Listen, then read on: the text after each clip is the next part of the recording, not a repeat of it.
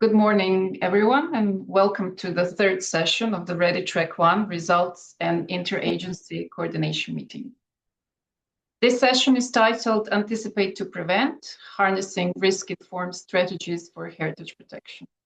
My name is Jasna Popovic. I work for the Ministry of Culture and Media of the Republic of Croatia, and it's a pleasure to moderate this discussion today together with my colleague Roy Giamporcaro, representing Directorate for the Conservation of Monuments and Collections of the French National Monument Center.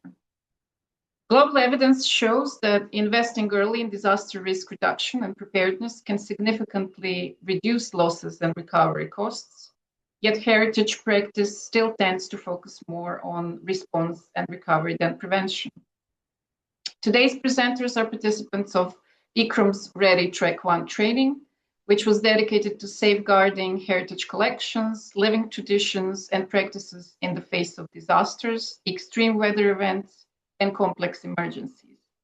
The training focused on strengthening capacities, risk assessment, emergency preparedness, cultural first aid, and cross-sectoral collaboration to support more resilient approaches to heritage protection. Drawing on experiences from Ready Track 1, this session will present practical examples of how comprehensive risk assessments inform context-specific mitigation and preparedness strategies. Participants implemented practical, cost-effective measures, often with limited or no dedicated funding, tailored to their local realities and needs. Through case studies and shared reflections, this session will explore how collaboration, community knowledge, and scalable solutions can strengthen preparedness and support more sustainable protection of heritage. Roy, now I'll hand it over to you to introduce our keynote speaker today and get us started. Thank you, Jasna. Good morning, everyone. We are very pleased to have colleagues from different institutions and countries with us today. And so it is my pleasure to present our keynote speaker, Animesh Kumar, the head of United Nations Bonn Office for Disaster Risk Reduction, who will be setting the theme for this session. In this role, he leads UNDRR's global portfolio on climate action, disaster data, and the monitoring of the Sendai framework, the SDGs, and the early warnings for all initiative. Previously, he served as deputy head of UNDRR region offices in Nairobi and Bangkok, and has held position in other UN entities across Africa and Asia, including as a policy advisor in Ethiopia. Animesh is a geographer and holds a PhD in climate change and sustainability. Animesh, welcome. The floor is yours. Thanks, Roy. Hello, colleagues. Warm greetings from Bonn. And it's always a pleasure to join you to reflect on a concept that is at once deeply practical and profoundly cultural, which is prevention. This is what I will focus on today, and what it means for the protection of heritage in a world of growing risk. Today, cultural heritage is increasingly on the front lines of crisis. We know about floods, earthquakes, wildfires, and the climate emergency, that they're no longer exceptional events. They're becoming part of everyday reality for communities across the globe. And when disasters strike, heritage is too often among the first to be damaged and among the last to be fully restored. But this gathering invites us to move beyond describing loss. It challenges us to rethink how we act before loss occurs, and how heritage itself can help societies prevent harm, adapt to change, and build resilience. Traditionally, prevention in heritage protection has been understood defensively. How do we shield monuments, collections, sites, and traditions from damage? How do we reduce their exposure and vulnerability to hazards? This remains essential, but today, prevention must be understood more broadly and more ambitiously. So prevention is not only about protecting heritage from disasters and climate change.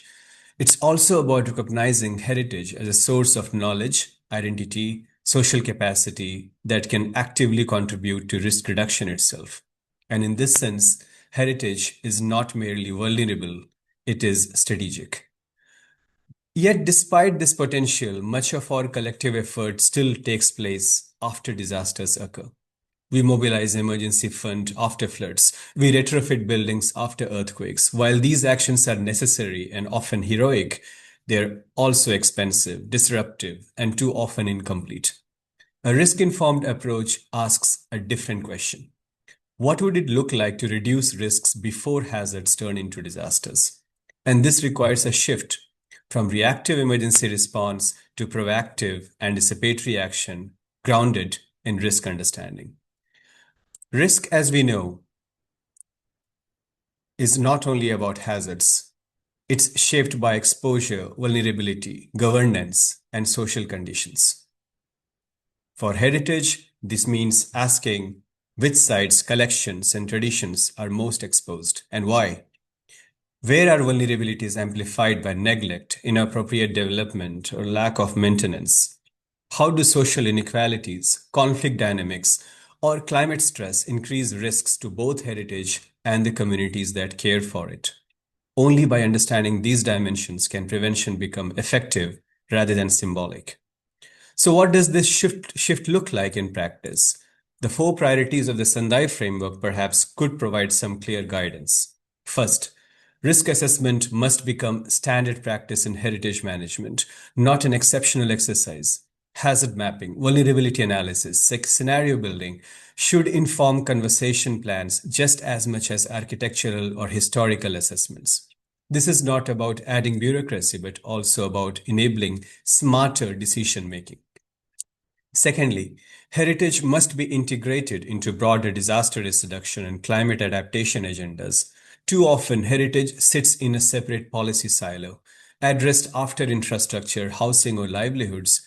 Yet, when heritage is ignored in planning, it becomes more vulnerable. When it's included, it can actively support safer, more sustainable development. And this means aligning heritage policies with national disaster risk management strategies, climate change adaptation plans, urban resilience programs, and peace building. It also means ensuring that heritage professionals have a seat at the table where these decisions are made. Third, we must place greater emphasis on investing in addressing the underlying risk drivers. Small, continuous investments, improving drainage, strengthening roofs, managing vegetation, ensuring resilient infrastructure often reduce risk far more effectively than large post-disaster repairs. Prevention is rarely dramatic, but it is consistently impactful. And fourthly, institutions need to invest systematically in preparedness. This includes emergency plans for museums, archives, historic buildings, and archaeological sites, but also training staff, engaging local communities, and conducting regular drills. Preparedness is not a document on a shelf, it's a living process. The question to ask is, does prevention pay? This brings me to this final point. It pays in very concrete terms. Every euro, dollar, or unit invested in risk reduction saves multiple times, and in our estimations, 4 to 15 times that amount in avoided damage, emergency response, and long-term recovery costs. Preventive maintenance is consistently more affordable than large-scale construction. But prevention pays in deeper, less easily quantified ways. For example, it pays by protecting identity and dignity, especially for communities whose history has already been marginalized or threatened. It pays by sustaining livelihoods, reducing displacement, and supporting continuity in education, ritual, and social life. It pays by preserving intergenerational knowledge, ensuring that cultural heritage remains a living resource rather than a collection of losses documented after the fact. And perhaps most importantly, prevention pays off by offering a more hopeful narrative, one that emphasizes foresight over regret, stewardship over salvage, and resilience over repair. What are we doing about it at UNDRR? One, we know that we cannot manage what we cannot measure. We have been investing a lot into having the right data ecosystem so that people have access to the kind of information they need to make day-to-day decisions. We have invested into hundreds of countries having their nationally owned disaster data systems. And now we are transitioning into a new system called Delta Resilience, which will provide much more nuanced and disaggregated information, including non-economic losses as a key element of cultural heritage, to also capture those losses more meaningfully, but at the community level. We are also aware that while we talk about governance, our policy landscape across the world is very siloed. On the top map, you will see countries that have disaster risk reduction plans. The bottom map shows countries that have national adaptation plans. And you'll already see that there are countries that have either they have both or they have neither. And this is what this map shows. What is the policy imperative for cultural heritage? A country that has both disaster risk reduction and climate change adaptation plan can actually build an action plan or implement these two plans together. Countries that have neither can actually work together to co-create a common and integrated plan. A country that has one but not the other can build upon what exists. At the end, coherence is just not a philosophy. It can be a resource-optimized action, which can really help us and take us a long way, ensuring that governance is much more nuanced in our day-to-day life.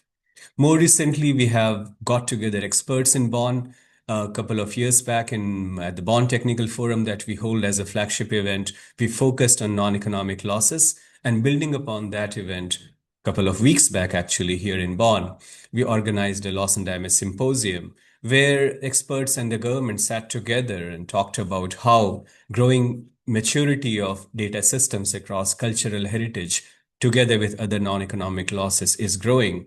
But this can work only when governance is also taken together as a catalyst for action. We all know that all of this is possible only when we have the right level of accountability. We do have, in the last 10 years plus, good level of intergovernmental processes which underlie our accountability mechanisms, like the Sendai Framework Monitor, 38 indicators, 7 targets, one of which is on cultural heritage. 176 countries, or 90% of the countries in the world, have at least reported once on these indicators and also contributed to the SDGs. More recently, many of these indicators were integrated into the ABAS, the SIDS framework for action. We are also very much aware of the recent opportunities, like the global goal on adaptation having one target only on cultural heritage. And we are also aware of the set of indicators, starting with thousands of them, moving to 100 indicators in total that were submitted to Belém at the COP30, and 59 Belém adaptation indicators that were finally adopted, 5 of which focus on culture. So there are opportunities for building greater accountability, having better governance mechanisms, and having all of this informed by the right data ecosystem. So to conclude, we can see that harnessing risk-informed strategies for heritage protection is not only a technical challenge, it is a cultural choice. It is a choice to value anticipation over reaction, a choice to see heritage not only as something at risk, but as something that reduces risk, and a choice to invest today in the continuity of culture, community, and memory tomorrow. If we take prevention seriously, if we embed in our policies, institutions, and partnerships, then we will not only protect heritage more effectively, we will also contribute to safer, more resilient, and more cohesive societies. So with that, I thank you, and back to you, Roy. Thank you. Thank you very much, Animesh, for those insightful remarks and for sharing your experience with us today. Drawing on extensive experience across the United Nations system, Animesh offered the global perspective on disaster risk reduction and climate action, while highlighting how risk-informed and preventive approaches must ultimately translate into practical resilience building on the ground. So before we continue, I would kindly ask everyone to keep their micro muted unless speaking and to hold any questions until the end of the first part of this session, when we will open the floor for discussion. If you experience any technical... Sorry, Roy. Yes. Animesh, will you be staying with us until the end of the session? Okay. Maybe we can be addressed straight away. If there are any questions in the chat, I don't see any. Yeah, I would appreciate that. I will stay on, but good to take live questions. Right. So maybe we can, I don't know if there's any question, any I don't see any in the chat. I don't see any. Aparna? Yes, I have one question. Go ahead. Thank you, Animesh. That was really inspiring and encouraging, I would say. I think also encouraging for our audience that there are so many opportunities, and especially the latest damage and loss meeting that you've had in Bonn. My question to you is, I'd say rather selfish, but I need to ask it. We are also going to, as part of the Ready Framework project, we are going to develop readiness indicators. From track 1, we're going to harness what our track one participants together with our partners. And that's going to be a separate online meeting where we are going to develop both qualitative and quantitative indicators on effective risk management, or what we call as readiness indicators. They would include risk assessments, damage and loss, and all. So I was curious how we can feed this work into your ongoing, work of working with member states. And if a report or something can be submitted officially to your office in Bonn, it would be very helpful for us to know how we can engage you in this process. Yeah. No, thanks a lot, Aparna, for letting and updating on this very interesting work, because what we have been lacking often is a set of standardized metrics which will help countries report or collect data in a systematic way. If everyone evolves organically, which we also welcome, the global aggregation often becomes a challenge. And hence we can't see the global progress, and hence progress is compromised.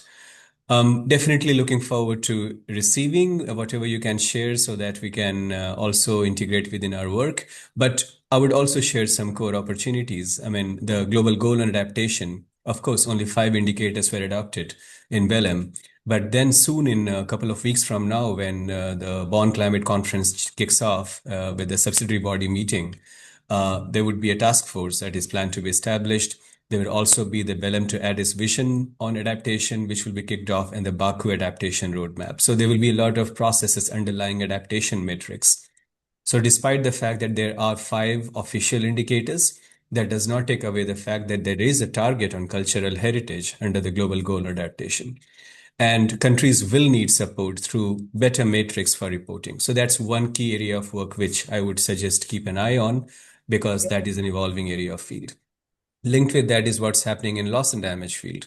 So countries are already reporting through developing in, the NDCs as of now, but they're also required to report through the biennial transparency reports by BTRs. I'm actually developing a voluntary guidelines together with other colleagues on how countries can report better on their progress in NDCs. And countries can again be supported through having the right metrics in place so that they can also report on cultural losses as a key element of non-economic losses. And thirdly, coming back home, disaster risk reduction, we have just officially entered the last 5 years of Sendai framework.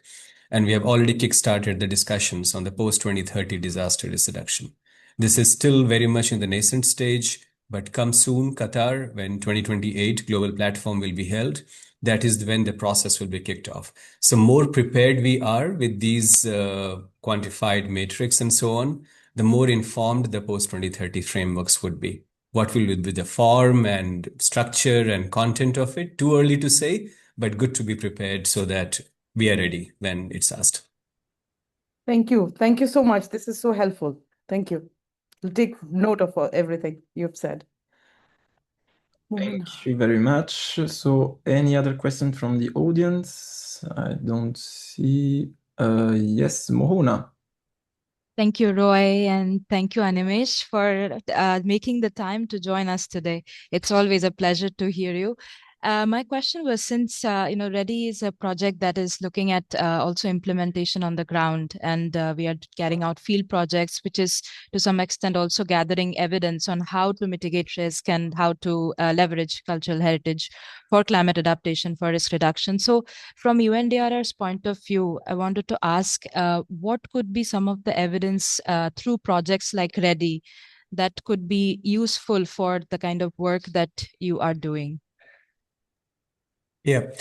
I mean, we are definitely an intergovernmental, we are an UN organization who serves as the custodian of the Sendai framework and selected SDGs. So we're not very operational at the ground level. But what we do is to share the experiences that you can with the wider community, both at the country level as well as with the implementing partners, including those in the UN system.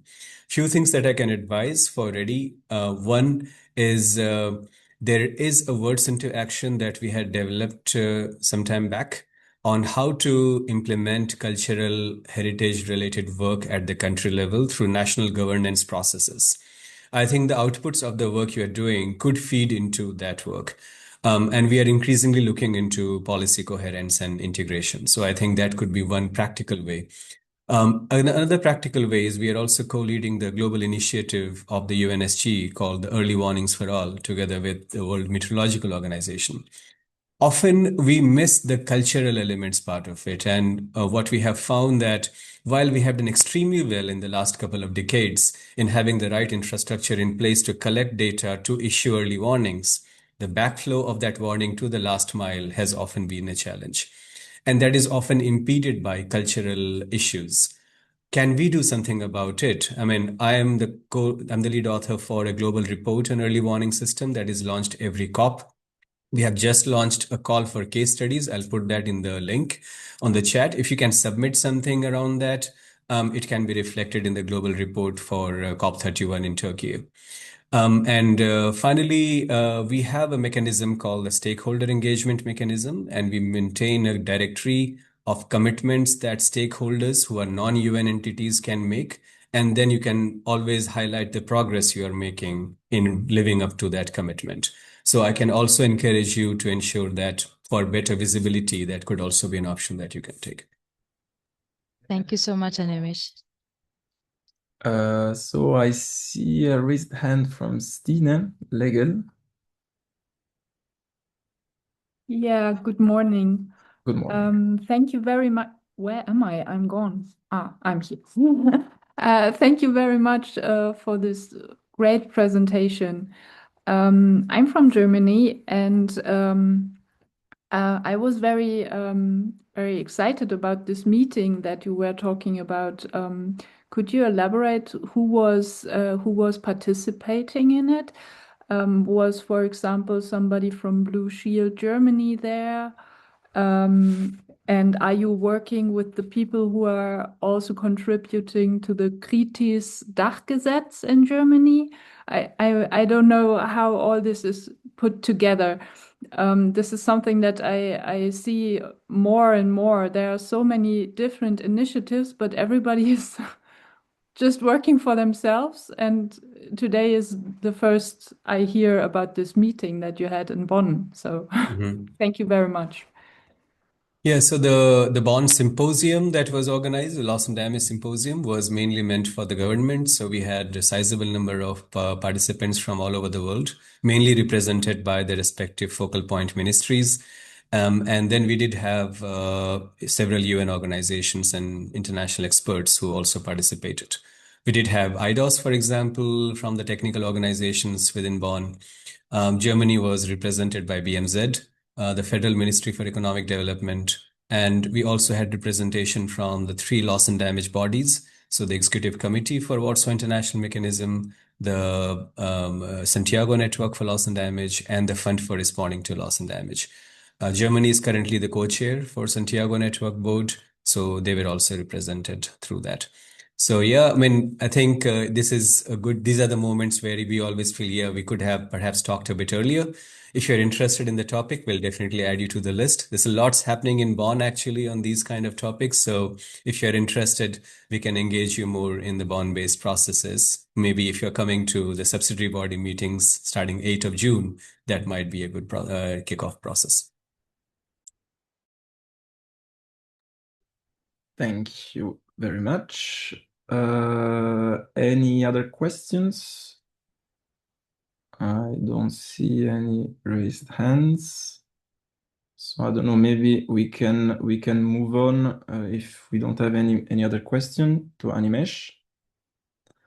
So again, Animesh, thank you very much for your sharing your experience, and it was really interesting and insightful for us. So as I was saying, now we will move to the presentation, and I would ask so everyone to keep the micro muted unless speaking on and to hold any questions at the end of the session when we open the floor for discussion. If you experience any technical issue, please feel free to use the chat. And I would also like to kindly remind all presenters that we have approximately 10 minutes allocated for each intervention. So we would appreciate your support in helping us to stay on schedule and leave enough time for discussion at the end. So with that, I will now hand back to Jasna. Thank you, Roy. I'm very pleased to introduce our first ready participant presenter today, Ellul, who has served as Senior Inspector of Records of the National Archives of Malta since 2010, where he manages the Records Management Unit and oversees the organization, preservation, and transfer of archival collections. By his own words, his decision to join READY was driven by significant preparedness gaps within the institution, particularly the absence of risk assessments and fire response measures, highlighting the need to strengthen capacity and improve resilience. Ivan, the floor is yours. Hello, good morning, thank you. I will share my presentation.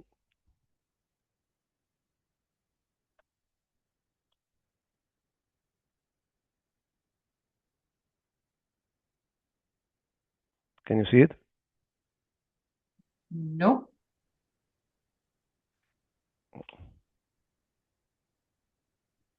Sorry. Now we can see it, yes. Good, thank you. So thank you for introduction. My project focused mainly on enhancing the risk preparedness at the Central Archive of National Archives of Malta. So basically, this is the Central Archive, one of 8 sites that the Archives of Malta manages. To give you a bit of context, National Archives of Malta is the legal entity responsible for preserving records of enduring historical value in any format or medium and ensuring their long-term protection. The focus of the project has been the Central Archive in Rabat, Malta. Apart from housing over 6 kilometers of records, this building also functions as the main operations hub of National Archives, with offices and conservation lab, so it's a bit more complicated than just a repository. The main risk addressed in the project were fire and water infiltration. A bit more of context. The building housing the Central Archive was not purposely built to function as an archive. The original building dates back to the 14th century, with many alterations made during the centuries. Converted into an archive in the 1990s, and it is a challenging site with many constraints. So during the assessment, a number of vulnerabilities were identified, mainly lack of emergency protocols and training, no funds allocated towards emergency preparedness, overloading of repositories, and the need of better understanding the surrounding area of the building. So also capacities were identified which we didn't know about them, let's say. It was more clear because sometimes capacities are taken for granted. So during the online course with the READY, managed to identify a number of stakeholders, and through this, it was the platform to whom to contact for the project. First was the Civil Protection Department, which we contacted them and we showed them our proposal and what we wanted to do with them. They were very open to the idea. And first, we started with a visit by all the officers that work within the fire station that is responsible for our area. These visits, there were 4 of them because all shifts had to visit. So it was very interesting. It was a two-way learning experience because we learned from them and they learned from us, and they also gave us some suggestions. And this was very fruitful. This was at the beginning of the project, and it was a good beginning start. So the second, we held an inside game, a Chrom's inside game, with a number of stakeholders involved, mainly community members, the people living around the building, because the archives, National Archives of Malta Central Archive, is located with a densely populated area. Also staff members, clients, volunteers, students that have their practicum here, and public service members, which we work with for the documents to be transferred over us. So it was very important for us. This we never done it before. It was unusual, and we actually saw through their eyes how the archives is perceived in the community, and also some vulnerabilities and even hazards that we never even thought about. Thirdly, stakeholders involved. We held a training session for a number of staff members. We intend the future of having it for all of people. Basically, we held the training at the Civil Service Department, and it was focused on theory and practice of firefighting training. They taught us about different kinds of fire and how to extinguish small fires and how should a well response be. Implementation and practice. For the purpose of this project, a practical session was held, mainly what to do in case of water infiltration or following the extinguishing of fire and some documents get wet. So what to do, how to rescue these documents, and how you intervene immediately. Staff handed on the documents. We selected a number of documents that had no meaning, and we actually got them wet so that the training was more real as possible. What is needed in the future? More drills, even evacuation plans. This wasn't held. There was no time for this project, but it will be held in the coming months. Implementation score, which I gave to myself, but it's 7 out of 10 because this was something new for us, but at the same time more can be done. Cost and resources calculated at circa 10 hours of staff work was involved, and 3,000 euro of buying supplies. As you see in the photo, part of this project, a number of archival emergency kits were installed in many of the halls, which now, at least if there's an emergency, it can be tackled as soon as possible. And also signage was improved because there was a big lacuna on signage, how to evacuate and where to go, because we always relied on the fact that we know the place, but truly if there's smoke, you don't see properly. And we also have clients which they don't know the site. There was institutional support in all this project. In fact, the management proposed myself to go to attend the ready course, so there was no problem in that. We held internal meetings how to implement the ready project. All key staff members were on board, so everybody gave their contribution in all of it, in all project. There was a small sum allocated for funds to initiate the project. But on the other side, we need wider state support, and also in policy making level that the archives and the cultural sphere need to be considered more. Thank you. That's all from my part, and if you have any questions. Thank you, Ivan. Thank you for sharing this valuable experience that shows that even without dedicated funding, structured collaboration with civil protection agencies can transform institutional preparedness. And I love what you said at the beginning. Sometimes capacities are taken for granted, and when you look inside, you find your own strengths. If anybody has questions, please just hold on to them until we open the Q&A session. Before that, we'll have one more presentation. I would like to give the floor to Laura Maria Adamescu, who is a museum professional from Romania, currently working as a collections custodian at the Museum of History, Ethnography and Fine Arts in Lugoj. I'm hoping I'm pronouncing that correctly.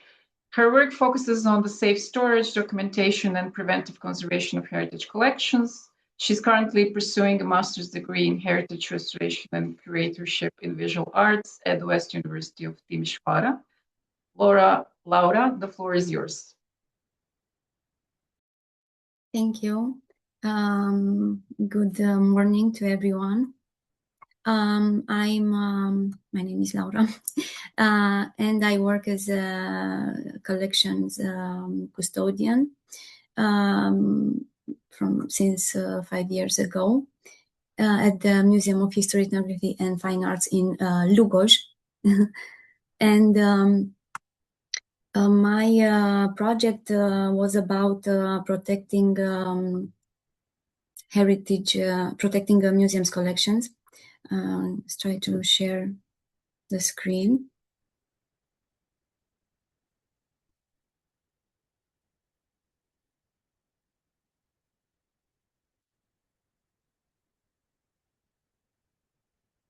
Can you see the presentation?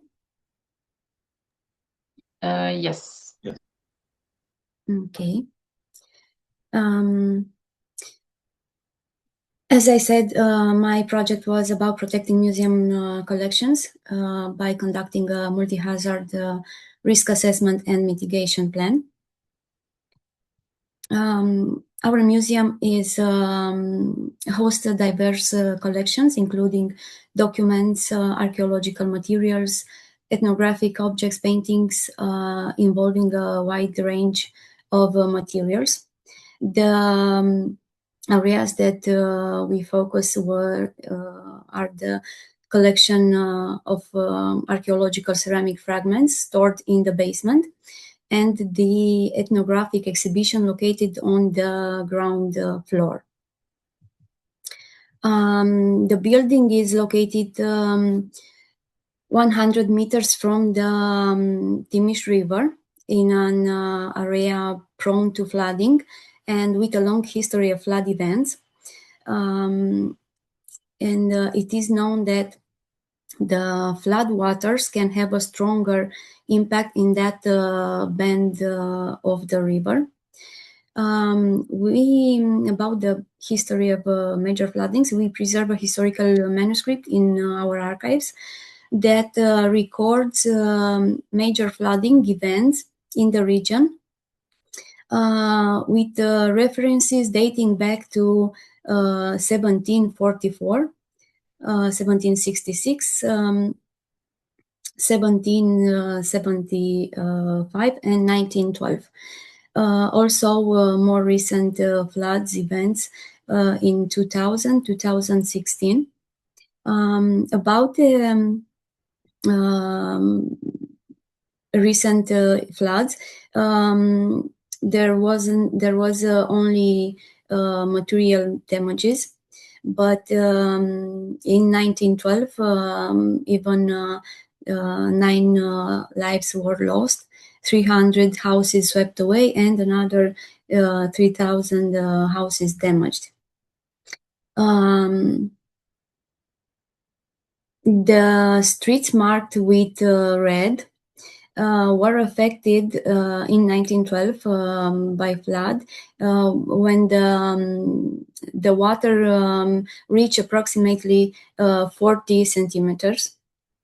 We don't know that the museum was affected back then.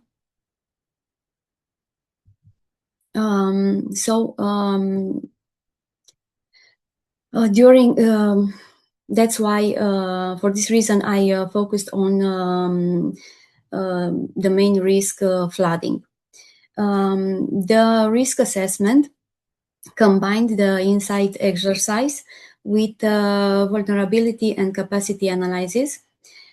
This process identified flooding as the major risk and showed that the basement storage and the ground floor exhibition are the most exposed areas.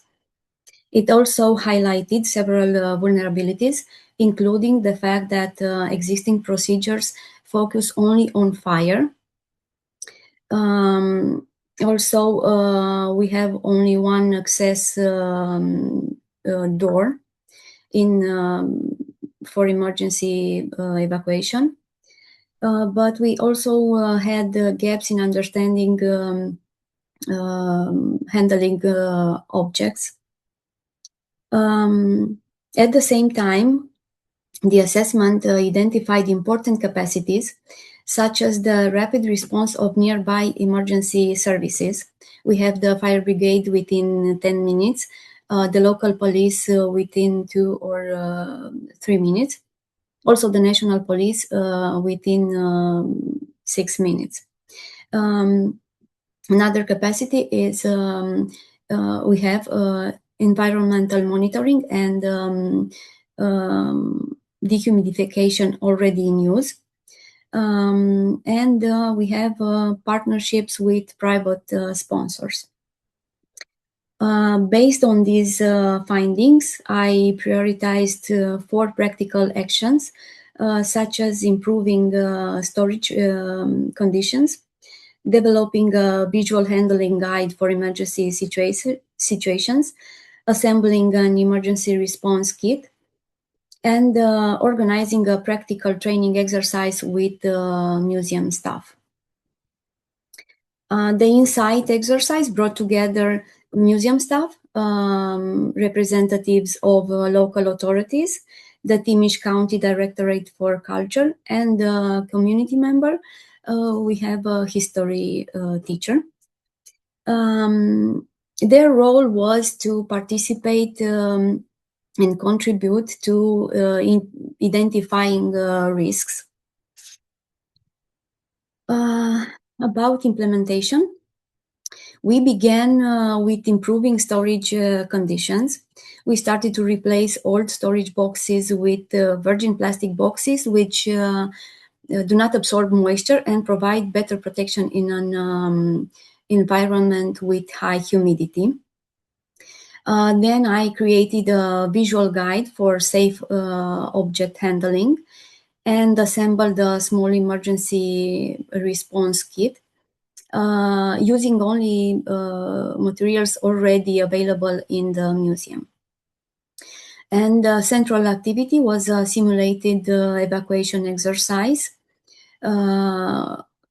Was held in the ethnographic exhibition, during which my colleagues practiced handling, packing, and transporting objects.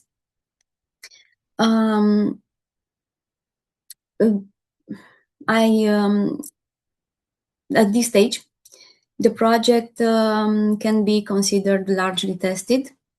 I say with an implementation level of 8 of 10, because all the proposed activities were successfully implemented and tested, but we want to make some additional elements such as detailed, elaborate, detailed flood procedures, and another simulated evacuation based on the list of the priority objects.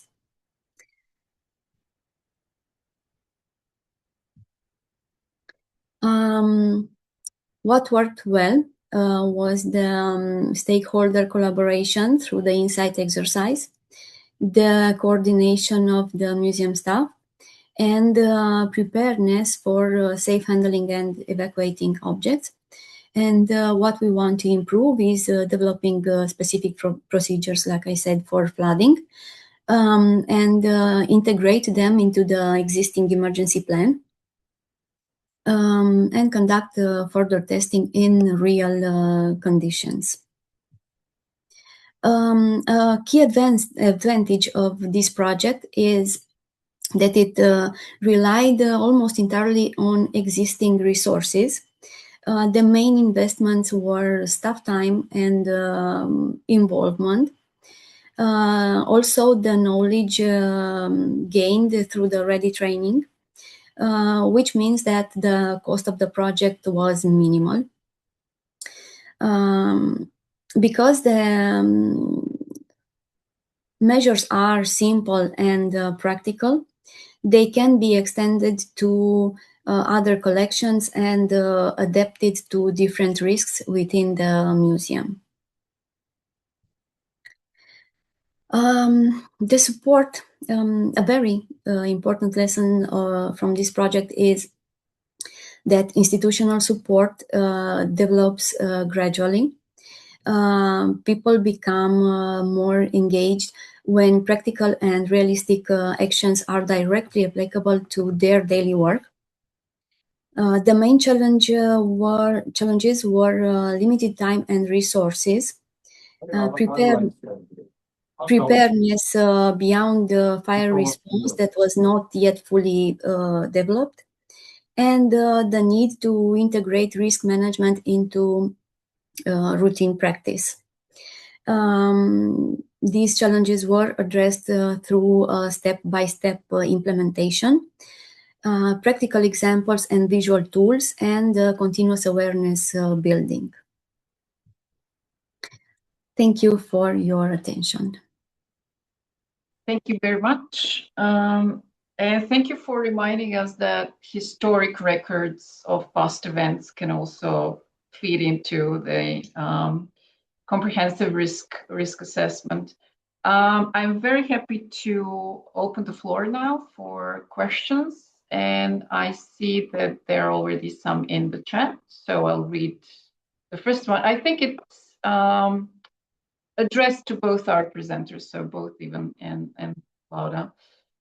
So Anna asks, in many cases, trainings and preventive measures continue to improve, but the limitations of existing structures still pose risks to cultural heritage materials and collections.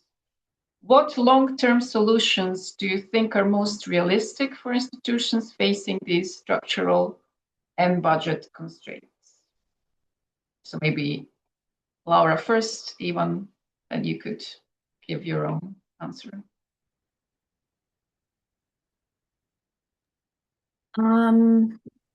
Well, I think that, as I said, implementing this risk assessment into routine, into day-by-day work is a long-term solution. And you try to manage with simple actions, step by step, simple actions. And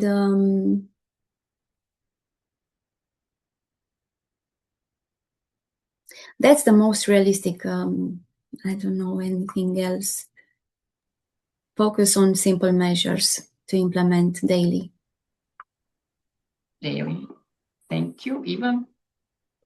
So when it comes to our institution, National Archives, on the long term, we are hoping that a properly built building will be constructed, not only for preservation, but also due to the fact that our current central archive holds only around 20% of our collection.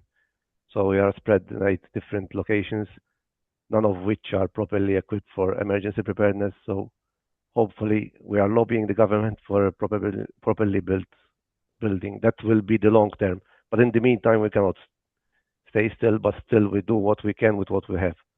But in the long run, we need a building, because even the fact that we receive around 1 kilometer of documents a year, so it's expanding and big rate. So we need a building. Yeah, thank you. Thank you both for your answers. Are there any raised hands? I think there are more questions in the chat. Roy, do you? Yes, I see the question of Mina. So can you give us an example as to what to include in the emergency response kit? So I don't know, Ivan, you can continue. Yes, I mean, in our case, what we included are first and foremost protective equipment for the employees, so that depending on the situation.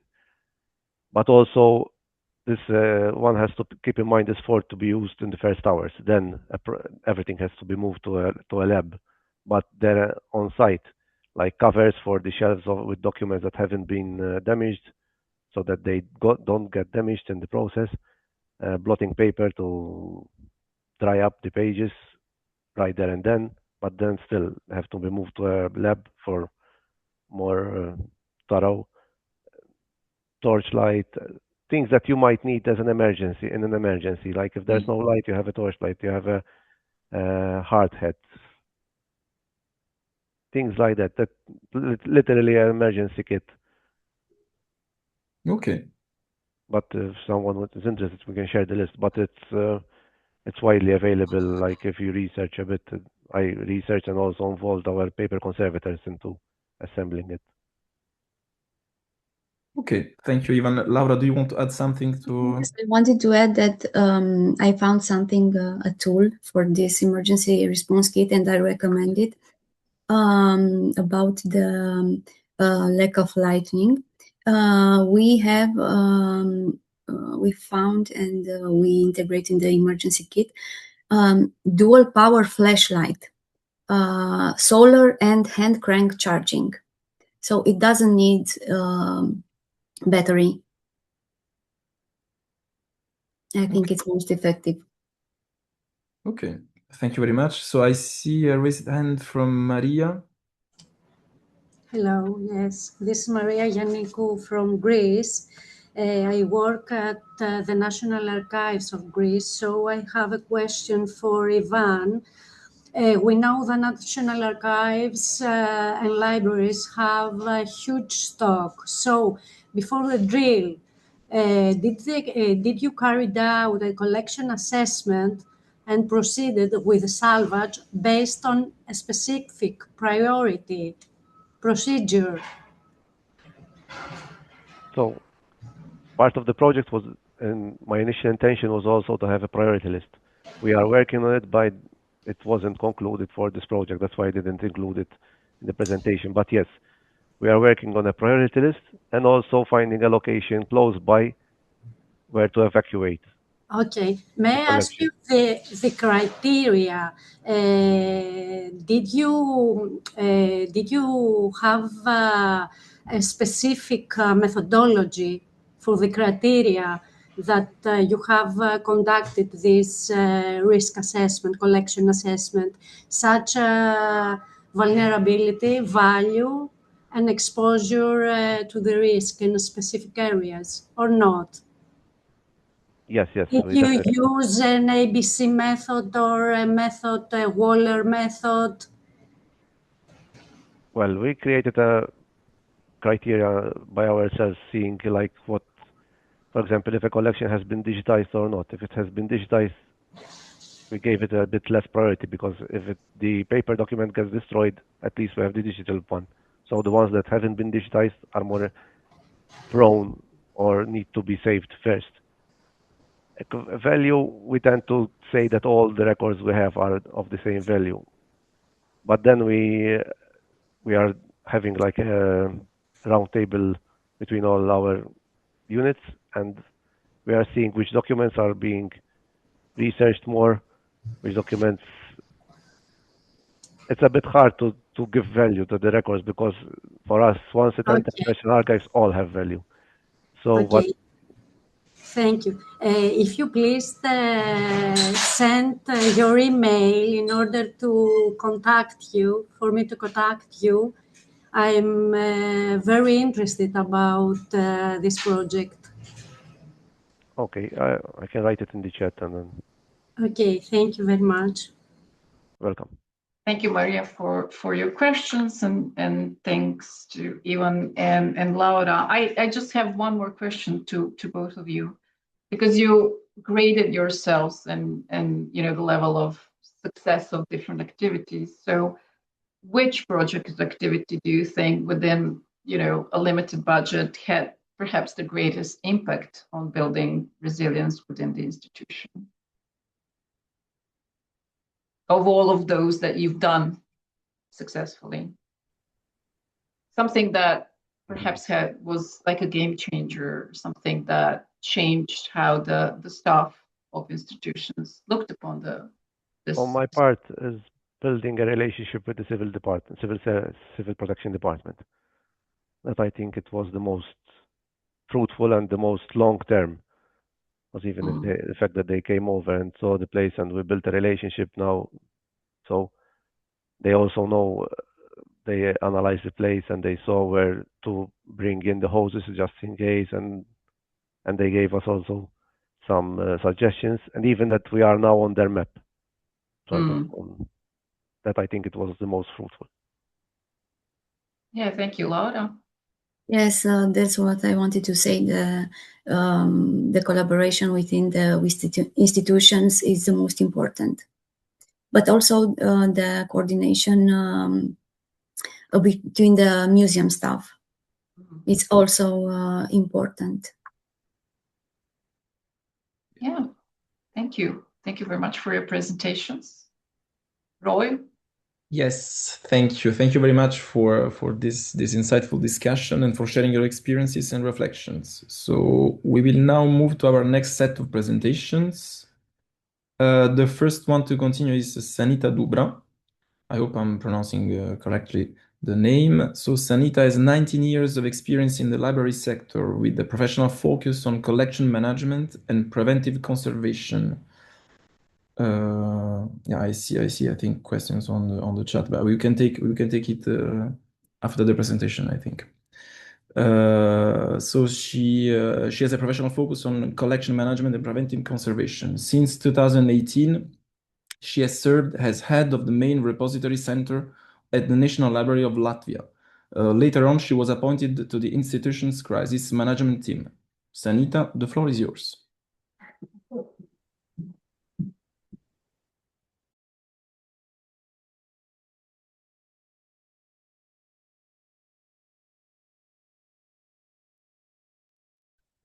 Thank you. Okay, for thank you. We invitation. can Yes. hear you.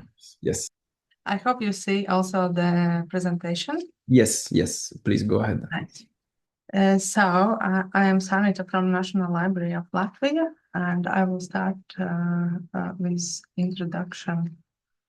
The National Library of Latvia, the Castle of Light, sits on the left bank of Daugava in Riga, designed by Latvian-born architect Gunārs Birkens. The building is itself landmark of the most significant addition to the Riga skyline since Latvia restored its independence. But the building is only the setting. What matters is what it holds, approximately 4.5 million items, rarities, and united collection of writings in Latvian language and about Latvians. The National Library of Latvia keeps the National Legal Deposit, maintains the National Encyclopedia, and serves as a methodological center for the entire Latvian library network. It is a resource for the whole Latvia, for knowledge, historical memory, and the vitality of Latvian language. In the current geopolitical context, that role carries a new urgency. We were not starting from zero. The library has an emergency plan and a designated emergency response team with defined roles.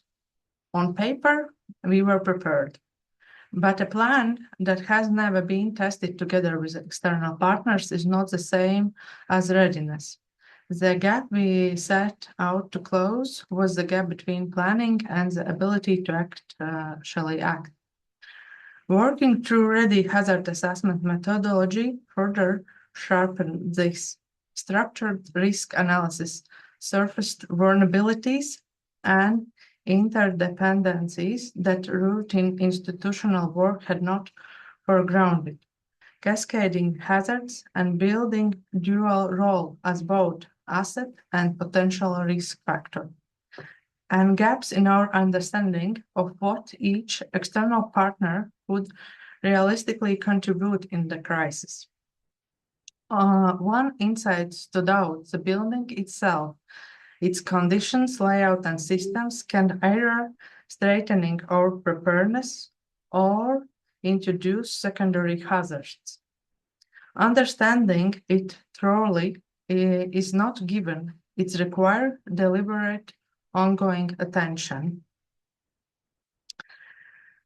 With data analysis as the foundation, I worked on two parallel tracks: strengthening the internal team and our readiness. A dedicated working group was established to define collection priorities using volume pie methodology to systematically assess the entire collection. Criteria have been approved and assessment is underway. A simple navigation system is in our depository was designed and validated with external partners. A joint simulation exercise has been agreed.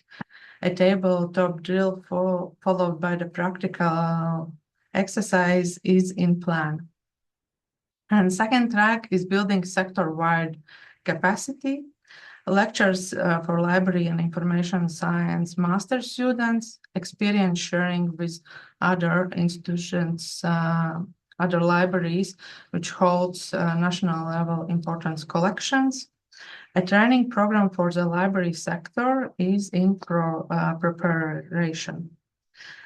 The progress was made possible by stakeholders inside and outside the institution. Each contributed something specific.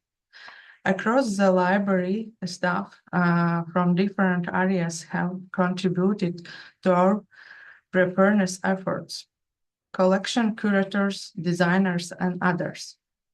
We started our cooperation with external partners, the State Fire and Rescue Service and the Riga Civil Protection Department. Shared our situation and concerns, received recommendations and information of what kind of help we can hold and to expect in case of emergency, and received commitment to join exercise.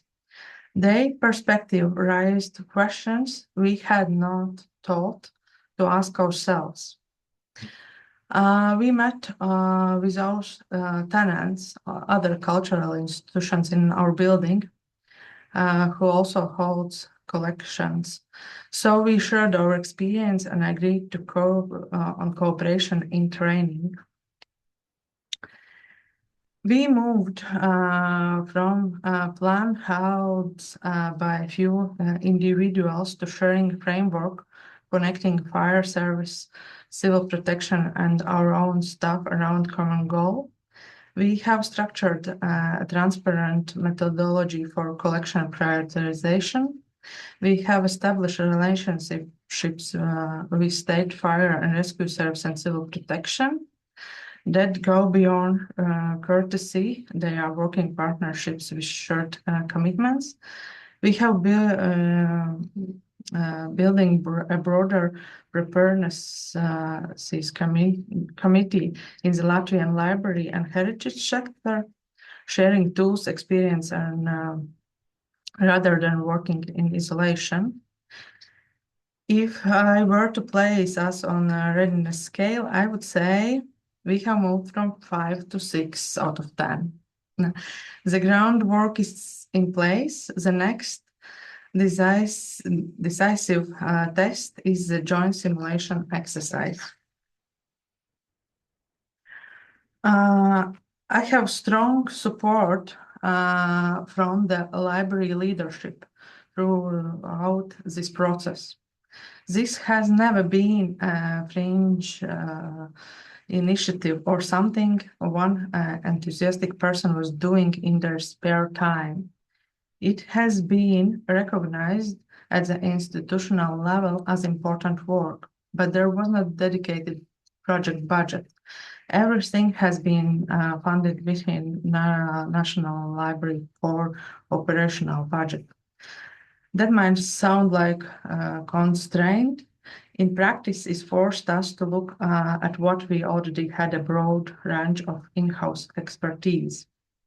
And the READY program itself, a methodological resource, the volume PIM framework, the hazard mapping tools, and the scenario-based exercise approach, etc. They gave us a path to follow.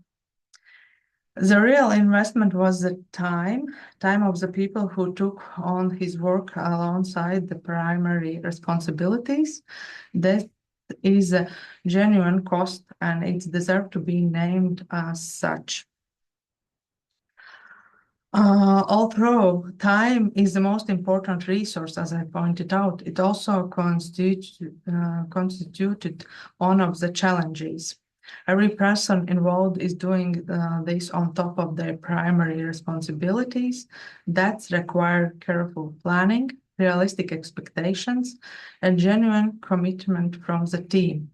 We have been fortunate in that regard, but remains a structural constraint. Knowledge concentration, the expertise about our emergency procedures currently lives in the heads of small number of people. The plan is available for everybody in a team of library, but still, that is vulnerability. The simulation exercise is in part a deliberate strategy to distribute this knowledge more broadly. And also I need to mention communication and alignments. Keeping a large, diverse team informed and engaged as plan evolves is harder than it sounds. Staff turnover and competing workloads make this ongoing challenge not problem that is solved once. We address these by defining priorities for library and each unit, and by choosing gradual, realistic progress over quick fixes. Already gave me and through me library, not just a framework, but a shift in how I think about preparedness itself. Working through structural hazard assessment challenge how I see our institutional situation. Risk I had understood in isolation, I now understand as connected. The building, the collection, the people, the cooperation and knowledge, they form a system, and a weakness in any part of that system is a weakness in the whole. This brings me to an important conclusion of this work. Hazard and risk assessment are not one-time exercise. Situation change, our understanding change. What we knew when we wrote our original emergency plan is not we know now. And what we know now will not be sufficient in 5 years. Regular review is not an administrative formality. It's what keeps preparedness real. And to finish my presentation, I would like to highlight that preparedness in the heritage sector grows stronger when institutions stop working in isolation. The connections we have built in Latvia with emergency service and other libraries with the broader cultural sector are already generating their own momentum. That perhaps is the most sustainable outcome of all. Thank you. Thank you, Sanita. Thank you very much. I think this project stands out with its ambition to build a sector-wide capacity across the country. And thank you for sharing very strong messages. You know, use what you have, involve who you have, and start where you are. But what seems to be, you know, the common denominator of all of this project is budget constraints. But I also keep hearing all of you seem to say that real investment is time, and also that institutions need to stop working in isolation. Thank you once more. And now we continue with Aicha Hockx from the Netherlands. She works in integrated pest management and trains new colleagues working with physical collections at the National Library of the Netherlands. She's also a coordinator in the library's emergency preparedness team, where her role has led her to focus increasingly on broader risks to heritage beyond building maintenance, including conflict-related threats. Aicha, the floor is yours.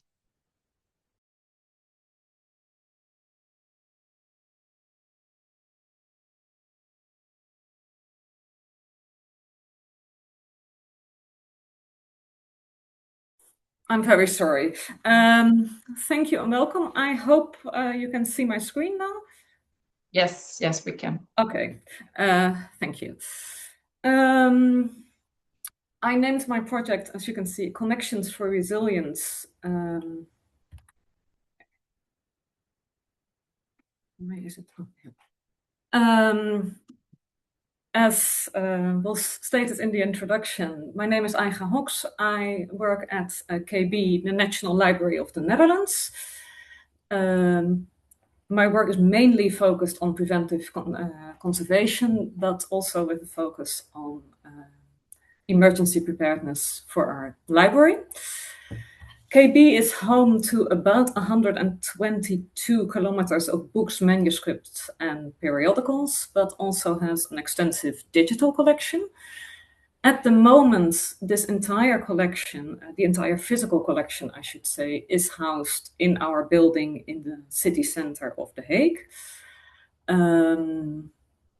We are, however, working on a very big change because we will be moving this collection within 2 years towards a new collection storage facility. And our reading rooms and other public places will move to a different building. So we have always had everything in one place, but this will soon change. At present, KB employs about 700 people. This is a number that has grown because of the preparation for this big move. And only about 100 of them, or probably closer to 150 now, work directly with the physical collection. Additionally, KB also has a large department that provides services to public libraries in the Netherlands.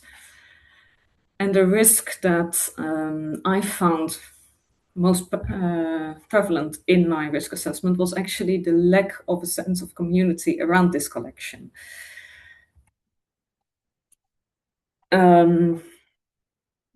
To do my risk assessment was slightly different to that of some others, in that KB actually carries out risk assessments on a lot of different topics.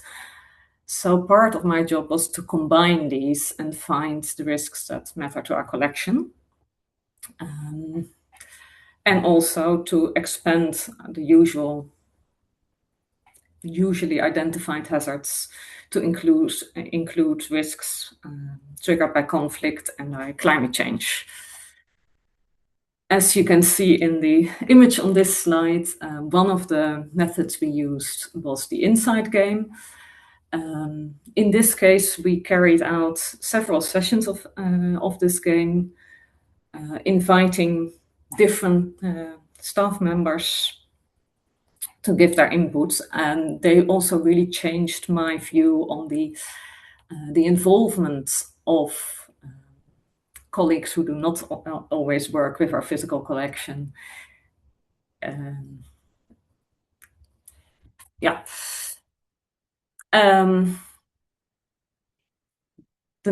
One of the main issues we found here was that we have a lot of good response strategies in place for a lot of different emergency situations, but in many cases these rely on a few people who have the correct lines of communication or the correct knowledge. And those did not always fully connect. Because of the focus of our project and the size of our organization, we mainly worked with stakeholders within KB. So these included building management and the corporate communications department. They were really helpful in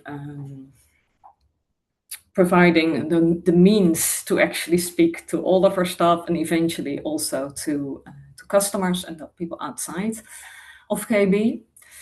And apart from that, we also did a lot of talks to raise awareness within the heritage networks of which KB is part.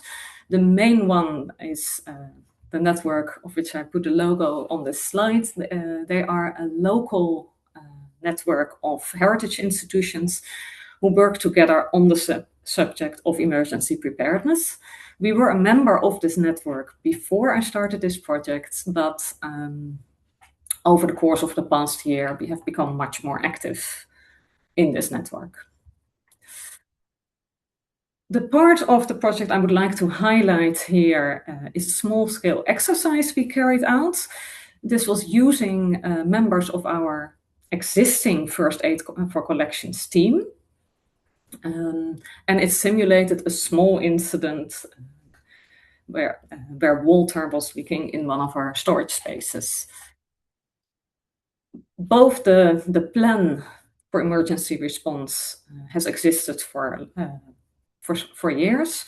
We have had people trained for this work before, but this was the first time we actually involved even the security contractors who would have the first alert of any such incident, the building management, and the maintenance contractors who would be the first people to respond to technical issues.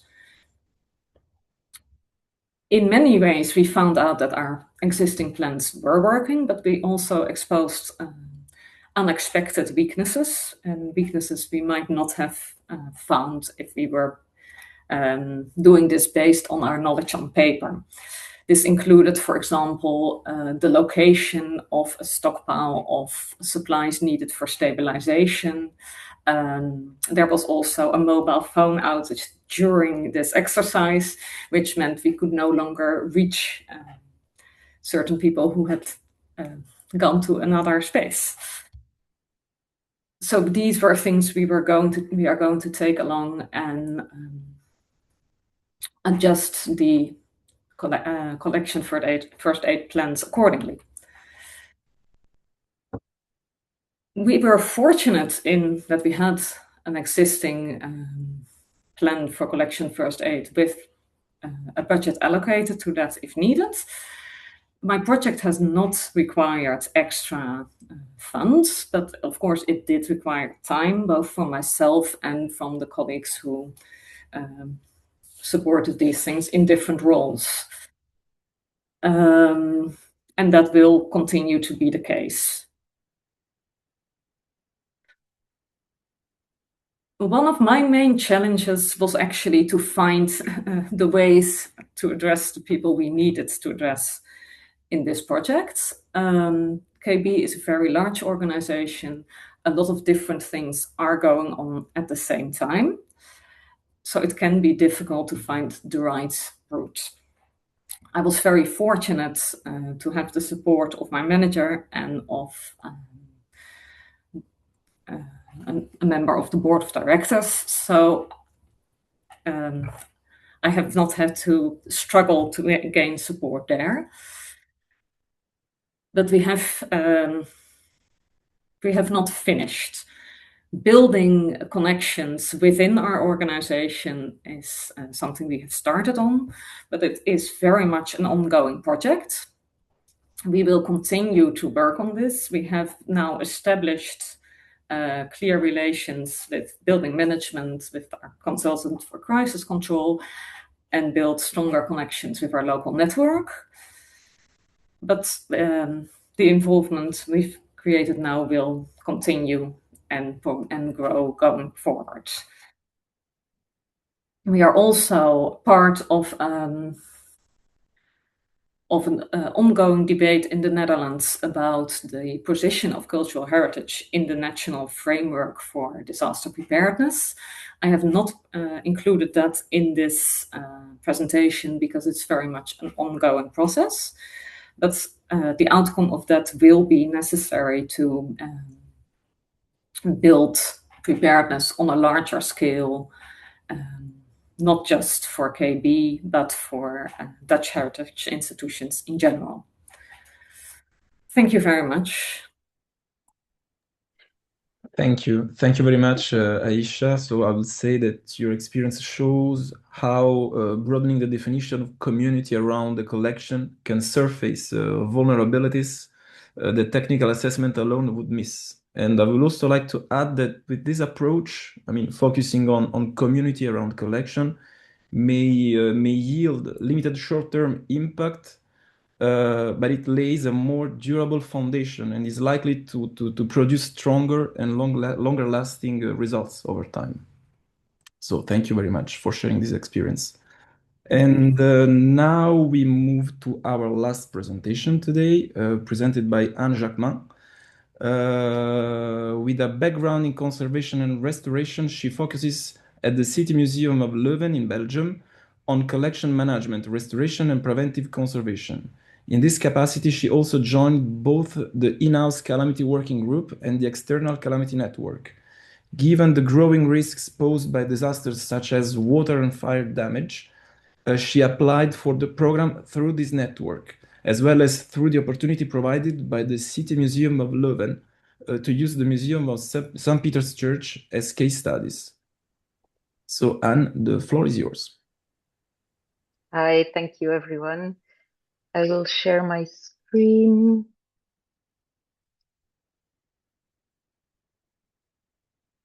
So I hope you can see it. Yes, please go ahead. Okay, perfect. So good morning, everyone, and thank you for the opportunity to present all the work we've done here in Leuven during the Ready Track 1 program. It's a pleasure to reconnect with colleagues and see everyone's intensive process and collaborations. The case study focused on Leuven, and later in the field project, we also integrated the St. Peter's Church, both located in the historic center of Leuven in Belgium. Now, Leuven is a museum that has a focus on trans-historical presentations and combines its exquisite collection with masterpieces from medieval heritage to contemporary art.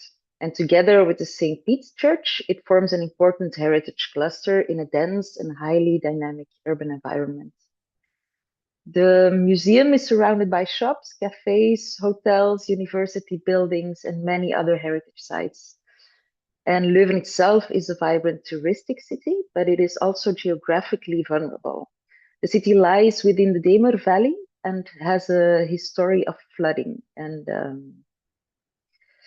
the main risks, well, here you can see on the map where flooding risks are. So you see the city of Leuven and all the heritage sites dotted in the red dots, and above you can see the flooding risk zones.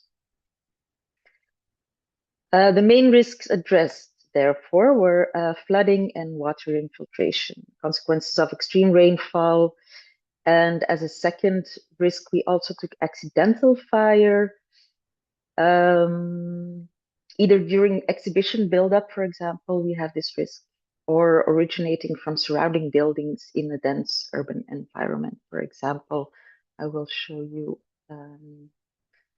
on the side of the museum, we have a grill restaurant, for example.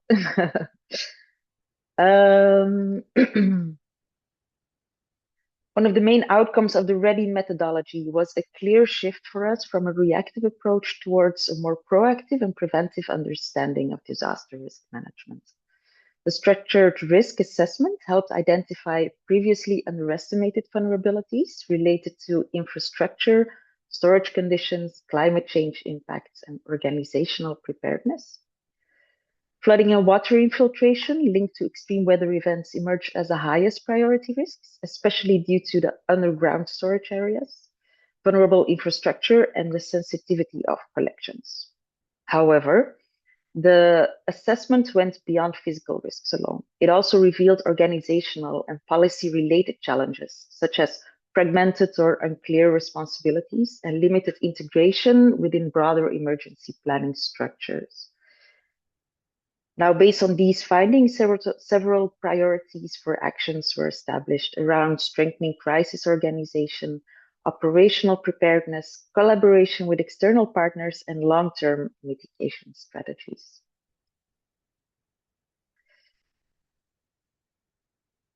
A key strength of the project was the already existing broad cross-sector network in Leuven, bringing together more than 13 heritage partners around emergency preparedness, knowledge sharing, and collaboration. Which is called the Disaster Response Network or Calamity Network. The emergency planning coordinator of the city of Leuven played an essential role by creating a direct link between heritage sector and emergency services, especially during the tabletop exercise and coordination activities. The Erfgoedsel Leuven coordinates the Leuven Calamity Network and helps strengthen collaboration between the different heritage institutions. Then we had Blue Shield, who contributed, had an advisory role. And we also had FARO, who supports future knowledge sharing. Then there were also additional stakeholders like volunteers, museum staff, board members, which all participated during our activities, like ICRAM Inside Game. Overall, the broad existing network became one of the project's greatest strengths, I believe, enabling collaboration, volunteer support, and shared learning across sectors. The proposed actions were tested through several practical exercises and collaborative activities. These included the ICRAM's Inside Game, collaborations with emergency services and the disaster response network. In March, we did a tabletop exercise to test our internal crisis coordination. And then now this May, just an article in Museum Peil was published about our experience after the training. Overall, the actions evolved, I believe, from a 5 to a 7 to 10, or maybe even an 8 out of 10, I don't know. And that's in terms of practical testing and implementation. One of the strongest outcomes was the cross-sector collaboration between heritage professionals, emergency services, and external partners. The realistic simulation scenarios, I believe, and that is thanks to the extensive risk assessment as a trustworthy basis, helped improve communication, coordination, and gave valuable insights during the activities. And in addition, the outcomes of these exercises are now being embedded into future policy and action plans. The exercises also revealed several areas that still require further development. For example, there is a need for a large-scale simulation exercise with the emergency services and all heritage partners here in Leuven. Then it is important to integrate everything a little bit further into the policy plans, although it is already here for M Leuven, it is already embedded. Since the post-flood project. And then there is also a continued training and follow-up of the action plan, which is important. As already mentioned before often, the implementation phase confirmed that preparedness is not a one-time activity, but an ongoing process that requires continuous collaboration, evaluation, and adaptation. Here you see us doing the tabletop exercise with all the directors and the internal working group, the calamity working group. Here you can see us doing a fire extinguish exercise with the disaster response network and also the Inside Game, as many others have done before, with a lot of external partners, which was great for getting insights, but also for making valuable connections. And then an article in Museum Peil. Now, the main investment in this project was human resources and time rather than financial means, with one staff member dedicating a significant period alongside colleagues and external partners. Financial costs remained limited thanks to existing structures, partnerships, and the activation of the Leuven Disaster Response Network. I believe the approach is scalable to other institutions, provided there is capacity to assign support at least one coordination staff member. Low-cost actions for the future include training and small-scale exercises, while more resource-intensive actions are the infrastructure measures, large-scale multi-partner simulations, and this last one might be a plan for the year 2030. Building institutional support required continuous dialogue, advocacy, and awareness raising within the organization. Throughout the process, there was a lot of awareness raising during meetings, workshops, and collaborative activities. The active involvement of staff, management, board members, and external stakeholders gradually created broader support and shared ownership.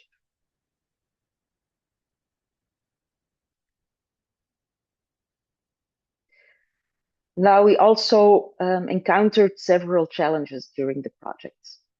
First challenge was limited time and staff capacity. It's always a challenge to balance everyday museum operation with preparedness activities. That's not always easy.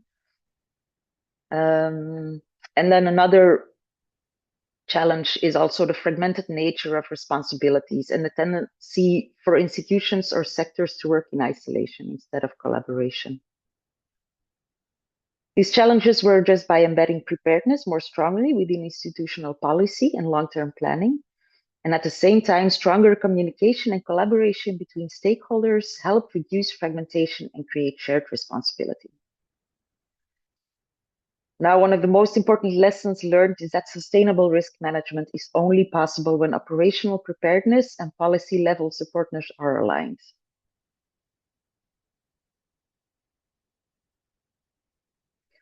Now, the work initiated at M Leuven and within the Leuven Disaster Response Network will continue to grow.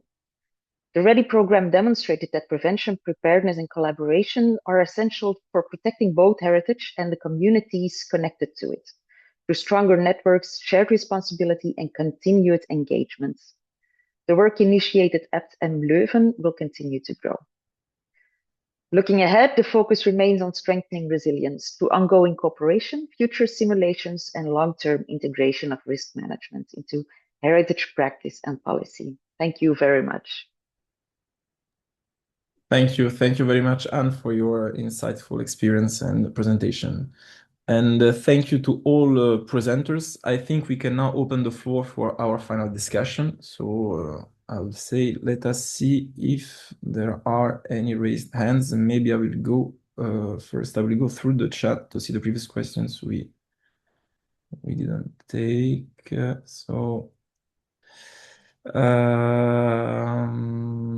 I think, yes, we can start from the question of Bilal.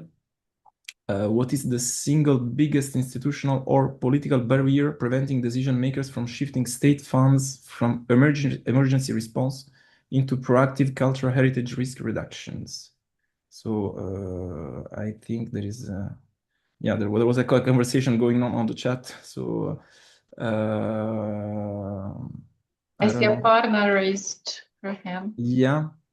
I'm Please, sorry. It seems I'm the only one who's raising her hand constantly.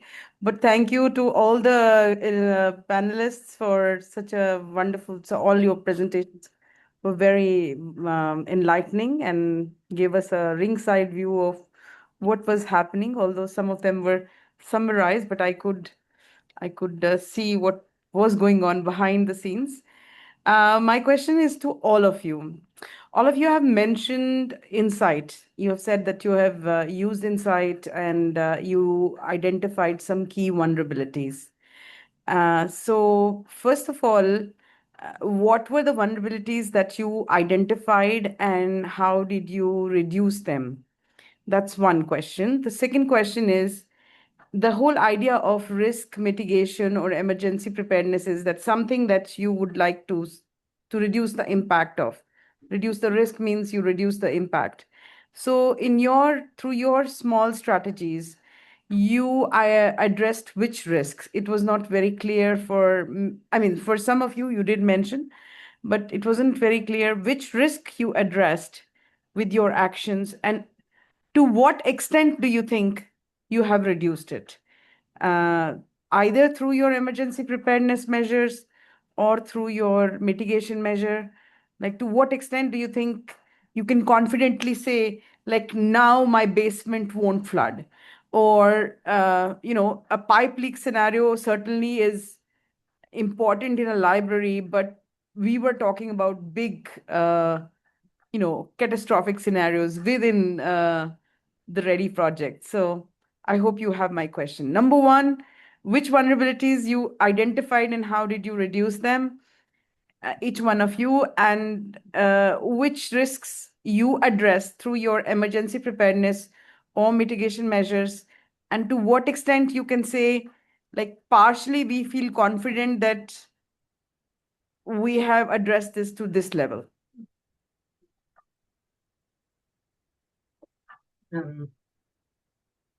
To answer the first question, as an example of something that came forward from the Insight game, we had people attending who are staff of our reading rooms, and they pointed out how they would normally respond to technical issues with the admittance gates, which actually meant that they would have stand a greater risk of both theft and be more vulnerable to civil unrest and any people trying to break in. Their information was taken to people who are writing the security protocols for the reading room and are now becoming part of the new policies for it. So I feel that was positively addressed there. Also, we used the pipe leak scenario for our small simulation, but this was mainly to find a small way of testing all the lines of communication we have and find the vulnerabilities in those. And I believe we have, mainly with the addition of people who take part in these plans, limited the single points of failure that were very much part of our response planning, and that should also, if we keep on this current track, should also help us be more prepared for greater hazards. Thank you, Aicha. Thank you so much. So, if I need to name the hazards, then it's water and heat waves. Heat waves because of our system, how we maintain our microclimate. And I didn't mention it in my presentation because it wasn't direct, maybe my actions, but this all discussions and involvement of my colleagues in the process, and we was lucky that already was ongoing on our building, so we saw our building much more in details, and also our maintenance department. And in this spring, they get a project to get deeper waters from Daugava that cool down our system. So the actions is ongoing all through the library, because the awareness is higher at a higher level right now. So and this was one of our vulnerabilities which we faced, and my colleagues are doing active work on this process. So maybe I can stop here.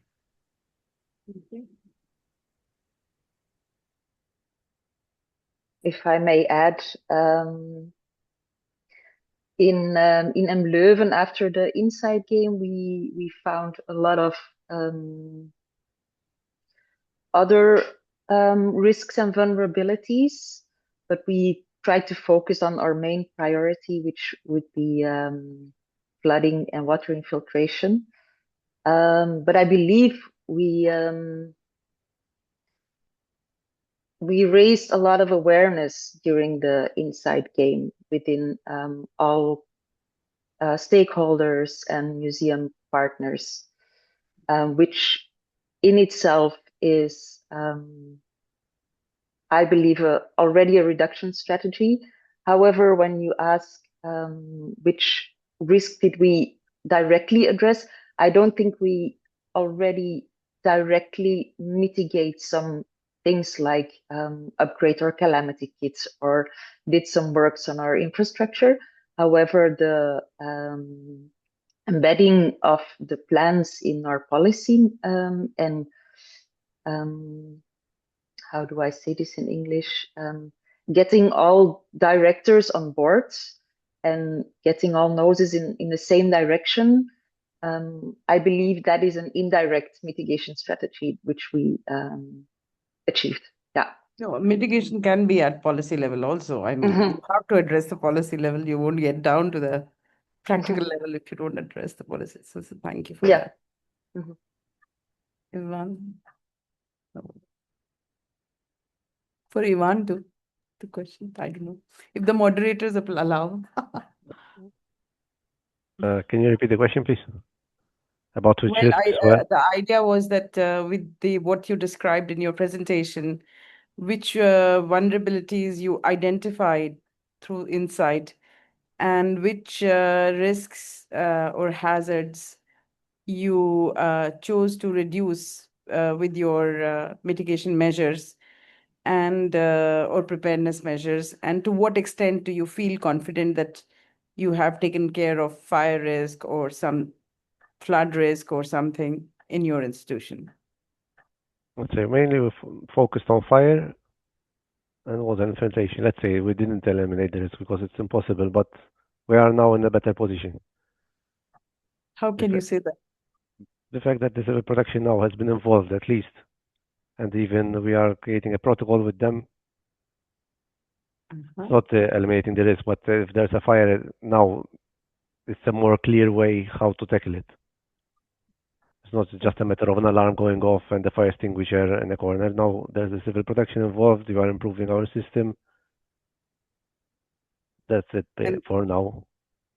So has your ability to detect fire improved, or have you even taken care of the sources of fire? Fire detection was already there. The sources of fire, yes, we eliminated what was considered as a fire hazard in the offices, because luckily the repositories don't have much fire things to catch fire. We don't even have climate control that it's always on. So in the offices, yes. Only humans, yes, exactly. And then the building itself, it's a bit for fire, it's a bit of a advantage since it has high ceilings. The well for smoke, it's very, it needs to really be a huge fire to affect one repository from another. So at least in that regard, the building helps.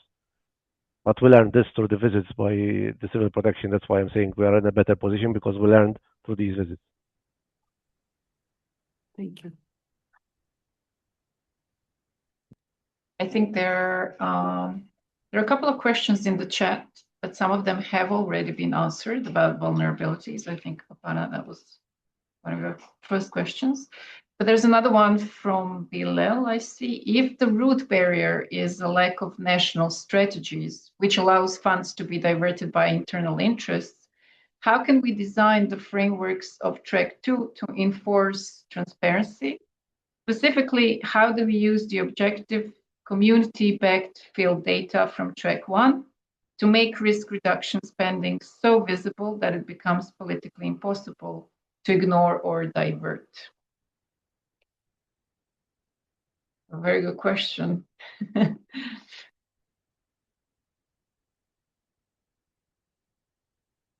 Anyone?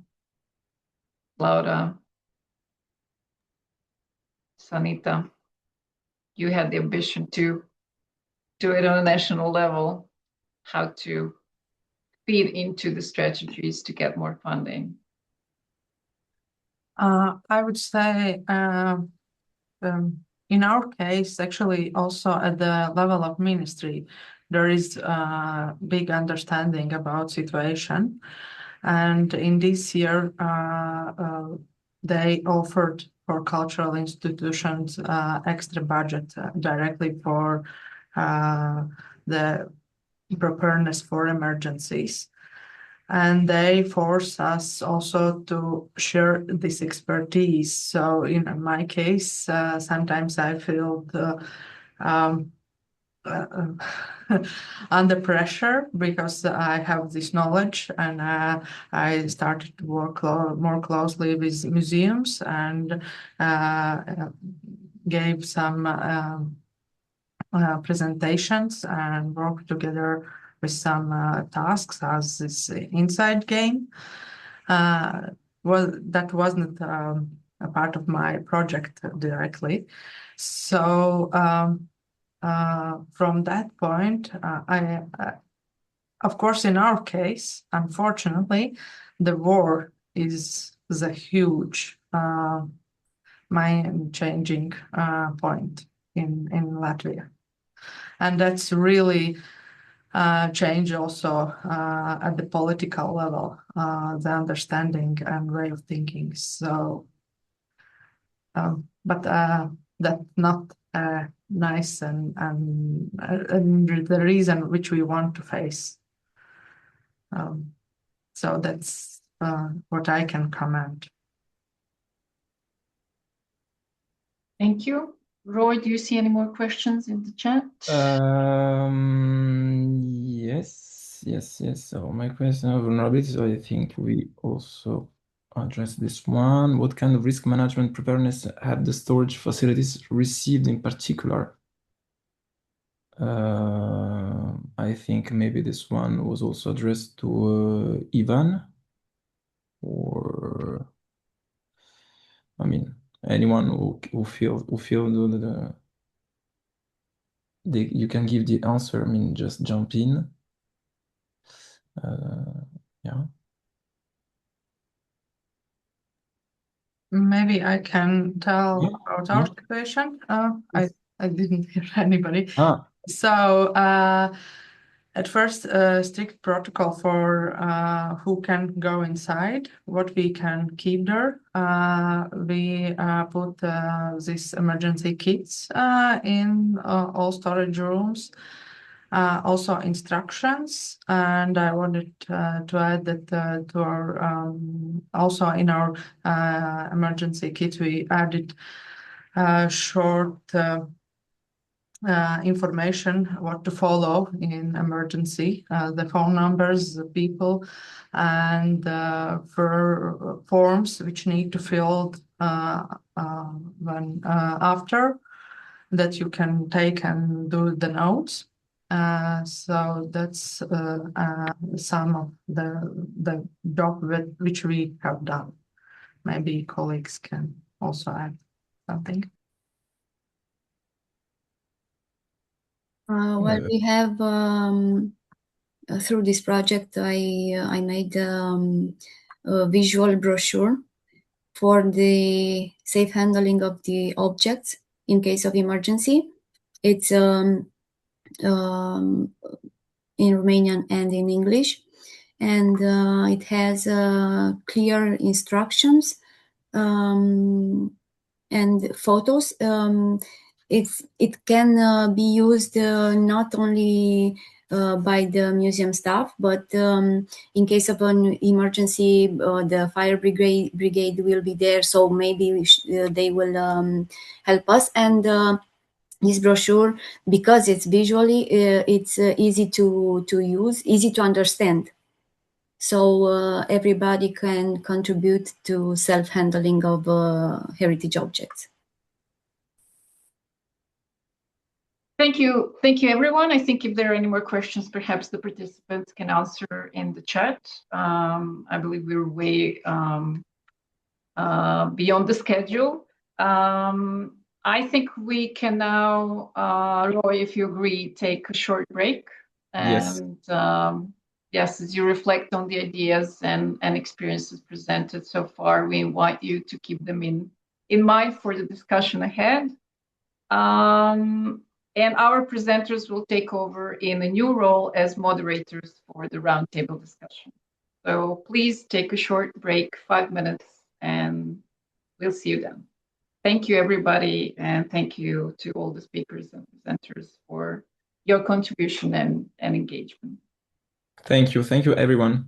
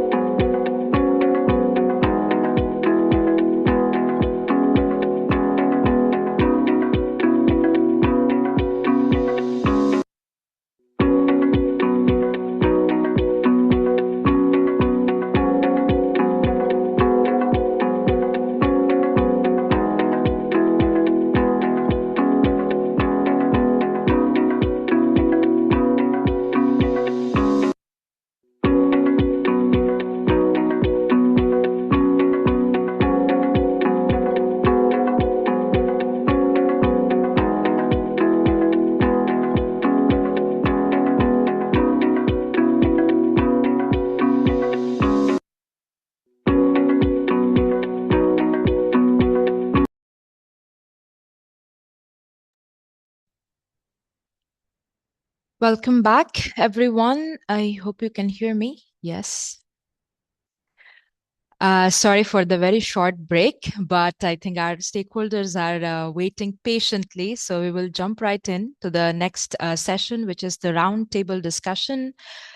From risk awareness to anticipatory action, strengthening partnerships for heritage protection. And it is our great pleasure to invite our presenters, our cohort, Sanita, Aicha, Ivan, and Laure and Anne, to kindly take the floor and lead us through this roundtable discussion. And welcome to all the stakeholders.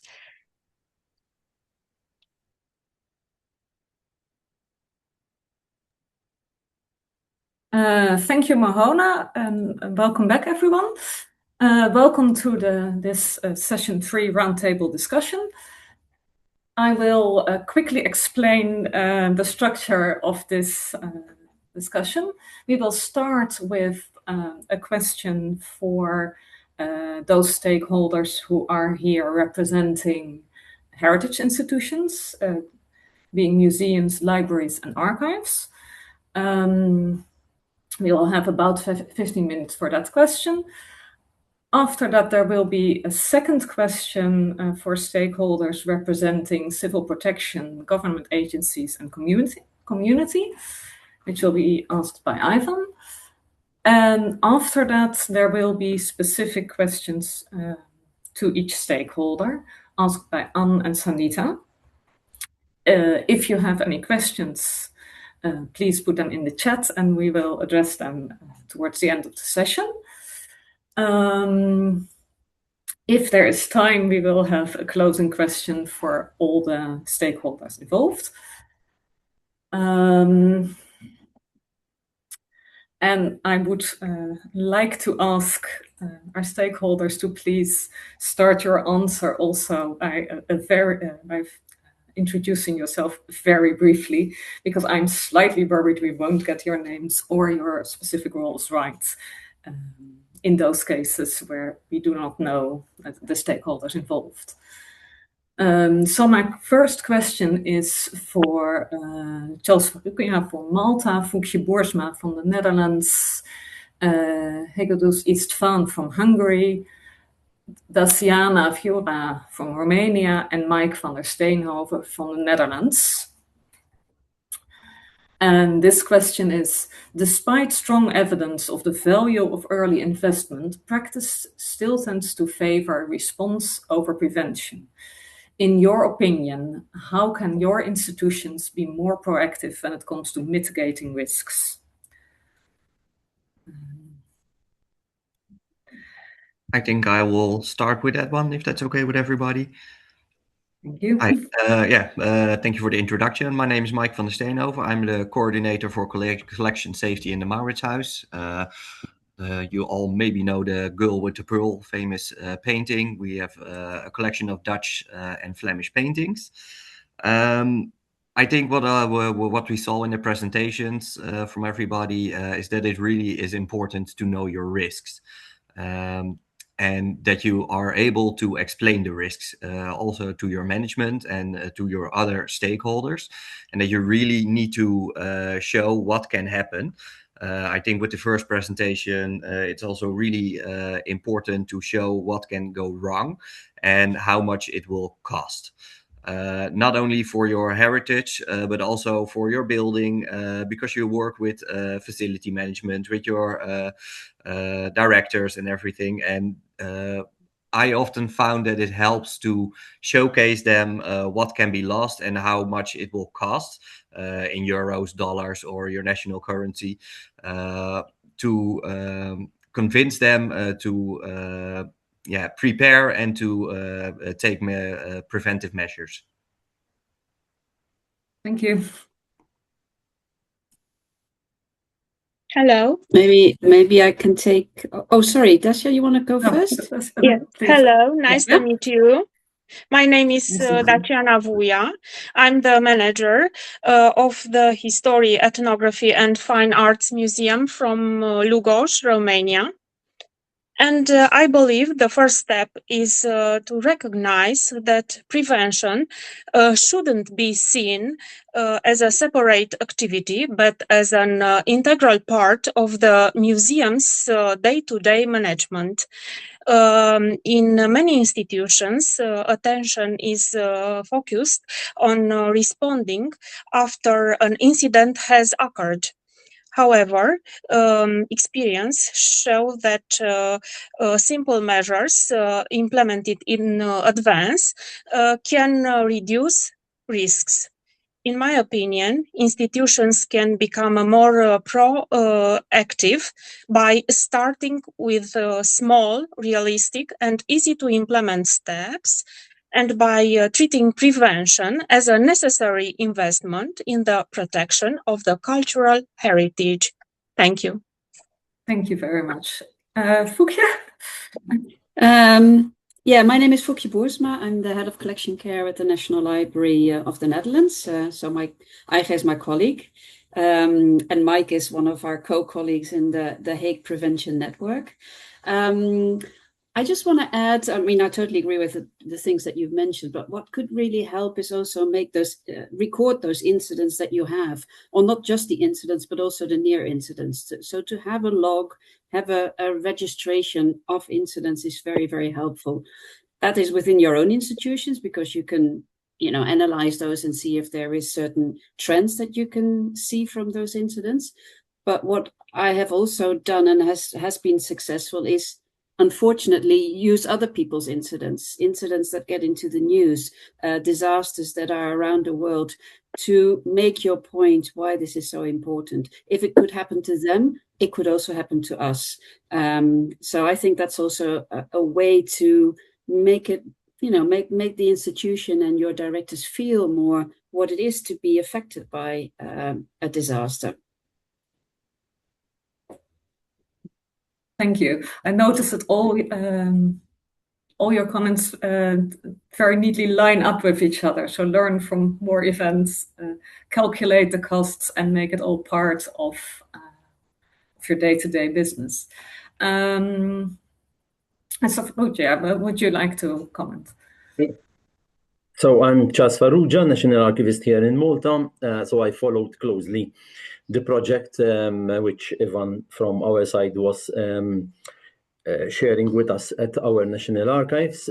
Obviously, I agree with the points made so far, but there is also the complication of the variety of institutions we come from. So basically, a lot of the participants are coming from museums, libraries, or archives, all have their own particular and specific risks. So with archives, it's usually the huge mass of holdings, the dispersion of these holdings in different buildings, having old buildings competing with more fitting buildings. So this project helped a lot in terms of the awareness. I think that the catchword is awareness. Literally, as a head of an organization, you're constantly trying to juggle between all the pressures that you have. So the conservators are focusing on the traditional risks that are the pests and the damage and the mold and all that.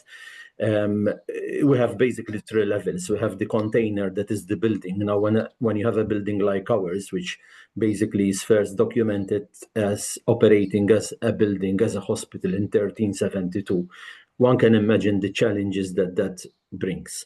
Then there are the challenges of the holdings. There are the challenges also of the human resources with all the health and safety implications that brings with us. So in my opinion, the first step should be awareness. Awareness at all levels. We held meetings to senior management, we held meetings to staff, building this collaboration with third parties, and also in a country as small as Malta, we are trying to strengthen the collaboration with the sister agencies, that is Heritage Malta and the Libraries Organization, because we can share a lot of resources in our risk mitigation.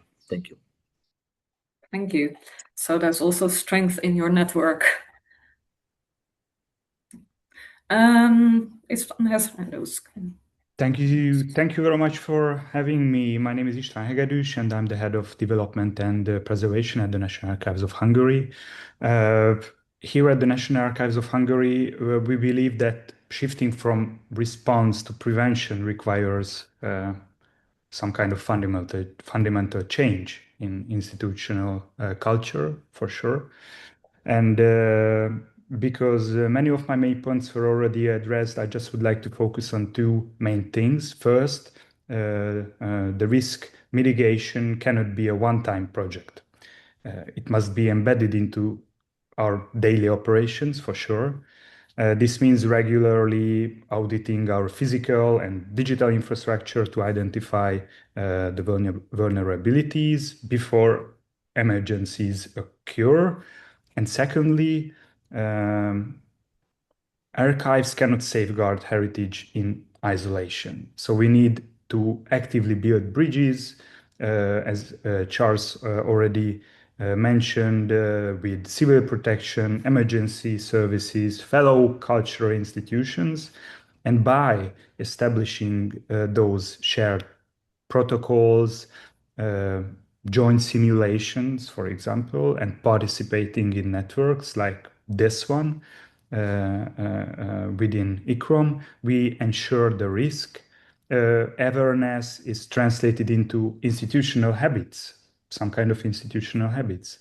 So being proactive means investing in training and community readiness today, so that when a crisis hits, our response is more automatic rather than reactive. Thank you. Thank you very much. Is there anyone who would like to add anything more? Thank you very much. It's also very interesting to see how we're all part of a similar process, trying to make preparedness a basic structure of any heritage institution.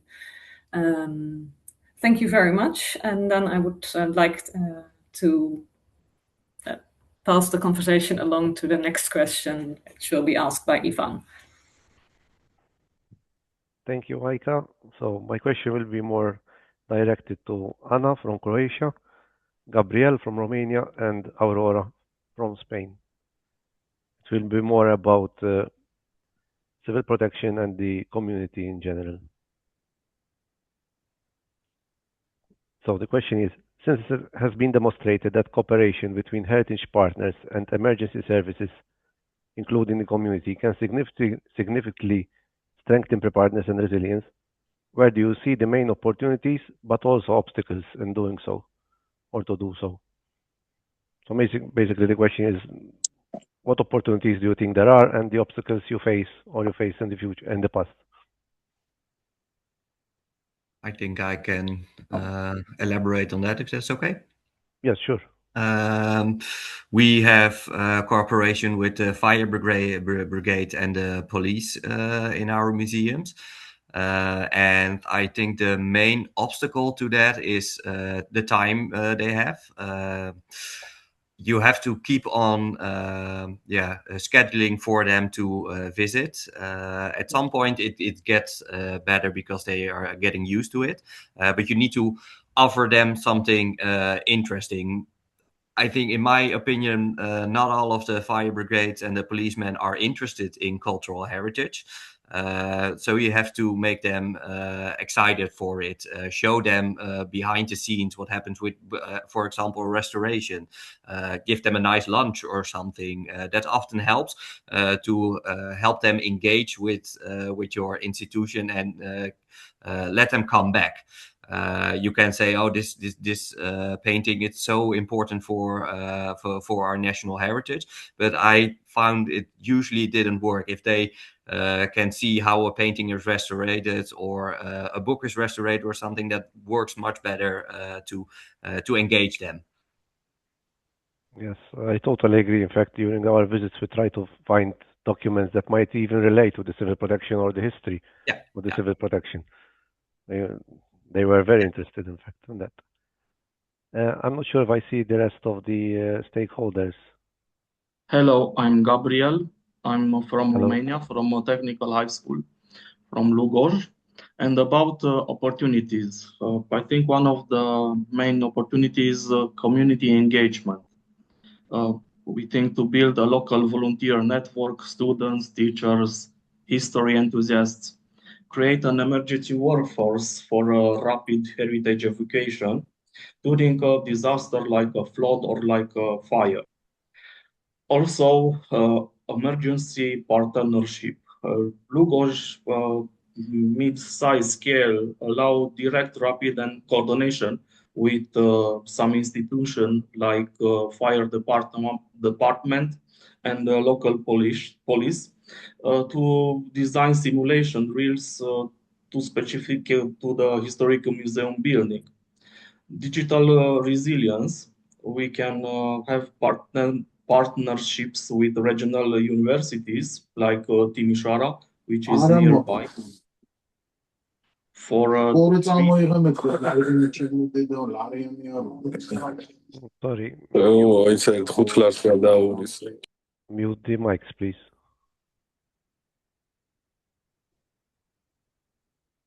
I think it's okay. Your mic is muted, Gabriel. Did you hear me? Not the last part, no. The last part. Okay. I thought about that we can have a partnership with some regional universities which are nearby for 3D scanning and digital inventory preserve the museum ethnographic and art collection in a digital value. I think also we have some obstacles. One of them might be budget and staff constraints because the museum is restricted and in funding, and also because there are not so many people. There are few people. There is no until now. There is no dedicated management specialized to plan long-term safety protocols. Also, I think it's a lack of shared protocols because emergency service prioritize saving human lives and not fragile artifacts. The absence of joy specialized guidelines for handling heritage objective can slow down early stage crisis response. I think that's it. If you have additional questions. Thank you. Thank you, Gabriel. That's it for now. Then you'll have a specific question further on. So maybe Anna, you want to add something? Well, yes, thank you. Do you hear me? Yes. Okay, thank you. As Mike mentioned, that it would be nice to feed the firefighters, and that would help. I have another idea from our experiences that it's good to educate the community, including the civil protection services. Why is it important? Because the main obstacle is that we usually feel like cultural heritage is something elite and something for them, for you, not for, and every activity we do is includes a workshop that puts everyone together and that we share our experiences, our language, and the main goal is that everyone is aware that cultural heritage is part of our identity, no matter if I'm firefighter or policeman or whomever. It's important for me as well as for you, and that's the basic. That's also the opportunity, the ground we are building our system on, at least in my county. So if you want some more experience, I'm here, but I think that's the basic. Just, it's not them and you, it's together. Yes, very good point. In fact, further to my that I said that we show them about the civil protection, we also try to show them something personally. And, like for another, example, priorities. That's something Okay. I don't know you didn't mention. I think the main problem is if before something happens, you have to know priorities, because not only inside one institution, but on community level, if there's a large disaster, you can't be everywhere at the same time. So priorities are very important. Yes, very good point. Thank you. So, Aurora, you wish to add something?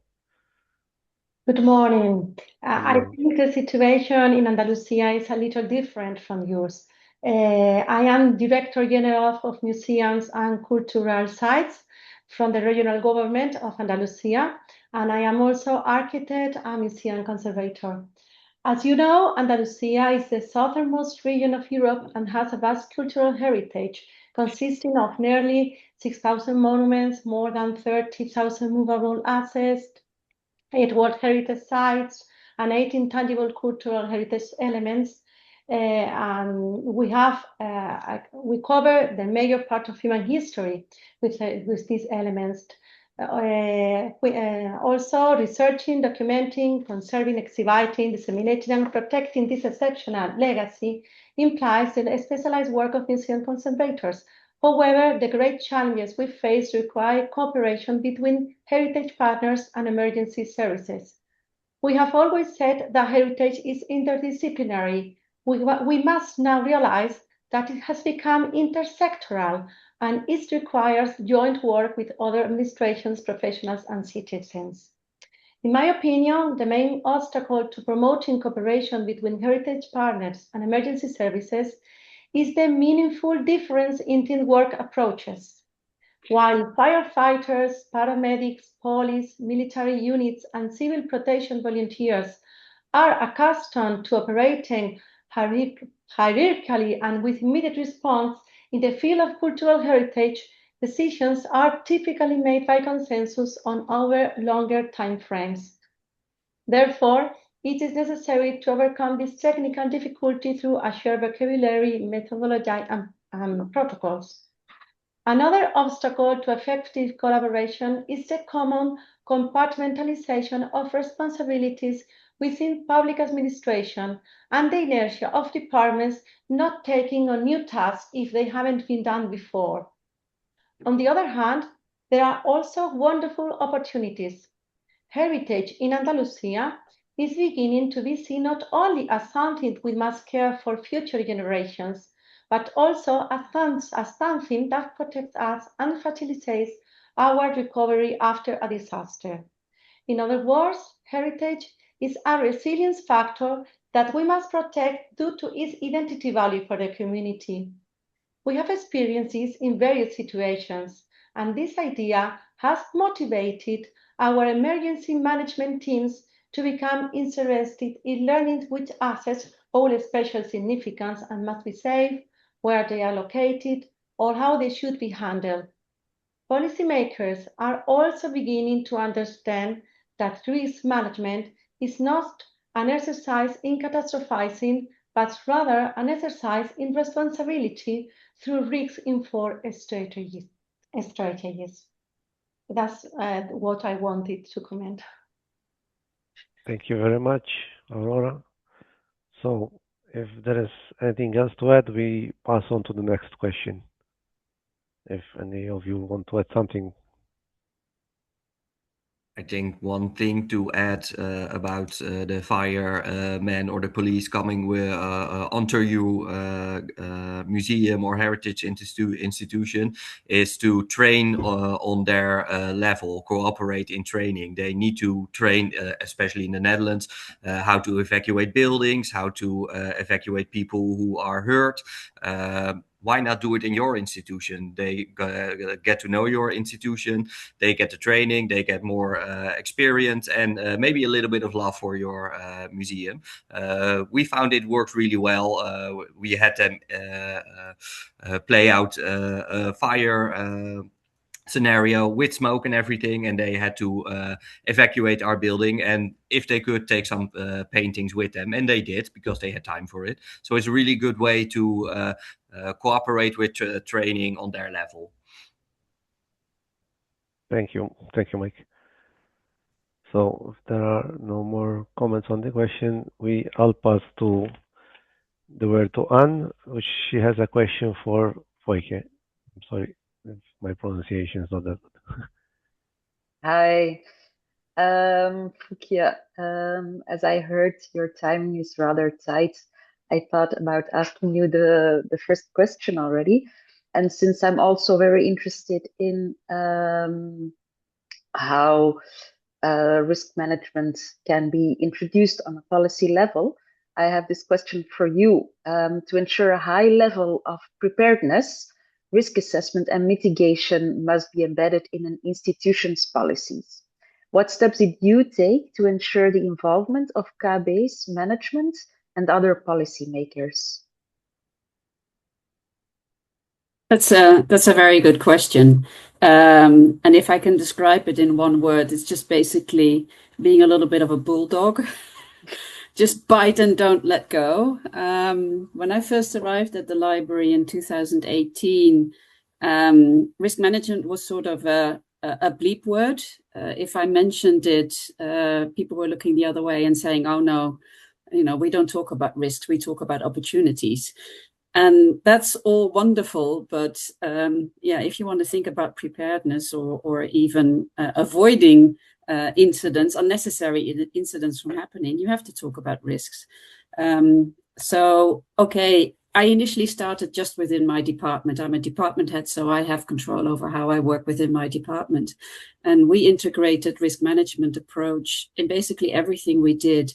And it has informed us how we prepare the collection for the move to the new building, how the new building should be developed. It informed our sustainability policies. And by doing so, you can really show and demonstrate its value.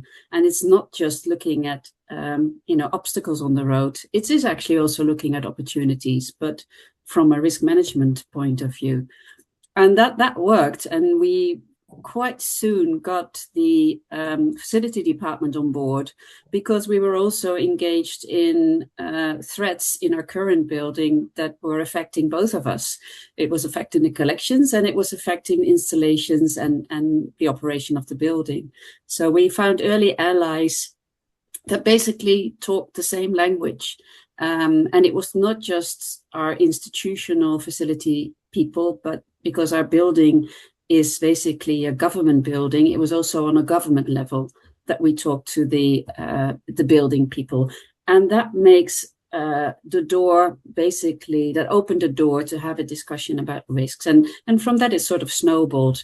And right now, risk management is part of everything that we do. And I have at least one risk management session a week. This morning, I just came from a risk management session about one of our projects where we're dealing with hazardous substances in collections. So it's basically every topic that we have, we approach with a risk management approach.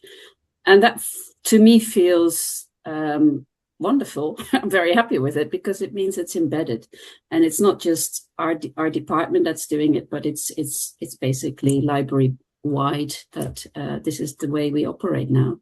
So yes, it was 2018, it's now 2026, so it takes a few years. Don't expect Rome to be built in one day, but be persistent and demonstrate why it can help you make decisions and why it's not scary to do so, but it's actually helpful. Thank you so much. That's very valuable insights. I think a lot of people can use this information, but especially me as starting only this year.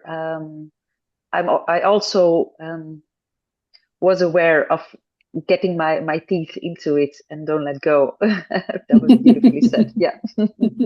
So thank you very much. Can I add something to that? Because I think I fully agree to what Fukia said. It's a process of the long term. but it also helped me to engage the other parts of the museum to let them know how they can help with making the museum a safer place. For example, our marketing team can monitor if there are any threats to the museum, or if there are comments that maybe show indicators of vandalism. But also the events program, they send us early warnings. We have a party, for example, a political party wants to book a room with us. Is it safe? Because it might be a risk. So if you show people, engage them in your museum from different levels, how they can help and how they can contribute, it works a lot to keep them engaged and help make the museum safer. Does it mean that you get the same newsletter or news article about a fire in a museum for 10-12 times? Yes, but it doesn't matter because people are engaged, and I think together you can make the museum safer. Thank you very much. I think this edition is very valuable. We cannot do this by ourselves. We need everyone on board to make everything safer. That's correct. I will go to my next question. Mike, since I have you now, maybe I will ask the next question to you. What would be needed from the civil protection to strengthen the position of heritage institutions in the Netherlands within the national framework for disaster preparedness? Could you elaborate a little bit on that? I think it's a different question, the difficult question, because the civil protection and the government in Netherlands, they are focusing a lot on awareness, but there are no funds to do anything about practical resilience. I think it's important to work together. The government or the civil protection, they can't do everything. At some museums, some heritage institutions already have the knowledge about protecting their museums, and I think it's really important to share what you have with other institutions, like for example these discussions, but also if we made a handout for ourselves what to do when the power gets down, when there's a blackout. Don't keep it to yourself. Other museums, other libraries can use it. So I think it's really important for yourself, but also for a government agency to go into discussion with each other and help each other, because often the funds and the time are missing, but together we can scramble around and help each other.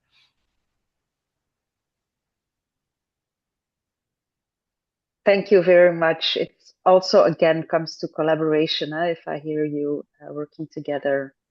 Yeah, learn from each other. I think that's the most important thing to get with it. Okay, thank you so much, Mike, for this. My next question would be to István Hegedűs. Welcome here. And I'm very curious in how, at the National Archives of Hungary, how does your institution protect itself from cyber attacks, for example? Thank you very much for your question.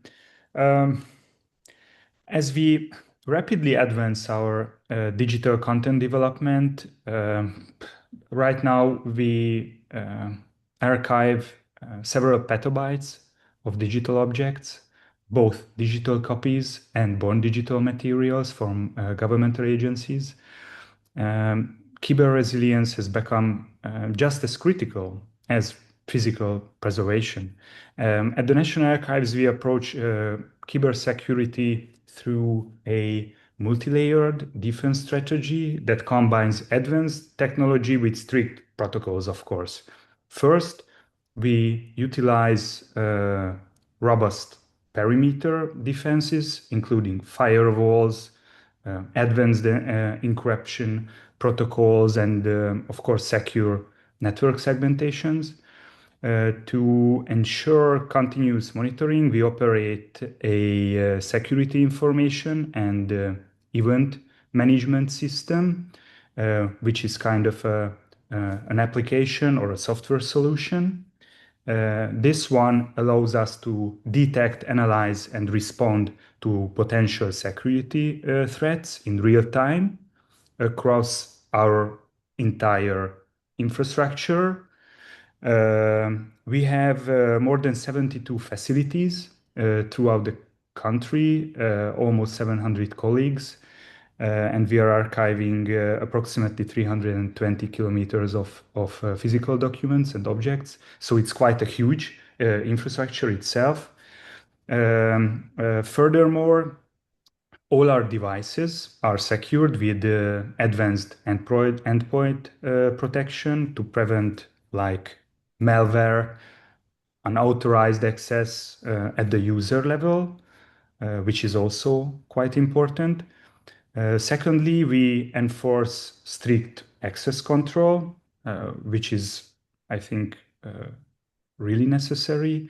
Access to our systems always requires multi-factor authentication, ensuring that compromised passwords alone cannot grant access to our critical infrastructure.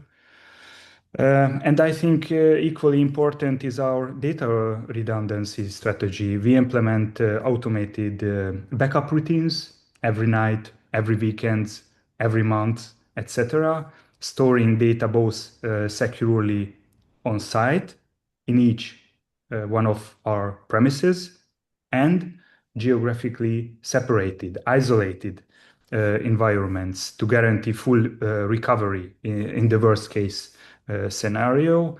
And finally, we regularly conduct cybersecurity awareness training for our staff. Protecting our past requires securing our digital future, I think.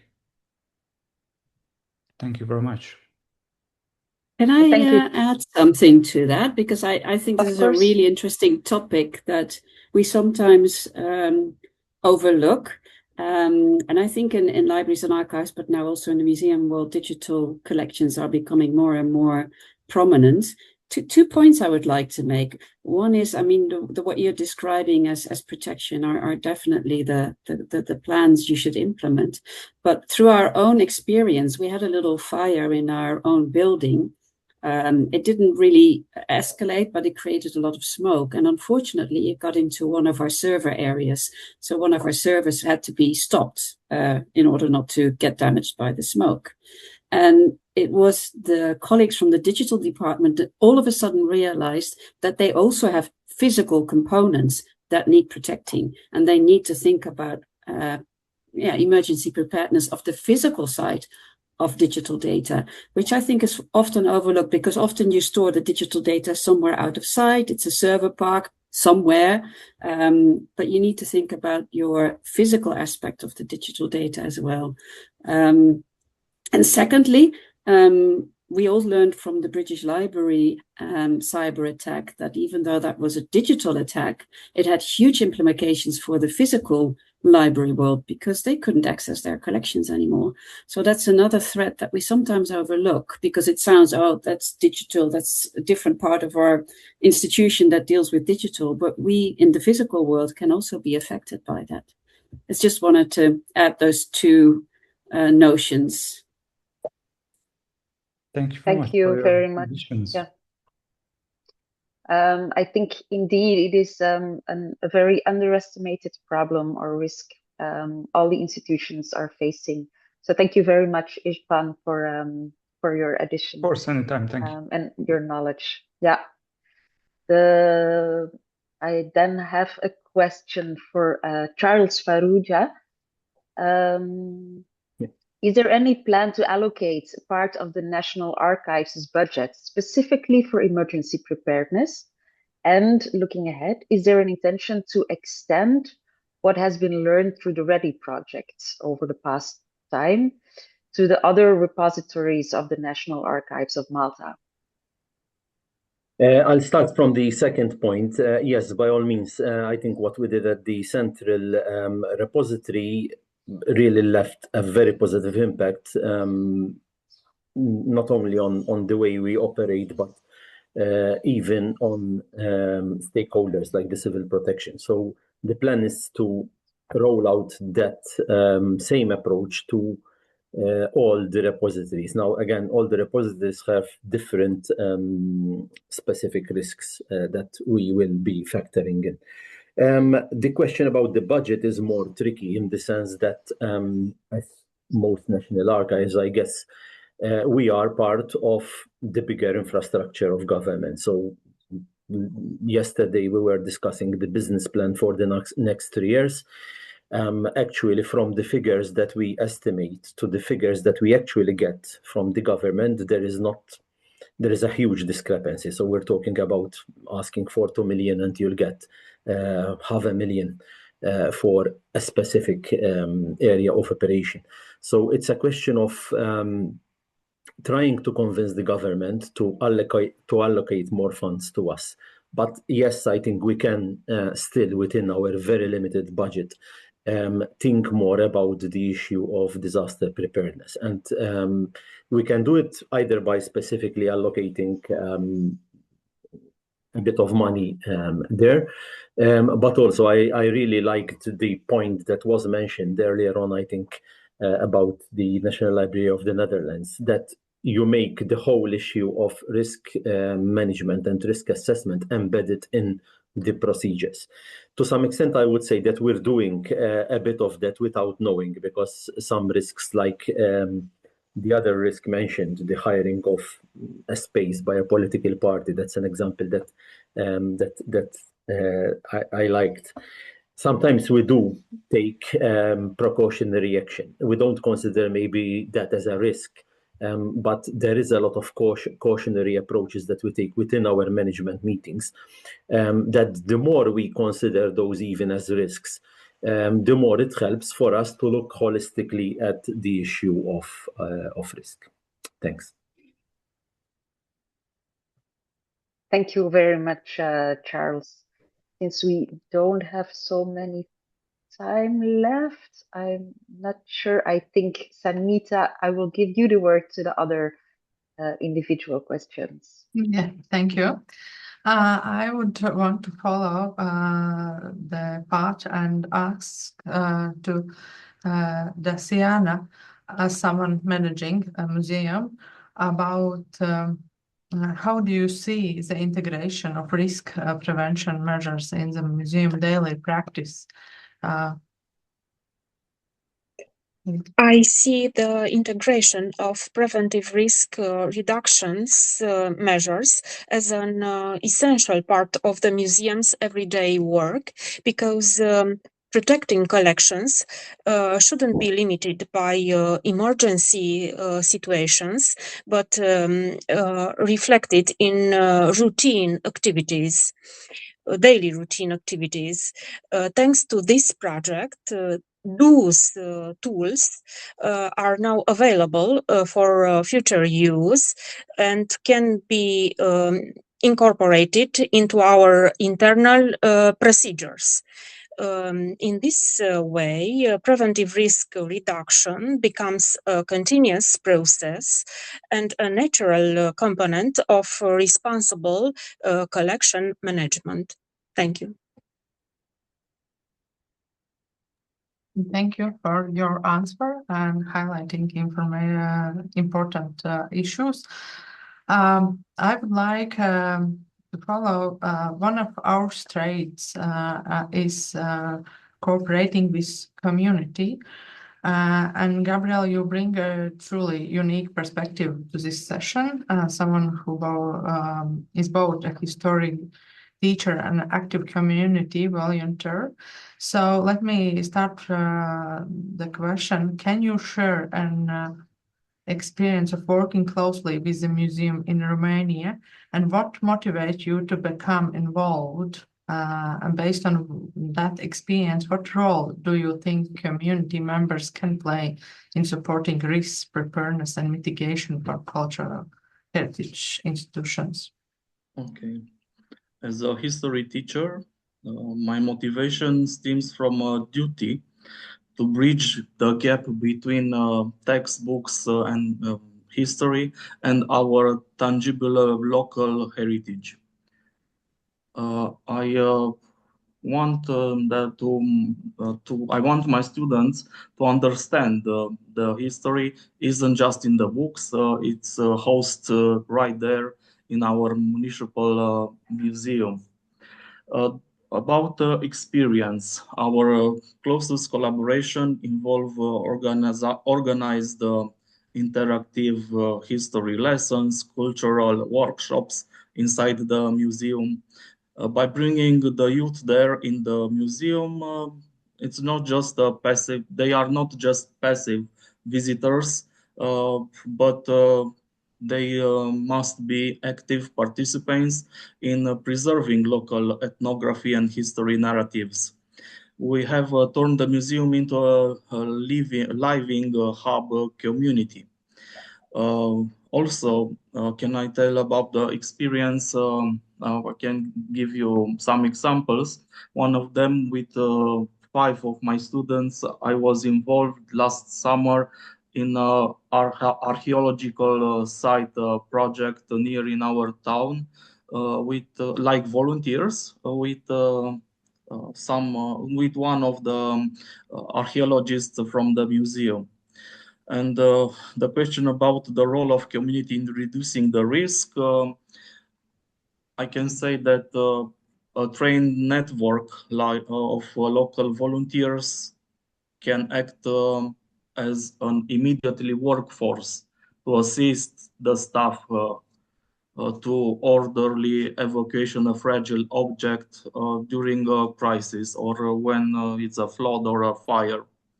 Locals often know the vulnerabilities of their town. Dedicated communities members can assist the museum by reporting immediately environment hazards or by helping digitalize and inventory the collections. To build a security digital backpack of our cultural memory. I think that is. If you have some questions. I think we all collection keepers would be happy to hear that the community put us not only as something standing in the skyline, but to keep life and as a habit. And I think it's also at one point answer to Anna, your suggestion before that the community need to understand the heritage, and they bring together maybe your suggestion, and right now we can see how it works at Romania. Thank you. It was inspiring, and maybe. Anna, you can also more highlight how do civil protection frameworks in your country address the specific vulnerabilities of cultural heritage sites, and is heritage protection explicitly embedded in national risk assessment? They don't and no. That's the easiest answer and the most honest. Well, I analyzed that very carefully, so I know what I'm talking about. So in our legislation, civil protection itself is also means protecting cultural goods by its definition, but that's where it all stops, because in our main documents, our risk assessments, national risk assessment of disasters or local and regional assessments of major accidents, they don't recognize culture, heritage, or cultural goods as critical infrastructure. They do, in a way, they just say, okay, we have culture, heritage, and then list it, and that's it. No further explanation. And sometimes it's even absurd, because they say in case of an earthquake it will collapse, and then they list them also as capacities for shelters. So it's that much as absurdity go. So there's a long way to go to really recognize cultural heritage in main documents, not only just in one sentence in law.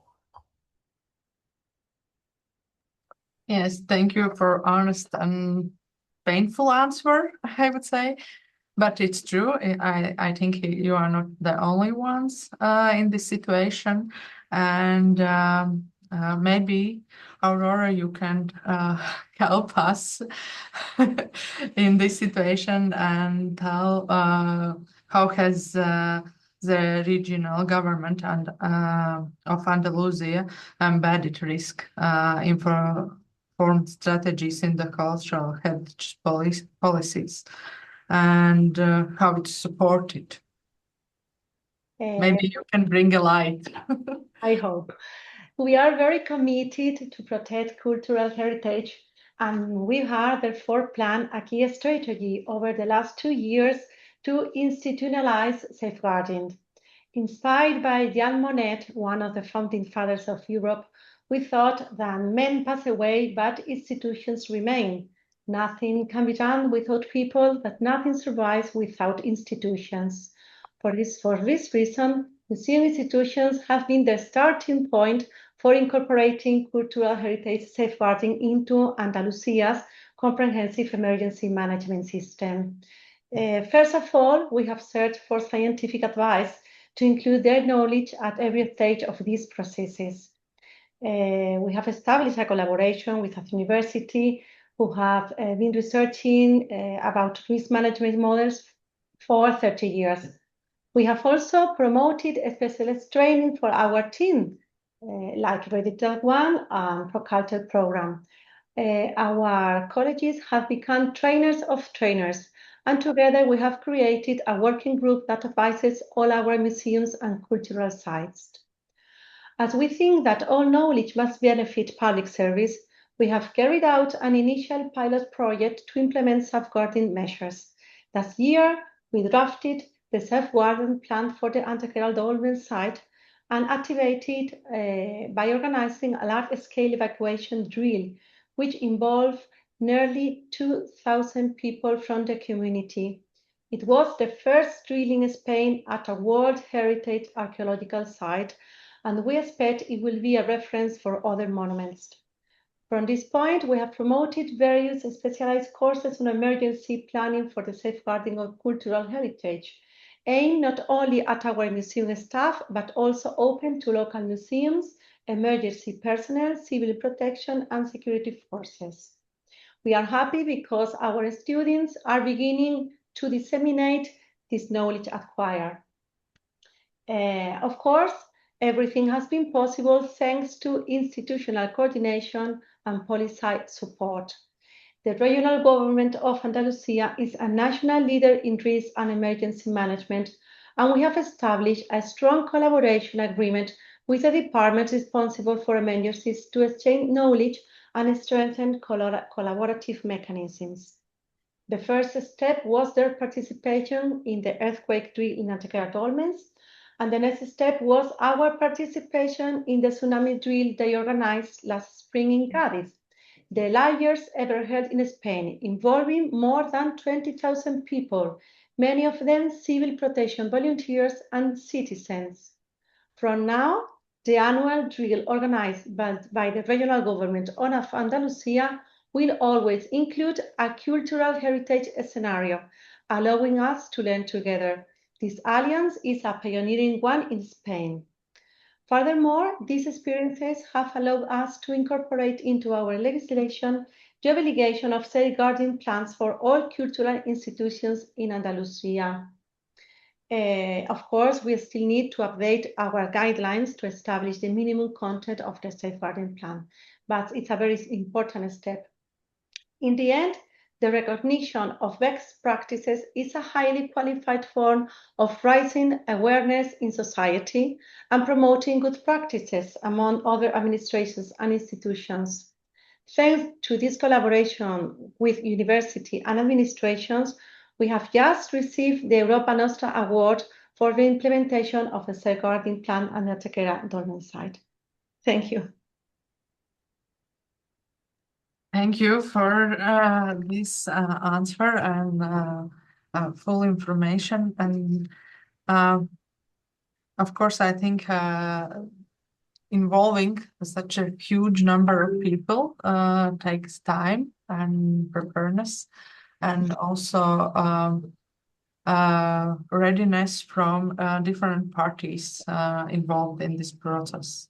So that's I heard today a lot of this highlighted aspect of awareness, that we understand this importance and then we move. And there is quite a lot of small and big issues we need to address, and I'm happy that we have 3 days and quite a few roundtables to discuss all of this. Aicha, I am going back to you and giving floor for the ending the session. Thank you, Sanita. First of all, I'd like to thank all the stakeholders for their insights and their participation. As Sanita just mentioned, we did hear from a lot of you about the importance of raising awareness, but also very much about the practical means of doing so, about how to interact with civil protection, even if your country's legislation doesn't actually allow for civil protection and cultural heritage to work together. We heard about making risk assessment part of every bit of the workings of a museum, a library, or an archive. And we heard the insights of a community member who considers caring for cultural heritage a duty rather than a hobby or anything strange to do. I would like to thank you very much. If there are any questions for our stakeholders, we may still be able to address them, but I haven't seen any of those yet. So that just leaves me to say thank you very much, and the best of luck in the ongoing work of raising the level of preparedness in your institutions or other involvement. Thank you. Thank you very much for having us. Thank you. Thank you. Thanks. Bye-bye. Thank you. Bye.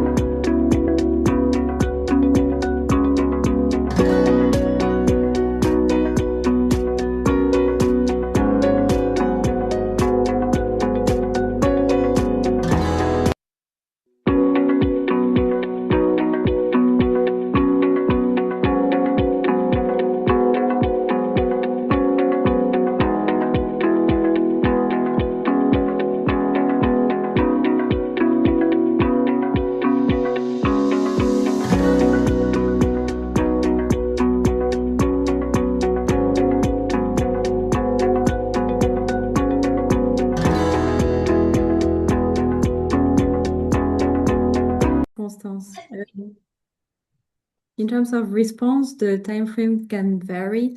We often think of immediate action just right after that a disaster occurs, but sometimes you have to wait until the life-saving operations are over, until the sites or the multiple sites are secured and safe, or until that you get an overview of the situation.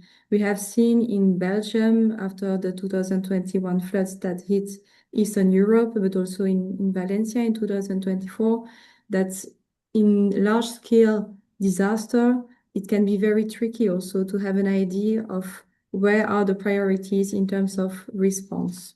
So the question is, how do we put this time that you have before intervention into profit? You can plan, organize, mobilize, so that when you arrive on site, your damage assessment, your stabilization and evacuation actions are very efficient, the most efficient possible.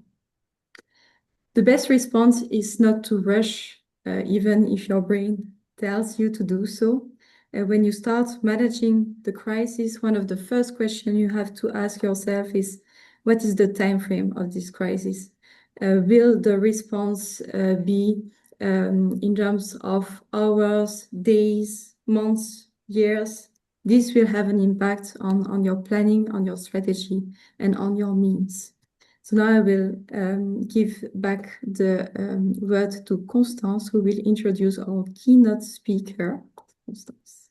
Thank you, Estelle. So yes, it's my pleasure to introduce Angela Azzori, who is the head of the education unit within the Directorate General for Education, Youth, Sports and Culture, the DG EAC at the European Commission.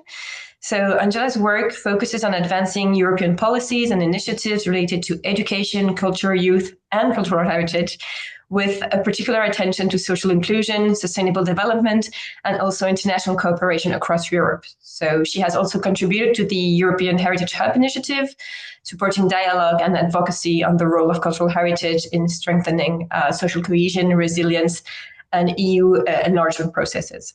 So Angela, please, the floor is yours. Thank you. Good afternoon, everyone. Good afternoon, dear colleagues. It is a pleasure for me to be with you here again today. I was at the opening yesterday, and to kickstart discussions of this fourth thematic session on enhancing capacities for coordinated emergency preparedness, response, and first aid for tangible and intangible heritage. As I already mentioned yesterday, I believe many of you were already connected. The ICROM-led READY project is a project funded by the EU, which we follow very closely and very dearly because it addresses a key priority of our time, which is preparedness. And indeed, preparedness. Preparedness is at the core of European priorities and actions as we speak today.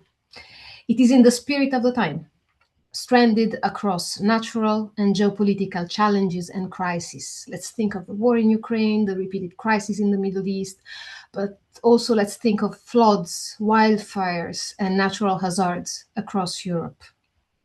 Last year, the Commission adopted the 2025 EU Preparedness Union strategy. In the strategy, cultural heritage is one of the 19 vital societal functions to be protected in case of a crisis. The actions which are foreseen under the strategy's roadmap are currently under development by the Commission, and work is ongoing to analyze risks and threats for the EU and to lay the ground for minimum preparedness requirements that will allow overcoming challenges when they arise. And cultural heritage preparedness is one of them. When it comes to cultural policies, though, disaster risk preparedness and management, whether against natural or man-made threats, has already been a key priority for the EU for almost a decade now. It was embedded in the 2019 European Framework for Action on Cultural Heritage, particularly in connection with natural disasters and climate change. It is at the core of the 2021 Council conclusions on an approach to cultural heritage in conflicts and crisis, that provides the operational concept of cultural heritage preparedness and response before, during, and after conflicts and crises. It is reflected again in the 2022 Council resolution on the EU Work Plan for Culture 2023-2026, with the view of strengthening cultural heritage resilience to climate change. And the cultural heritage preparedness is again reinstated in the recent 2025 communication, A Culture Compass for Europe, which is, let's say, our milestones for the culture sector in the EU.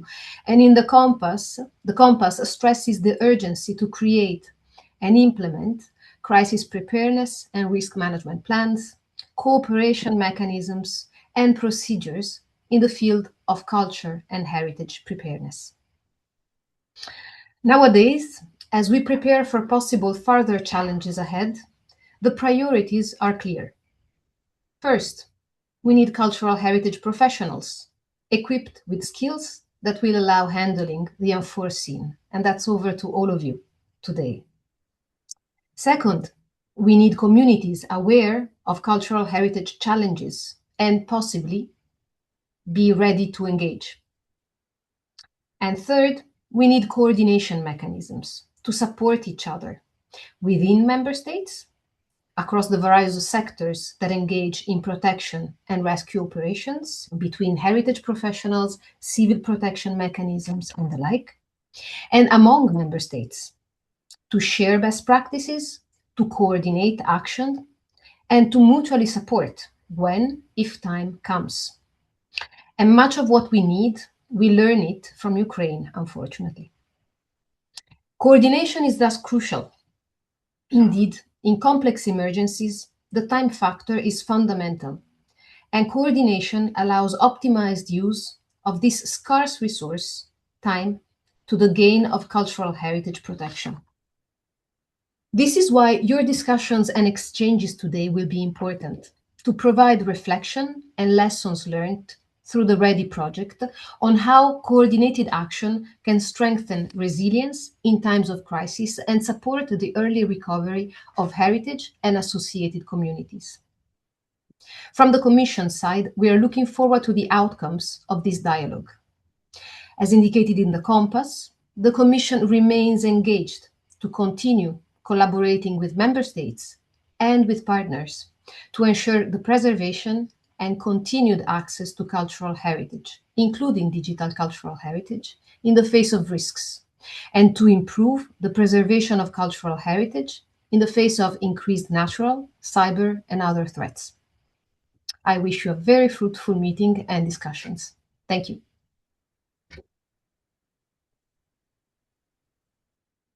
Thank you very much, Angela, for this thoughts. You analyze and identify a lot of gaps that are still remaining in this area. For example, the lack of coordination and the isolation of many cultural heritage organizations that are still planning on their own and not really being integrated into a larger picture.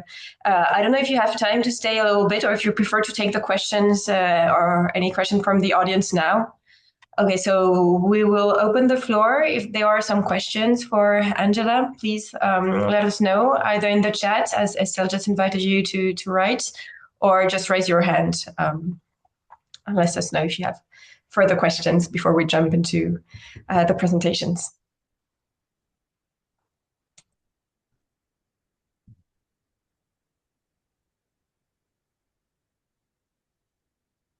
I'm not seeing anyone at the moment. So Mohona is raising her hand. Please, Mohona. Thank you, Constance. Hi, Angela, and thank you once again for being here, for making the time. So the question would be, European Commission is supporting a lot of very important projects such as READY and many others. So I wanted to understand that what kind of mechanism exists where the results from all these initiatives could come together to inform policy under a broader umbrella. Thank you, Mohona, and a pleasure to be here. mechanism is a big word because it feels like something is structured.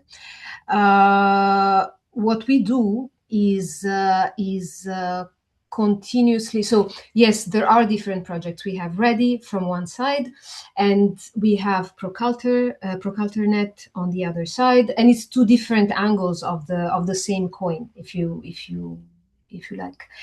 And from our side, it's different services coordinating the two projects. But what we are doing and what we have built now for a year at least is a continuous coordination and exchanges.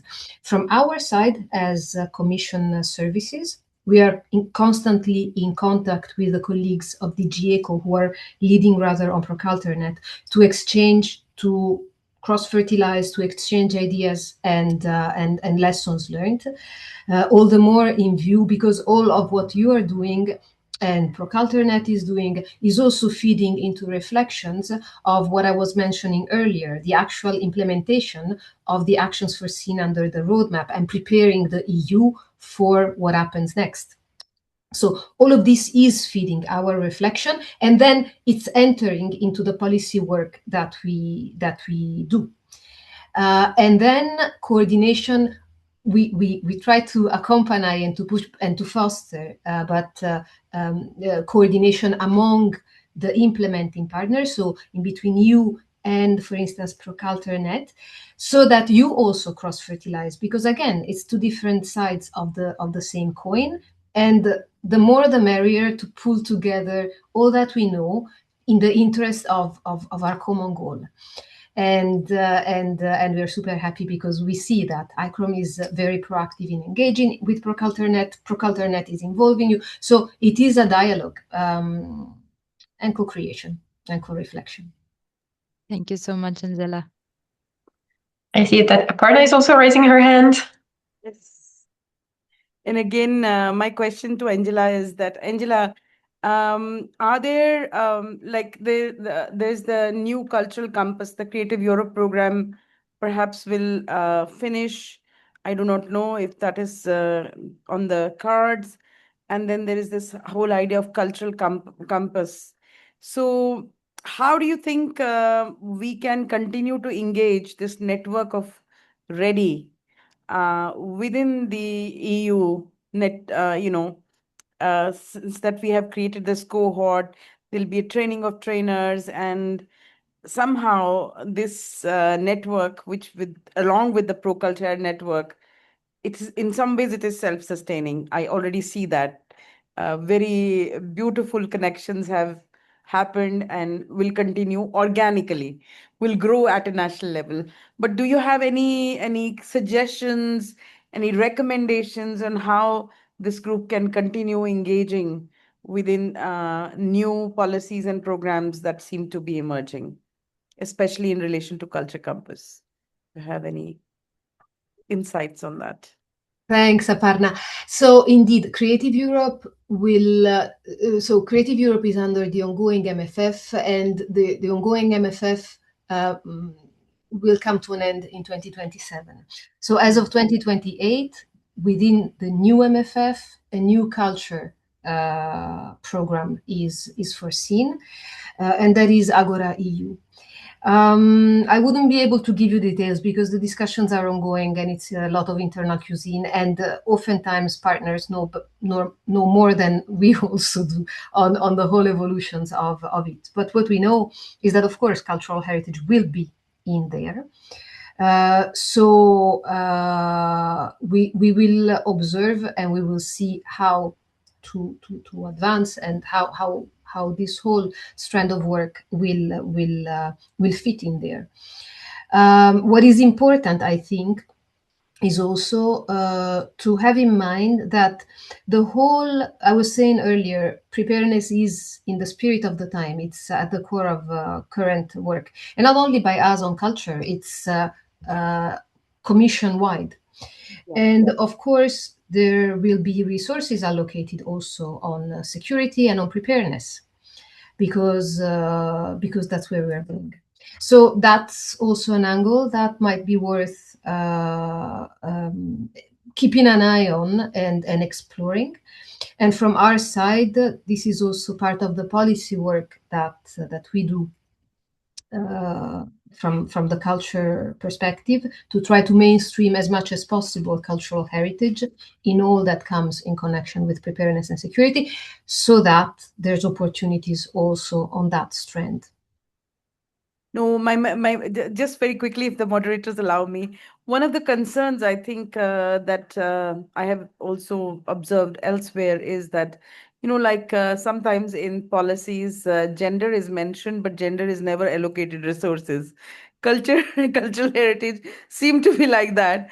And with Ready, we have really built, with projects like Ready, Pro Culture Net, we have built a momentum.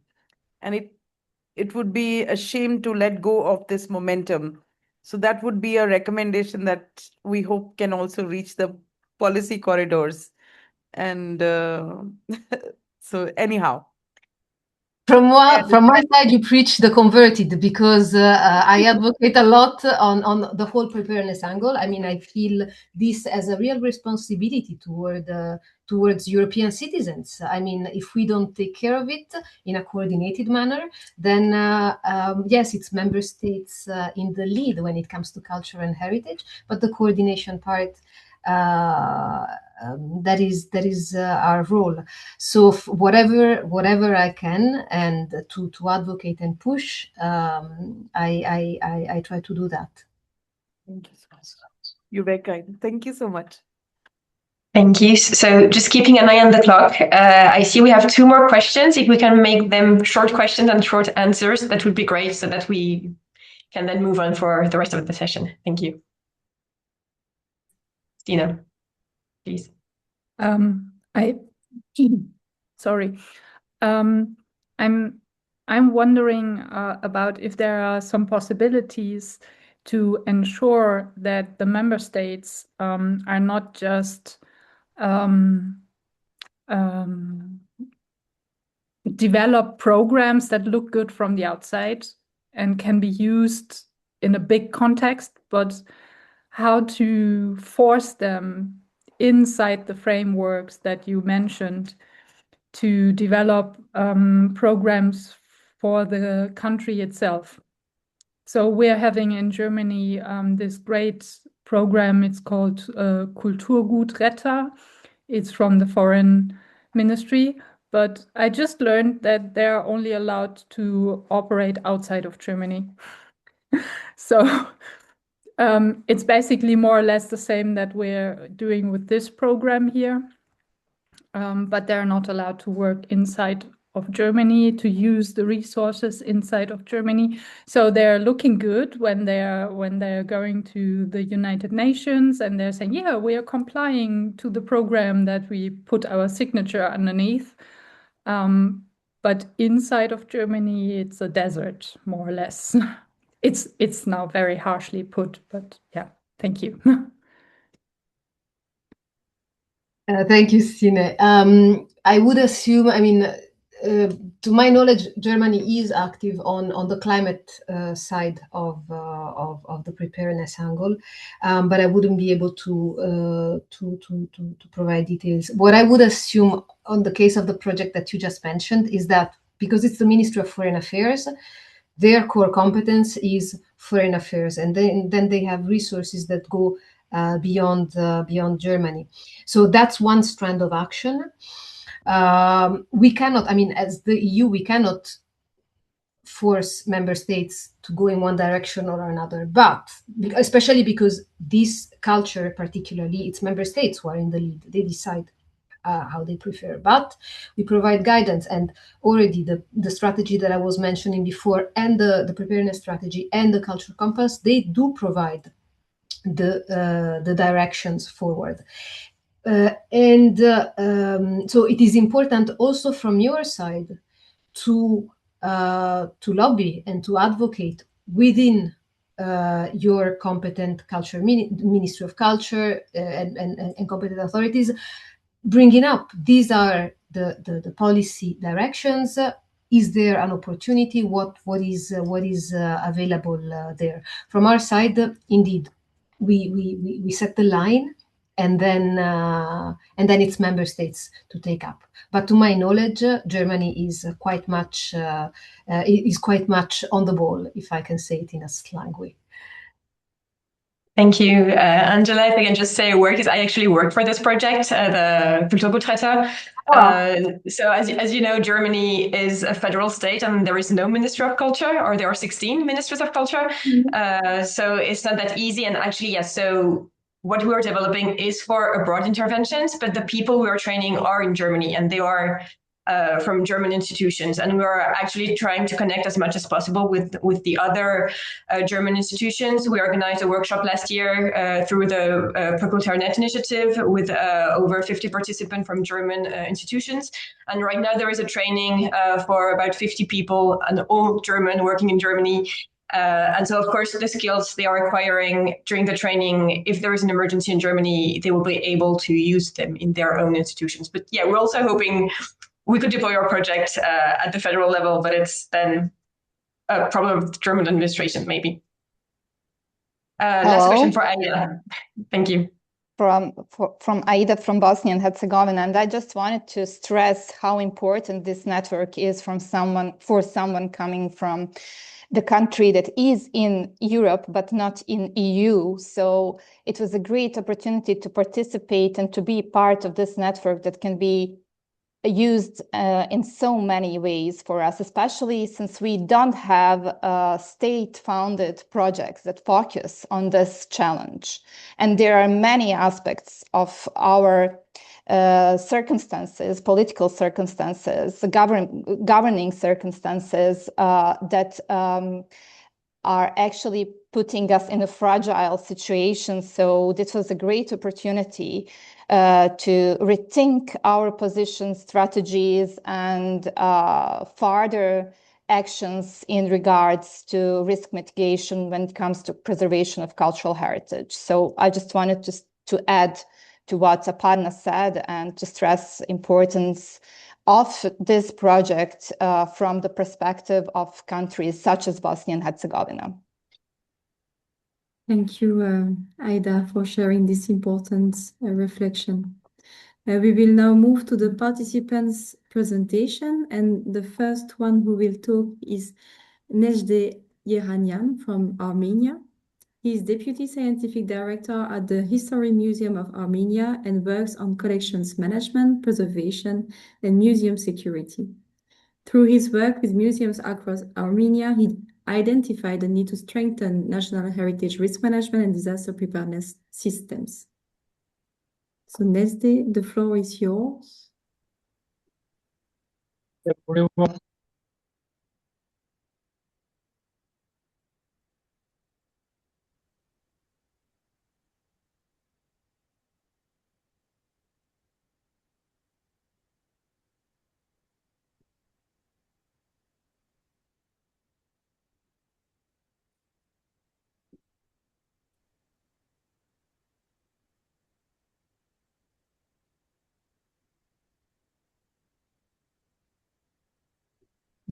We don't hear you.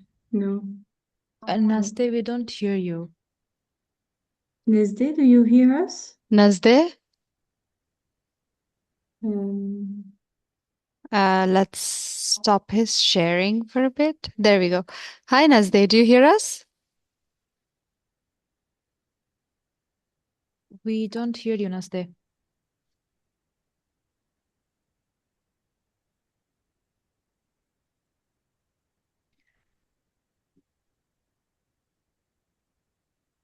Hi, maybe we move with the next presenter and then come back to Nzhdeh. I hope. There you go. Yes. Perfect. Thank you so much, and sorry for the technical issue.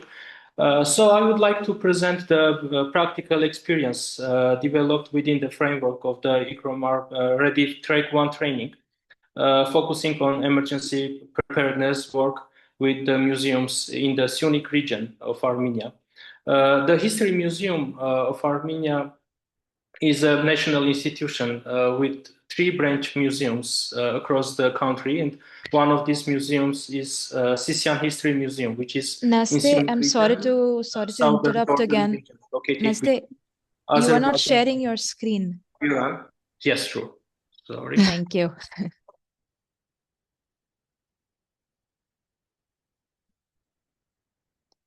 Yeah. So Syunik is the southern border region located between Azerbaijan and Iran. So my intervention focused on one-day capacity building activity combined with preparatory field work aimed to strengthening emergency preparedness for museums in the region. The choice of Syunik is directly linked to its multi-layered risk environment. Syunik is a border region exposed compound risks combining security, environmental, and infrastructural vulnerabilities. First, the region has experienced direct security tensions, particularly during the and after 2021 escalation when military actions directly affected Syunik. More recently, the broader geopolitical instability in 2025, 2026, I mean Israeli and Iranian last and American and Iranian last conflict, which is also somehow affected, reinforced the urgency of preparedness planning for cultural institutions in border zones. However, conflict risk is only one dimension of the region, because the region hosts approximately 15 museums in small towns and rural communities that are also exposed to earthquakes, floods, fire hazards, and potential cascading risks linked to water reservoirs, which is infrastructure failure of the region. This combination of risk made it necessary to think beyond individual museums and focus on system-level preparedness and coordination. One of the most challenging aspects of this work was stakeholder engagement, to be honest. Before the training, I worked with Ministry of Education and Science and Culture of Sport, Ministry of Internal Affairs, and also with Rescue Service, Armed Forces, and local authorities of the region. Not all stakeholders could participate in the training itself. However, engagement continued through field visits, informal consultations, and joint discussions. This process was closer to joint planning than formal coordination, and it helped create initial communication channels between cultural heritage institutions and emergency actors. The risk analysis was not a formal technical exercise, but rather a practice-based assessment developed through field visits and stakeholder discussions. 2 museum visits in different towns combined with one on-site situation analysis and documentation of identified issues helped reveal recurring gaps: lack of emergency protocols, weak institutional coordination, and very limited awareness of disaster preparedness tools. These observations shaped the discussion to organize a training that was not theoretical, but based on real local example and scenario discussions. The key insight was that the main vulnerability was not only physical risk, but lack of preparedness culture and coordination mechanisms. The training brought together both national institutions and what was very important for us, for me, for this training, small rural or vernacular museums, and this revealed clear capacity gaps. The main gaps were limited awareness of emergency preparedness concepts, vague understanding of who the relevant emergency stakeholders are, lack of coordination networks between museums and civil protection actors, and isolation of small and private or vernacular museums from national frameworks. Therefore, the invention had 2 parallel goals: to increase awareness of risks and preparedness tools, and strengthen basic stakeholder mapping and communications. The approach was directly inspired by the Ready, Take, One methodology and first aid to cultural heritage principles. we adapted these tools into simplified practice-based format.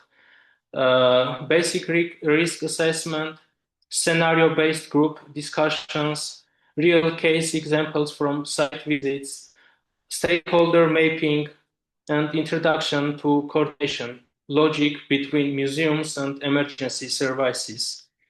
A key methodological choice was to avoid over-technical tools and focus instead of actionable and replicable practices for small institutions. Although this was a short intervention, several immediate effects were visible. What worked well for us for this training, participants strongly engage with real museum examples. Discussions became locally grounded and interactive. Museums began to recognize shared risks and common challenges, and initial formal connections between stakeholders were initiated. And what was challenging more for this training or discussions, building trust between institutions takes a lot of time, and small rural museums remain difficult to integrate into national preparedness systems. I would highlight two main lessons from this experience. First, preparedness begins with relationships, but not only the tools. Without trust and communication between museums and emergency actors, even the best frameworks remain unused. And second, communities are not passive actors. When engaged through concrete examples and local experience, they actively contribute to understanding risk and often hold critical local knowledge.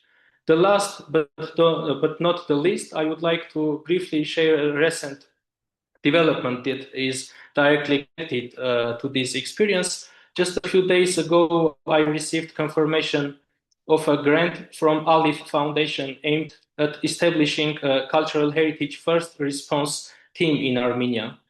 This idea and initiative have gradually matured during my participation in Ready Track 1 program. In many ways, the training provided the conceptual and practical foundation that helped me shape this direction of work. This represents a new phase that I am now beginning to develop, and hopefully with big support of Ready Track and ICROM team. And I will be happy to share more details on this initiative at a larger stage. Thank you so much for your attention.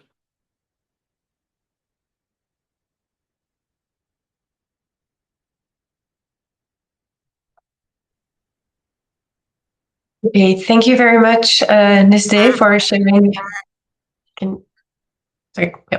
For sharing your presentation and for sharing the last news that this will be probably like moving on thanks to Alip.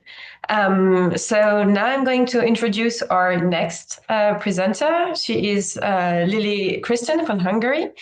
Lili is a researcher and a curator in art theory at the Moholy-Nagy University of Art and Design. And she also works in collaboration with Romani Design, which is the world's first Roma fashion studio. Her work focuses on the preservation and contemporary reinterpretation of Roma textile heritage through community-based and participatory practices. So please, Lili, the floor is yours for your presentation. Thank you.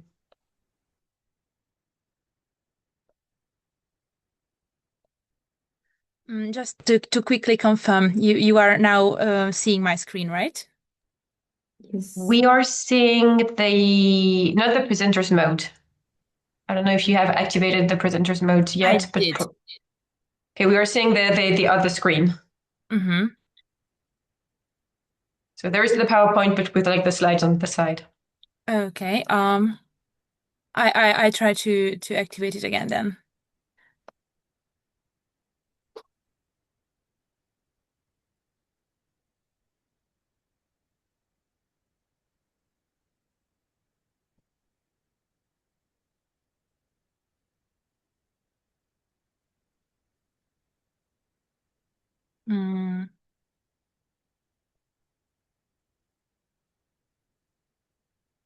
So I hope now is okay. Oh, yes. No, it's working. Thank you. Terrific. Thank you so much. Dear esteemed colleagues, dear Ready team, thank you so much for the wonderful introduction. And I will be trying to be very mindful of the time. I tried my very best putting together this presentation, incorporating my project, which is titled Roma Cultural Heritage at Risk. And first and foremost, as it was said during the introduction. Sorry? Okay. So during the introduction, it was shared that this and it comes without saying that this is not like a short scale project for me. So I was very fortunate to have been part of Ready Track 1, and this project is of course still ongoing for me. So by no means I'm talking about something that is finished. Rather, I wish to share some progress that I was able to make with the help of the cultural first aid methodology and with the support of my community, the Roma community, and also with my university and of course the textile heritage professionals that I have been collaborating with for many years. First and foremost, even though my main field is textile heritage, the Ready course drastically shaped my views on how to view cultural heritage, and especially how to connect to ICH on a multilateral level. And with this project, I try to somehow grasp the many connections that I see and recognize as risks and as vulnerability within the Hungarian Roma communities. Just on a quick side note, approximately we are talking about a community of 1 million people within Hungary, but overall there is approximately 15 million people of Roma heritage in Europe. So I'm talking about geographically about the Hungarian and Romanian border, so the eastern part, the poorest part of Hungary, and I have had several years of experience working with that community. And right now, what I did is try to act as a bridge person between cultural institutions and change makers, and between the community members, knowledge bearers, and elders, most definitely. So I started my work with trying to identify the biggest risks that are prevalent in this element of cultural heritage, mostly with ICH. I tried to put together a couple of things that by no means I was able to completely eliminate during this project, but by just raising awareness, I feel like I was able to open quite a few doors for this community, because first and foremost, the lack of inventories and documentation and emergency preparedness by itself gave me a sense of urgency, even though Estelle, you have shared very wisely that we should not rush, but still I felt like that this was the time to act, as one of the most influential quotes for me during the training was "prepare during peacetime," and I felt this calling that I had to act very swiftly and promptly on this. So I started with this, and also got in contact with several community leaders from within the Roma community who I had worked before and who were in possession and still actually in possession of textile heritage that is unofficially part of the Hungarian Cultural Heritage Center as such, not part of official museum collections, and is not acquisited by any sort of official organization. So I tried to address this gap, and also I took it upon me to try to raise awareness within the general Roma community of the risks that are very much present, and how much one small community approach could actually turn these things around. So this was my main aim within the project. So I try to involve as many decision makers and stakeholders as physically possible. I took quite a long time to identify all the stakeholders that can be recognized here. So without hopefully not leaving out anyone. So first and foremost, the Roma elders, Roma community, Romani design, my two colleagues, one of whom acted actually as my interpreter when we went went to a community of which dialogue I wasn't quite fluent in. So I worked with a trusted and long-term friend interpreter who is actually very well informed about the whole project and collaborated with me throughout the whole process. Heritage House and Dr. Sylvia Zingel, the director, has been a great help in terms of initiating putting together firsthand the collection, the official list of collected items within the textile heritage collection that I started to work on with the Varga family. So on the picture you can see her and her colleague sharing how to actually start to catalog textiles, and also my home institution, Moholina University, provided me with great tools and an audience basically to be able to develop this project further with the help of working groups formed from students from all parts of different artistic fields who have been also very active and helpful in incorporating their learning process into working with Roma cultural heritage. So I try to address a couple of critical gaps that I was seeing within Roma cultural heritage, especially ICH. So there was very, very limited awareness of heritage risk management whatsoever. So many times I came across this false assumption that when something is in a storage unit, then it's safe, then we don't have to deal with it. And for this, I decided to use very simple scenarios to try to share with community members at that location, try to help them imagine what would happen, for example, in a fire situation or in a rapid flood situation, because both things have happened before in that specific area, and I try to explain to them and help them to facilitate a dialogue within themselves, how to be better prepared in cases of emergency. Also connecting back to Nzhdeh's presentation about, I try to raise awareness on who to call in emergencies, because I also figured out that there has been quite a bit of confusion regarding the official order of emergency services and who to connect in which scenario.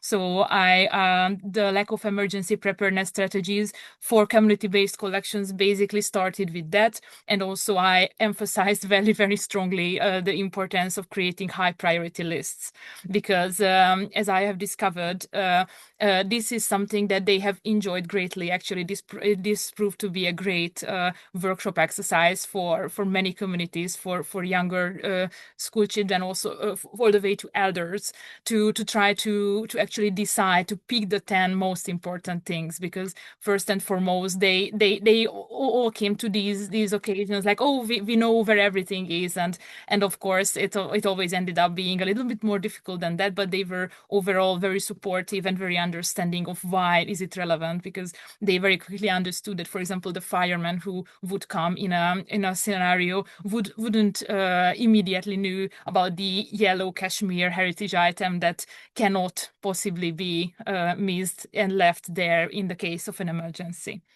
I try to work very, very hard on the insufficient documentation, and I have created a personal inventory, and I'm in the process of making that public access. So right now I'm working on that within my university, trying to find some funding and also some professional help on that, because I have no expertise in putting together a website. But I'm hopeful that from the next semester I will have a colleague who can help me actually with that, because I realized that even though it's very useful that it's now partially put together, and I have tried marking even like the missing parts, or like from all artwork or artisanal value textile element, like if I see any sort of like issues on it, like how should it be restored, or what is the proper way to deal with it, I'm very aware that an online database would be much more beneficial for all parties.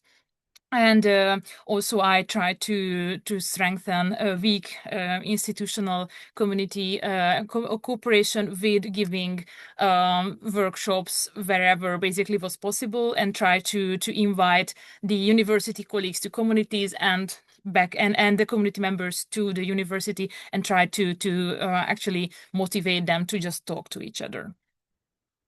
I try to use as many ready tools as possible, because I believe that this is a very complete and very useful practice-oriented toolkit that I was able to actually incorporate within my project. So on the first one, you can see one of the scenario exercises that we have did, and they are just discussing about what should happen in the case of like a fire situation.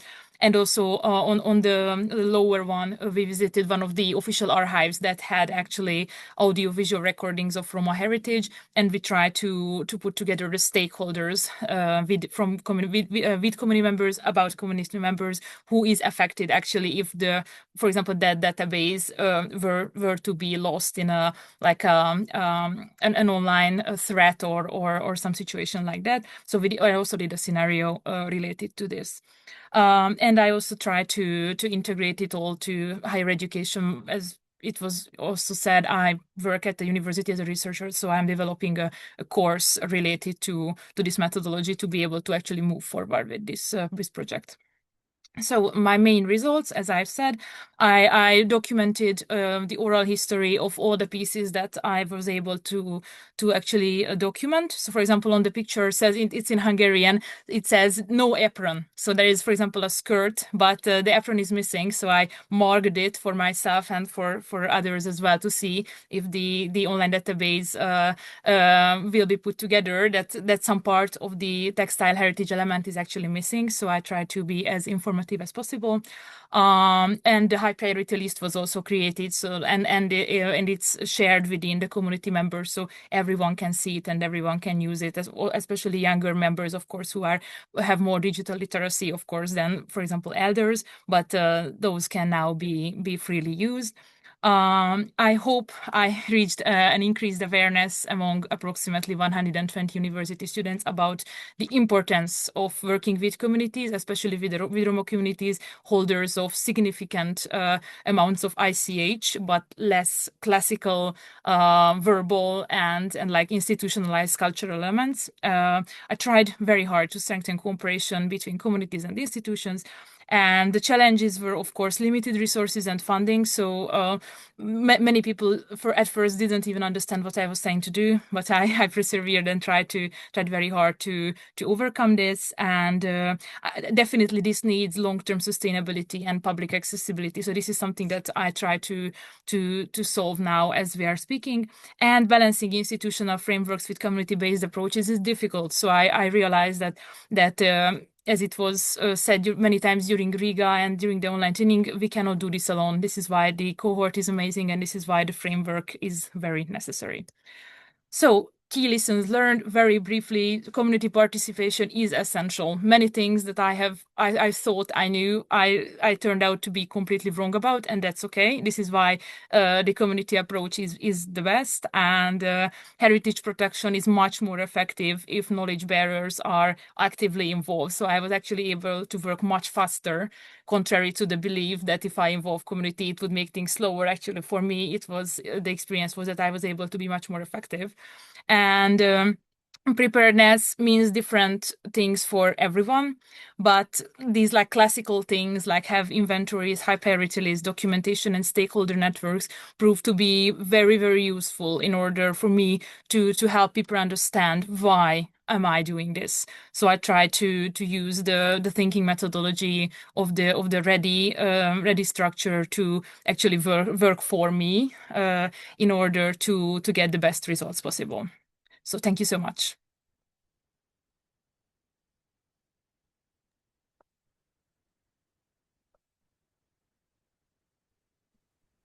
Thank you very much, Lili, for your presentation. We are now going to move on to the Q&A for our first two presenters. But first, Estelle and I wanted to thank Angela again for her presentation. We did it in the chat, but we didn't do it early. And actually, there is a question that came for Angela a bit later, once we're already in the presentations.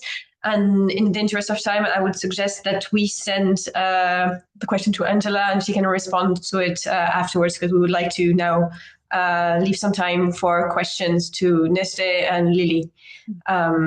So if that's all right with Mahona or Julie to do the link between the question from Bilal Lumi and Angela, that would be great. Sure. No worries. Thank you. Is there a question?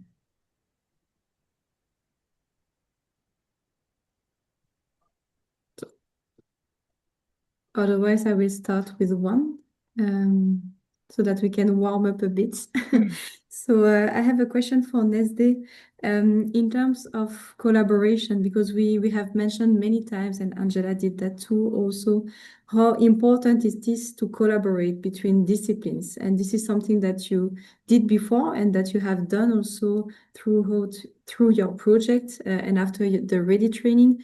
Have you some tips and tricks, concrete, that can help participants here to make bridges between disciplines?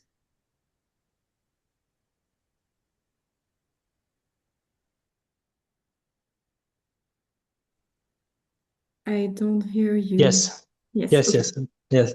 Thank you so much for your important question. Yes, I can totally see the difference between before participating to the course and after the participating. The most important thing, as I mentioned in my presentation, to understand the responsibilities of stakeholders, to make this bridge between stakeholders and also the communities and also the museums. Before that, I couldn't see even the track of these problems. Where is the lack of awareness and also the responsibilities? It makes them a big sense for me to first of all to understand the responsibility of all stakeholders, and also, which is the most important, to see the responsibility and opportunity to join also local communities. I think it's one of the most important things that I see after the participating of the course, and I will encourage all other participants, other colleagues to start tracking of stakeholders and museum staff, make these connections. You.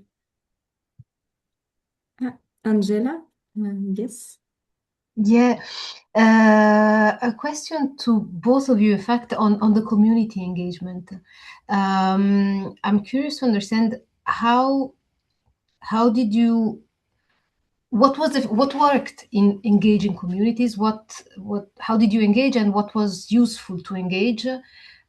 Key messages, voilà, just to have pathways for reflection. I know it's a big question. Shall I start? Sure. So in my case, I think it's quite unique because I myself is part of the community. So for me, it was mostly about taking advantage in the best way possible of my personal knowledge of who are the knowledge bearers, who are the most influential figures, who are able to actually shape their own circle, their own small part of the Roma community, for example, to have the network of Roma communities, Roma elders in my mind, and trying to connect the dots as such. So my responsibility in that phase, I believe, was in the biggest sense was to involve as much people as possible, because I had this feeling of not leaving anyone out. This is very difficult when it comes to working with minorities, to try to give a voice and a platform to everyone. So I try to first and foremost involve the elders, who are the most influential figures within communities, and I turn to them for advice in order to broaden my scope. And that worked actually very well, because for example, in the Roma community, usually the men are the traditional leaders of communities. But if you want to actually achieve something, you need to go to women. And I wouldn't have known this had I not been a part of the community and had I not done this work for many years before actually being fortunate enough to be chosen by Ready. So I think it was a great benefit for me to not have started with this project in August when we actually concluded the in-person training. So that's my take on it. Yeah, actually, I started the training and all discussions with the most important point that I learned from the course is that there are not natural disasters. When you are starting from these points, it makes sense. When you are starting from this point, you see your responsibility of yourself, of community, and all stakeholders. I mean, starting from this point, all members of community and all staff of the museums see their responsibilities, and it push them to responsibility and starting to develop their own strategies and their own steps on this issue. Thank you both for your answers. Aparna, I see that you have a question. I have a question for Lili, and I thank Nzhdeh for his intervention. Lili, you were at length, you described how you have, increased the awareness of the community regarding the priority list, which objects are critical to their continuities, things that we have discussed in our training. Yeah.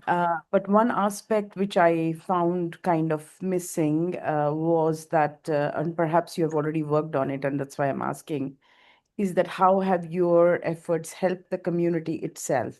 In the sense, how are they more aware or prepared for fires, or how can they save themselves if there is a flood or a fire in that region that you identify, where you have these key cultural bearers? Because for intangible heritage, it's more important to save the people who carry the tradition, the memory, and the practice within them. So how did you do that? Thank you, Aparna, and I really appreciate this question. I touched very briefly on it during the presentation, but I probably should have put more emphasis on it. So thank you for highlighting that.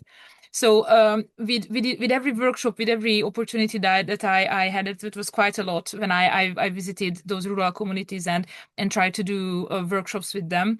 As I said, during all the scenario discussions, we have always started and ended with this aspect being the most important. Like I always started out with asking them, like, for example, who knows what is the first thing you do when you see someone's house being on fire, or what is the first step? And many times it turned out that actually the dynamics within the community pretty much needed a little nudge in order to, for example, listen to the young people, because they were many times more informed, because they had more like digital literacy, or they have been more active on the internet, and they were more active. Like, for example, what is the first responders call? Like in Hungary, it's 112. Like you need to type that to the phone, and the national rescue system will help you assess which first responders you should call. So I try to leave all occasions with a very clear understanding given to the community with exactly these words, like they are the most important. So, for example, don't run back to the building to get that last piece of cultural heritage item. It's okay. You give the high priority list to the first responders, and they will take care of that. You take care of your family. You take care of yourself. First, you put on your mask first, and then help others. So this was always very clearly emphasized during these occasions, and I try to encourage all the students that I have tried to also involve in this cooperation to always keep that in mind, and also always encourage people to give space for knowledge transmission for elders. So, for example, don't always start with the easy one, the young ones who are usually much more open to send pictures or share information. Always turn to the most valuable item in that sense, the elders. Thank you. We will close now the first Q&A session and move to the next participant / speaker, Agrita Vītola. So Agrita works for the State Fire and Rescue Service of Latvia in the field of civil protection. After an exchange with Polish colleagues on the cultural heritage protection, she became interested in strengthening the role of firefighters in heritage preparedness and crisis response through closer cooperation with cultural institutions. Agrita, the floor is yours.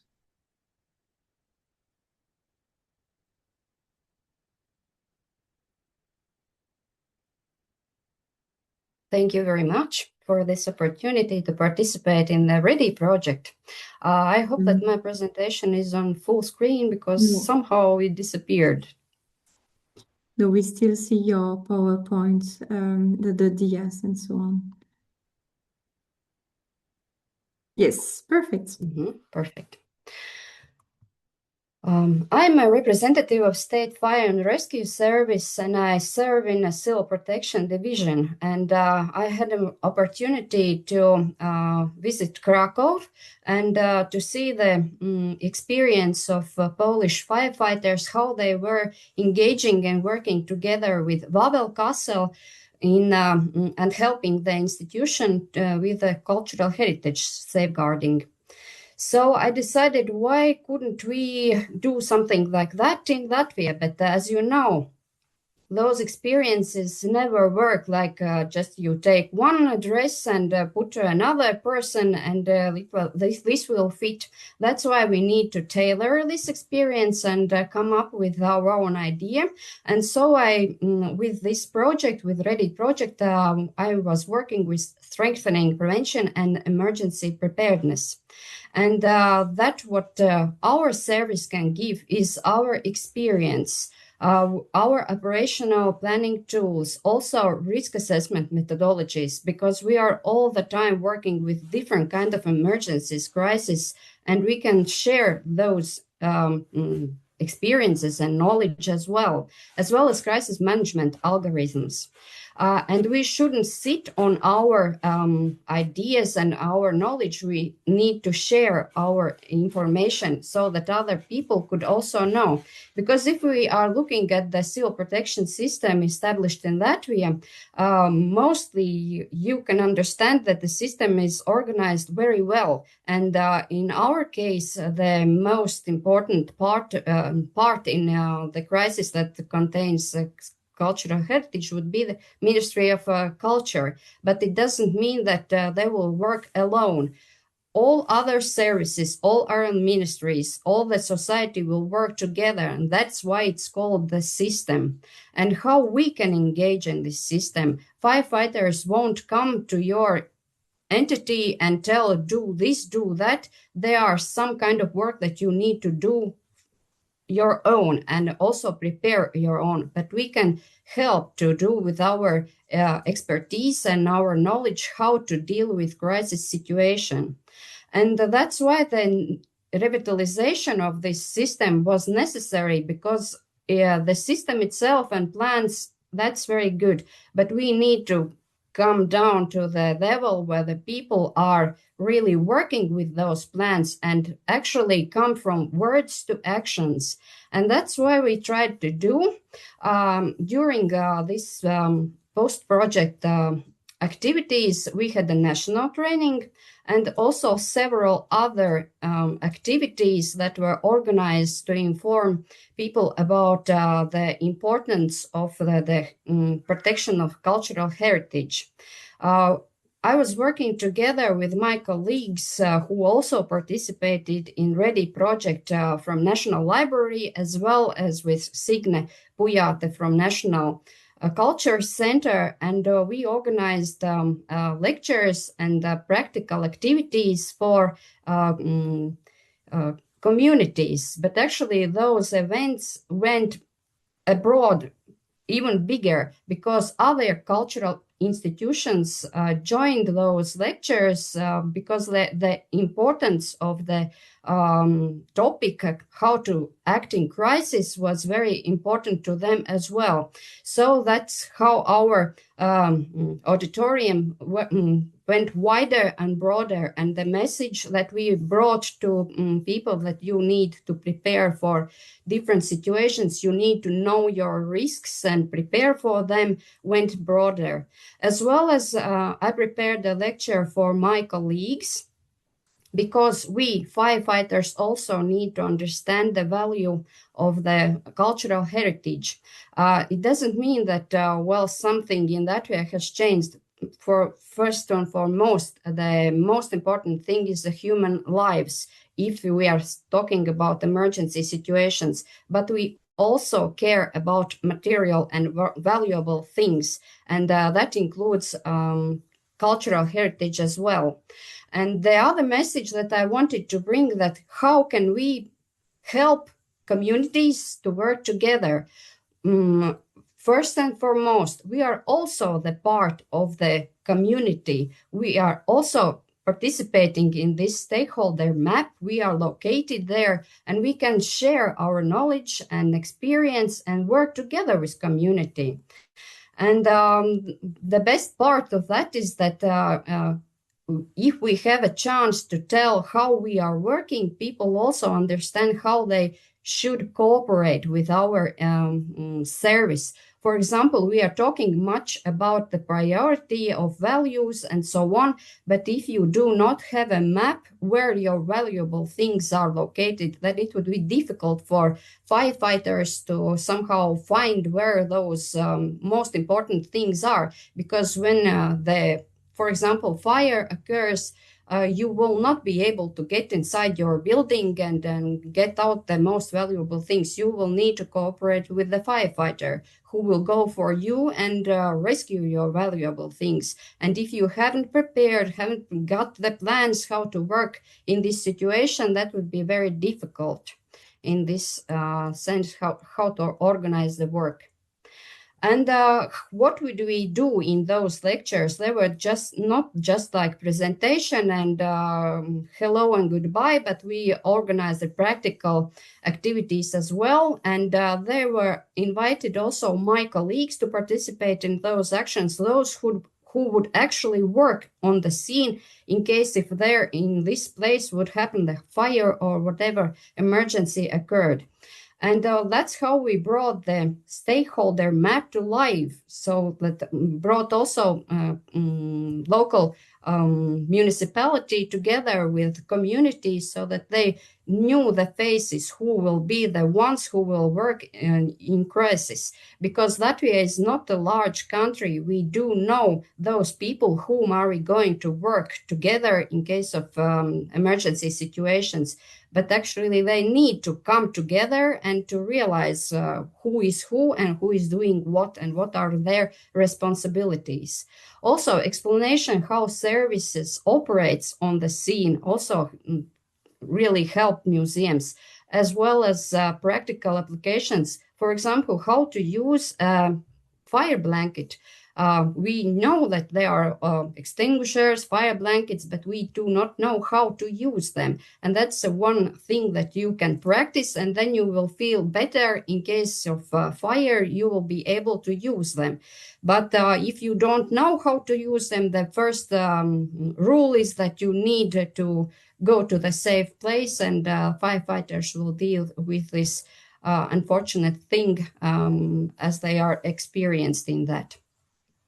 As well as promoting the understanding of values was very important, and that the safety is a part of everyday life. You do not need to think about some kind of mathematical theories and theoretical things, what might be, what could happen, and so on. that should be in your everyday life, and that's how our institutions should think about the safety in their entities. And for results, I would say that those results was just a drop in the ocean. But actually, as you can see, this little drop also makes some motion on the surface of this ocean. So I hope that those activities that has been started, they will continue. We will continue to work with communities and tell about the work of civil protection and how to deal with the emergency situations. And the most interesting key lessons that I learned, that this strong partnership and knowledge exchange, as well as regular communication, can significantly improve preparedness even with limited resources, because we understand that our financial situation is not always the perfect one, but if you have the right connections, you know the people, you can organize the solvation of the problem in a totally different way. So thank you for your attention. Thank you very much, Agrita. It was a great presentation, very clear, and a very good example of how firefighters can very concretely work with the cultural heritage sector and how to make it a two-way road. Because one of the gaps we identified with Estelle when we were talking before the session was that very often, too often, when the firefighters first enter a building, it's when there is a fire or a crisis, and they should know the place, like the cultural heritage building, beforehand and be in contact and have the relation and know the place, know where to act, and not just come and meet the people and get to know the building when there's the crisis. So thank you very much for your presentation. We are now moving to Signe Pujate, whom you mentioned in your presentation. She is also from Latvia, and Signe is the head of the Latvian National Cultural Center.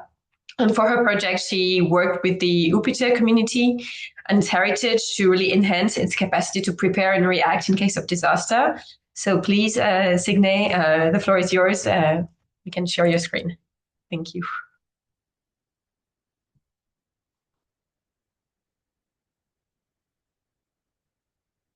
Yes, perfect. You just have to unmute yourself. Oh, it's yeah, on again.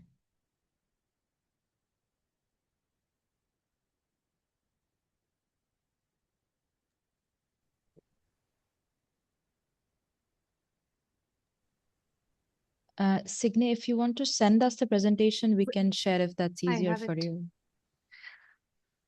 I have the presentation, Signe. Would you like me to share? Signe, yeah? Okay. You're muted. Yes, you're muted. You have to unmute yourself. Huh? There you go. Yes, I agree, and thank you for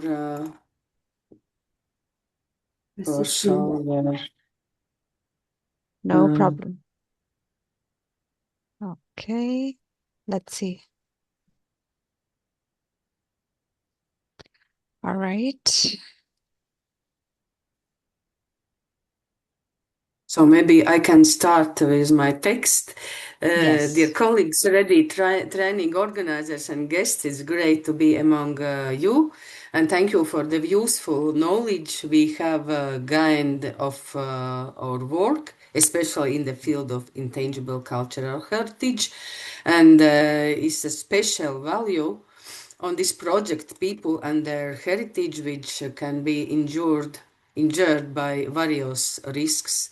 If it's possible, you can change the next. Next, please, yeah. And let us briefly introduce you to what has been accomplished with the project. And maybe you ask why do I say we?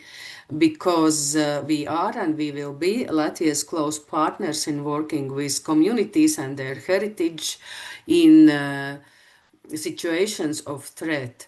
Latvian National Center for Culture, one of the direction of which is work with ICH preservation and communities issues in Latvia and the diaspora, and now also in relation to various risks.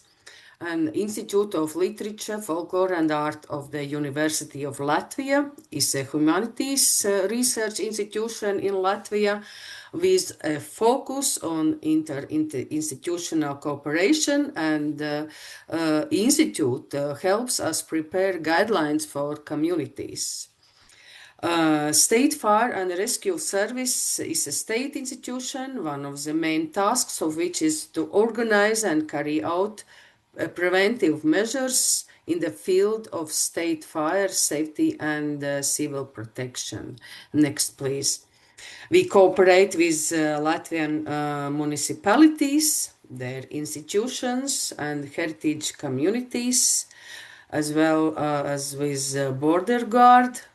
It's also involved, and our support in our work is the Ministry of Culture. You can next please.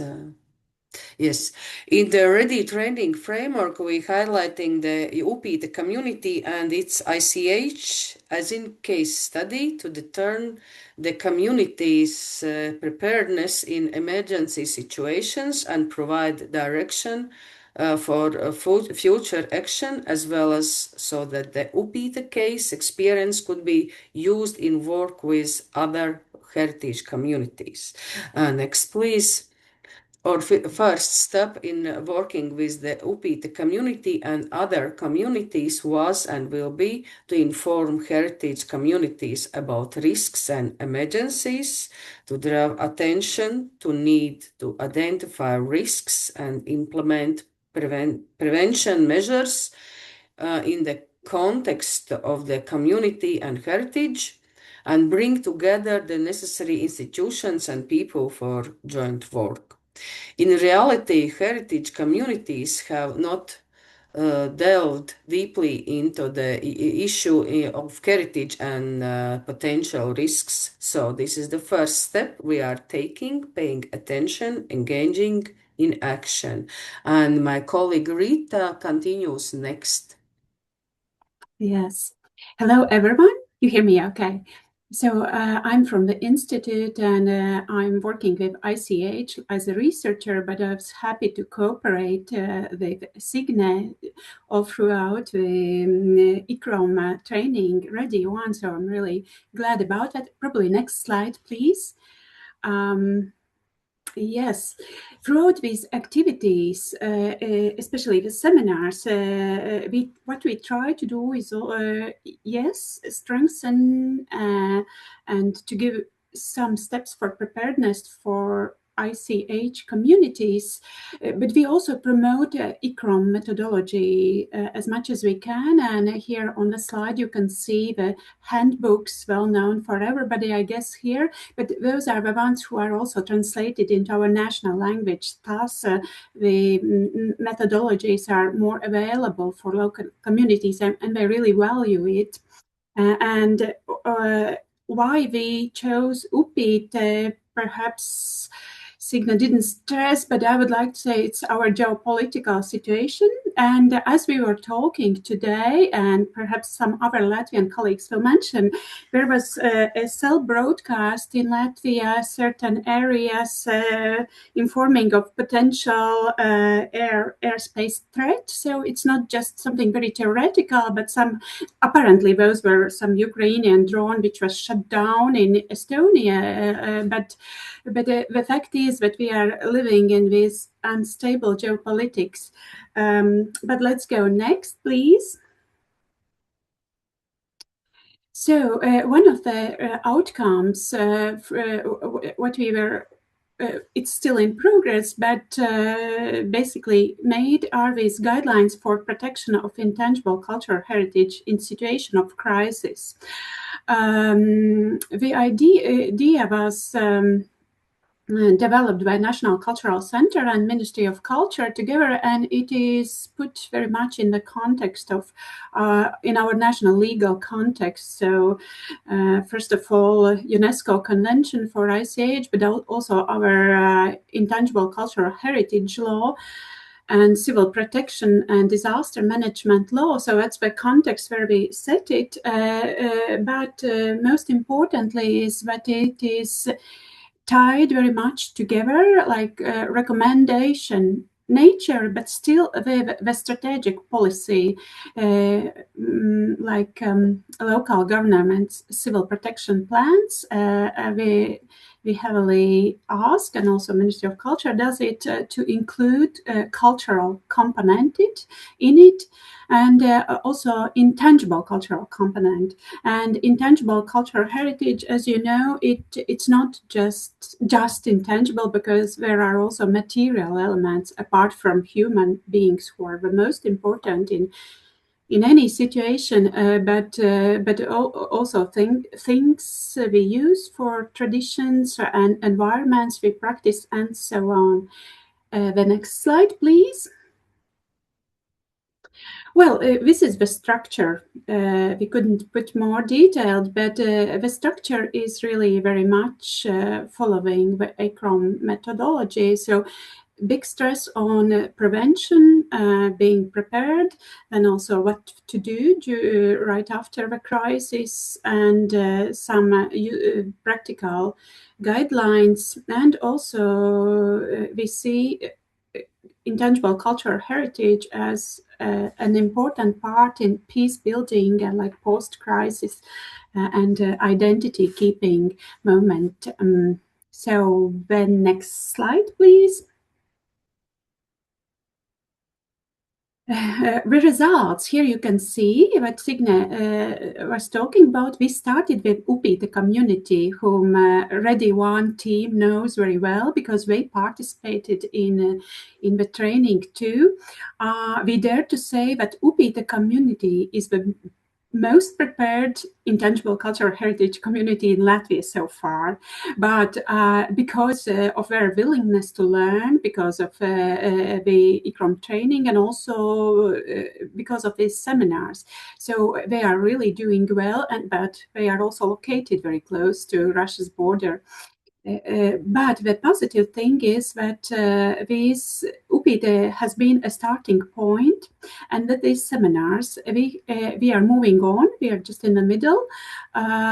We are bringing the same message to learn, to be prepared, to evaluate your current situation to other communities. So far, we have had slightly over 100 participants in 3 places, but it goes beyond because we also inform on internet, on national radio. We even had, by the way, from UPI training, we had a nice TV little piece on Italian television, RAI, because this is a borderline.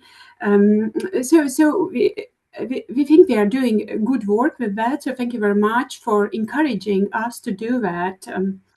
Well, the next slide, please.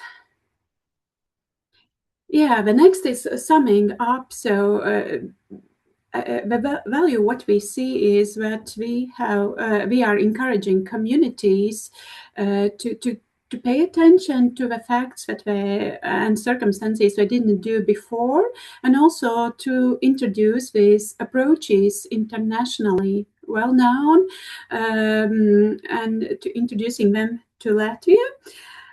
I think Agrita in previous presentations stressed it very well, but I would like to repeat also that the key lesson is probably really getting to know each other, getting to know the sectors, because people are willing to cooperate. We just haven't had the situation to come together. I think these seminars are really one of the situations when a firefighter can talk to a cultural heritage practitioner and also border guard, and they are super useful. Maybe some final notes, and thank you from Signe. just to conclude, will you, Signe? Thank you very much for your attention. Thank you for cooperation, Agrita and Rita. Yeah, it was a pleasure. Thank you, Rita and Signe, for your presentation and also for slightly creating a new mindset within the communities, with the stakeholders, so that all those efforts remain alive. So now it is time for my colleague, Laure Marique, to present her work. Laure Marique is scientific collaborator at KIKIRPA, Royal Institute for Cultural Heritage in Belgium, where she works on risk preparedness, crisis management, and heritage protection. Her work focuses on emergency coordination, training, and resilience building for cultural heritage sites and the communities connected to them. Laure? Thank you, Estelle. I hope you can see my presentation. Yes. Yeah, good. So yes, hello everyone. As Estelle said, I'm Laure Marique. I work as a scientific collaborator at the Royal Institute for Cultural Heritage, which we call in English KIKIRPA. I will present today an initiative that we have been carried out at KIKIRPA, focusing on building multi-actor resilience. But first, I wanted to say, so maybe you might be wondering why we use the acronym KIKIRPA to speak about the Royal Institute for Cultural Heritage. It's because the reason is that we are a federal institution representing all of Belgium. So our name reflects the country linguistic diversity. We combine KIK, which comes from the Dutch, Koninklijk Instituut voor het Kunstpatrimonium, and IRPA from French Institut Royal du Patrimoine Artistique. At the Institute, we are responsible for researching, preserving, and documenting Belgian cultural heritage. Because of this very broad mission, we bring together a very diverse group of experts, including art historians, photographers, chemists, physicists, conservators, restorers, engineers, geologists. And yes, personally, I work within the sustainability unit, which cover a range of activities such as disaster risk management, energy efficiency, social impact, and preventive conservation. In the field of crisis management, for example, we coordinated the Crisis Project, a recovery initiative implemented after the major flood that affected Northwest Europe, including Belgium in July 2021. And we also coordinate the FEDERescue project, a preparedness initiative supporting federal scientific institutions in developing emergency plans. To talk a bit about the context of KIKIRPA, KIKIRPA is located in the Parc du Cinquantenaire in Brussels. This area brings together several major heritage institutions in one place. So, for example, you'll find the Art and History Museum, Auto World, which is an automobile museum, the Royal Museum of the Armed Forces and Military History, the Great Mosque, and all of these institutions house very significant and diverse collections. But the park is not only built heritage and collection, it also includes natural heritage, like remarkable trees, for example, as well as cultural and religious practices that takes place in this area. This cultural cluster is located in an urban environment. It is influenced by heavy visitor traffic, underground infrastructure like tunnels for cars, for example, and historic buildings in varying state of conservation. This makes the area not only rich in heritage, but also very sensitive to risks affecting multiple institutions at once. To begin with, I carried out a disaster risk assessment, which became the starting point for this project related to READY. What quickly emerged was how interdependent this site actually is. So we are not dealing with a single institution, but with a cluster of cultural organizations, each with their own collection priorities and ways of working. The assessment identified several key risks, including floodings and humidity, aging infrastructure, power outage, security risks. But perhaps the most important finding was not a specific risk, it was more a gap. There was no shared overview of risk across the institutions and no coordination mechanism in place. So despite being physically close and facing similar threats, each institution was still largely working in isolation. And this clearly highlighted the need for a more collective and coordinated approach. Based on this, we brought together a range of stakeholders to start working more collaboratively. So Kikirpa acts as the lead institution coordinating the process, and to support this collaboration, we organized several types of activities, and I will present 3 today. We organized an insight workshop where participants could share their perception of risks and capacity within the park. We worked with the main institution in the park that I already mentioned, so the Art and History Museum, the Autoworld, the War Heritage Institute, Urban Brussels, and Blue Shield Belgium. We also held a joint training session on first aid to cultural heritage, bringing together heritage professionals and emergency responders from civil protection. This was the first time such training was organized, and it was interesting to see these different actors working together with heritage professionals focused on the care of cultural heritage and civil protection, bringing expertise in logistics and transport. Finally, we have been preparing a tabletop exercise to test coordination, so it will be with the Kikirpa, the civil protection, and the Blue Shield, and it will take place next week. So with this activity, the idea is really to create a space for exchange and mutual learning between all these actors. To organize this activity, we relied on tools and methodology developed through the ICROM Ready program, among other tools. So this includes the disaster risk assessment framework, as well as the Insight tool, which is a participatory method to explore risk and capacities. I think my colleague already mentioned that. We also use the first aid to cultural heritage approach, which focuses on practical action in emergency response. And overall, this approach really helped us to develop a shared vocabulary and more structured way of working together with the different actors and the different colleagues, also with the civil protection, which is really essential in such complex and multi-actor environment. Looking at the results, this initiative helped open a first dialogue on risk at a multi-institutional level in the Parc du Cinquantenaire, and also between the heritage sector and the crisis management sector. We saw clear improvement in several areas. First, in terms of awareness, participants gained a better understanding of the risks they face collectively. There was also a strengthening of skills, especially for the training session. And importantly, it helped build collaboration between institutions and organizations that do not usually work closely together on these issues. Overall, this project laid the foundation for long-term cooperation. However, some challenges remain. Levels of preparedness are still uneven across institutions. There is no fully operational coordination system yet, so it is remains a work in progress. And finally, building trust and aligning different actors takes time, especially when each institution has its own priority and constraints. So to conclude, I would like to share 4 key lessons from this experience. First, understanding risk starts from the context. So it's essential to consider how risks are shaped by the specific environment and the connection between actors, rather than assessing them in isolation. Second, engaging stakeholders early is critical, so building cooperation, collaboration before a crisis makes a real difference when an emergency occurs. Third, change happens step by step, so small action like training session or workshop can lead to meaningful and lasting impact. And finally, shared tools and common language are essential. They help align actors, improve communication, and enable more effective coordination.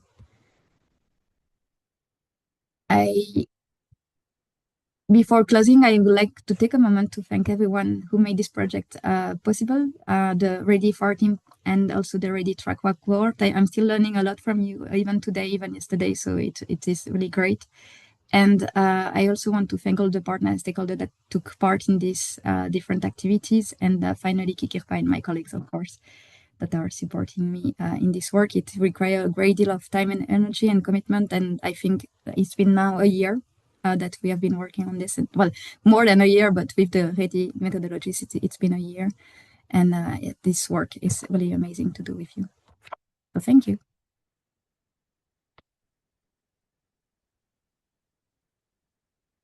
Thank you very much, Laure, for this presentation. So this ends the presentation of the session, but we still have time, a little time, because we're running a bit late for Q&A. It always takes longer because there are interesting questions and interesting answers.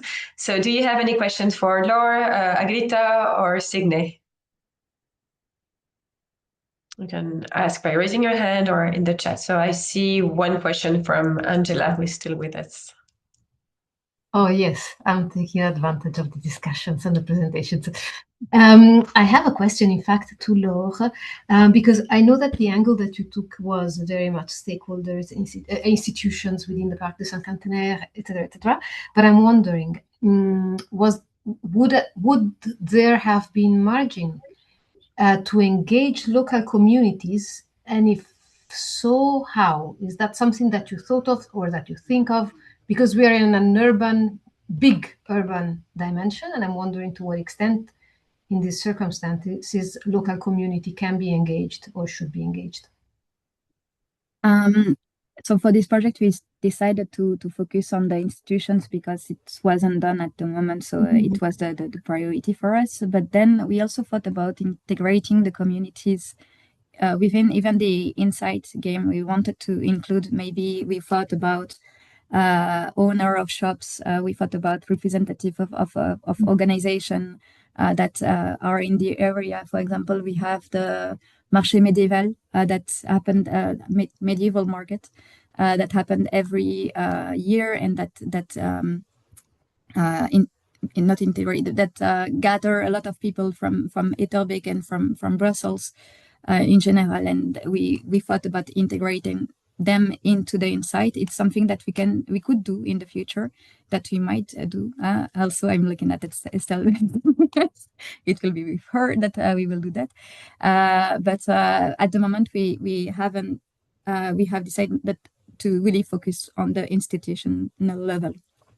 But it's a possibility also for the future, I think. Yes.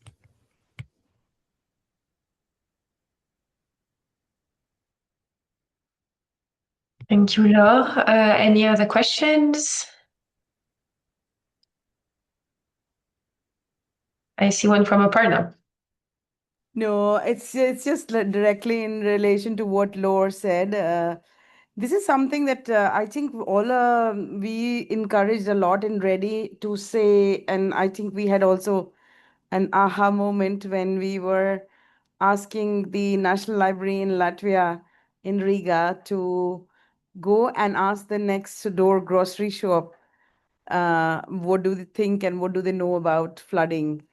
And because it's ultimately about shaping the risk perceptions of your neighbors, and this idea of neighborhood, which Ready is promoting, I think this needs a bit more systematic. I mean, in case of Signe, in case of Lili, who were dealing with intangible heritage, it is there. But what we have seen this as a gap in Ready is that institutions, and I had this discussion also with another colleague, Elke Selter. I understand that in Belgium, you have, even in the city of Bruges, you have museums in a compound. So yes, your neighbors would be your immediate institutions, but beyond, and it would mean more, because immediate response will perhaps your gated properties, so you will not let local people come and help you. But still, that neighborhood approach within cultural heritage and institutionalized cultural heritage within Europe, it remains a gap. And I find this personally, I would like to register this, that I think that it's not a criticism, it's just that museums, archives, libraries are becoming very institutionalized, very specialized. And in that sense, where visitors, libraries have visitors, archives have visitors. Kikerpa is a special one because it doesn't have visitors as such. It's a national institute.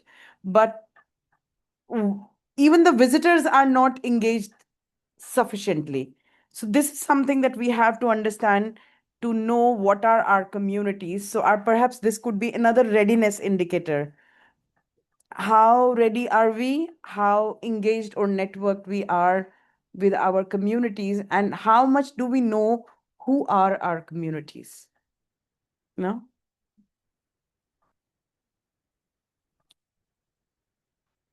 I'm trying to provoke discussion here, not just. Okay. I can build on this. Yes. Aparna, I think you are totally right. And this kind of institutionalization you are talking about doesn't help us for creating links with very local communities. Now for Kikirpa, it is true, it is a bit a strange case study, let's say, but there is an opportunity to engage people who go to the park. And what we see is that the people who are going to the park does not go to the museums that are into the park, and the public who goes to the museums do not really use the park as a place to make to do sport, etc. So there was also a broader project about how to link all those communities that are crossing path but never really discussing, and to really kind of make all those borders disappear.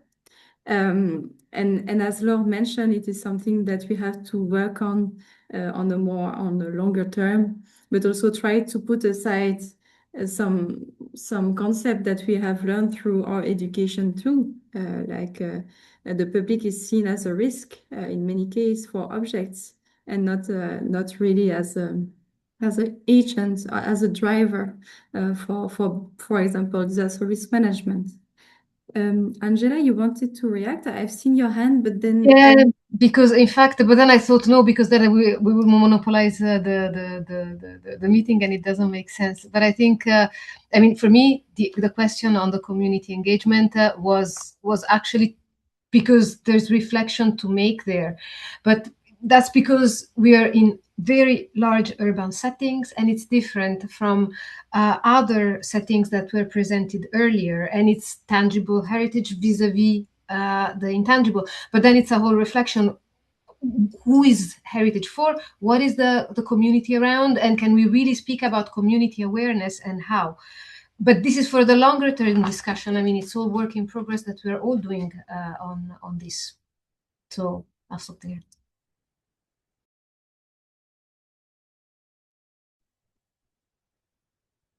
Thank you, everyone. I'm just looking at the clock and I see we are nearly half an hour late. So very sorry about this. We were not very good at keeping time. But once again, it was before, because everything was very interesting and we didn't want to interrupt. So Aparna or Jui, Mohona, should we jump directly to the next part of the session? Yes. Good. Absolutely, yes. Okay, so now we will be having the roundtable discussion, integrating heritage into humanitarian and emergency coordination mechanism. So it will be moderated by the presenters that we just had, the 5 ICROM ready trainee. And so I'm leaving the floor to them. Thank you. Thank you, Constance. Thank you, Estelle, for moderating the session. Yeah. So now the aim of the stakeholder roundtable is to exchange experience, identifying common challenges, and explore how we can strengthen capacity building and cross-sector collaboration for emergency preparedness response and first aid to cultural heritage. To explore these different aspects, we are joined by 4 speakers to whom we will pose a series of questions. So we have Alma Korat from Latvia, expert at the Ministry of Culture of Latvia. We have Clara Moura Soares from Portugal, director of the Monastery of Batalha and assistant professor at the Institute of Art History in Lisbon, if I'm not mistaken. Ivars Nakurts from Latvia too, deputy chief of the State Fire and Rescue Service in Latvia. And finally, Haik Makarchan, I hope I am pronouncing that good enough, from Armenia, who is president of ICOM Armenia. We will start with Alma. So Alma, I will invite you to briefly introduce yourself and then to respond to the following question. So READY is one example of how capacity building can help bring cultural heritage more clearly into both the emergency preparedness and response system. From your experience, what opportunities do you see to build on this type of initiative, and what practical steps could help make the protection of cultural heritage a more consistent part of humanitarian and emergency response? The floor is yours. Thank you. Um, First about my role. So in Latvia, as you mentioned, I work in the Ministry of Culture, and in Ministry of Culture, I work with tangible and intangible heritage and its crisis preparedness, coordinating with our partners, both in heritage sector and also in others.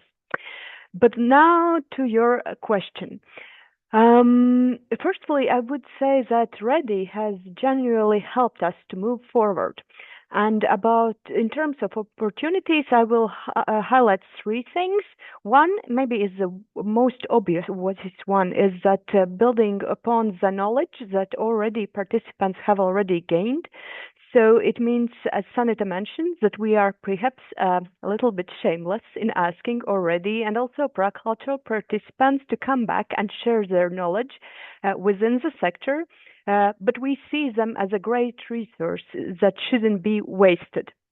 The second thing is that for us, it's really important to continue to be part of such programs that we could call like a complementary ecosystem of initiatives, like alongside Ready and the ICROM-FAR program, initiatives such as ProCulture mentioned before, UNESCO's initiatives, ICOM and ICOMOS also tools.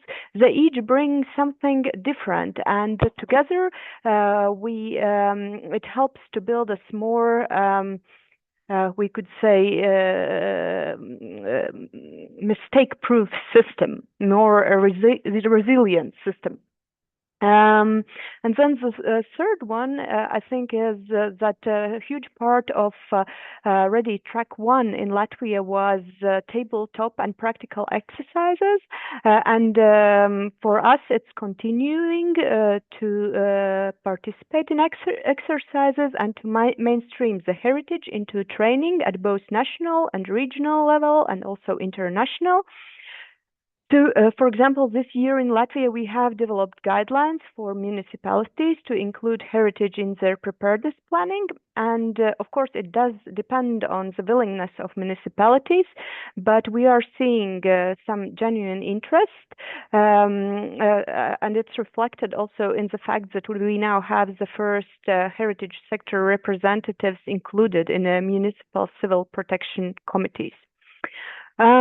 On practical steps, I want to echo what Jasna said in the morning about time, because in a way, time is simultaneously our most precious and our most abundant resource.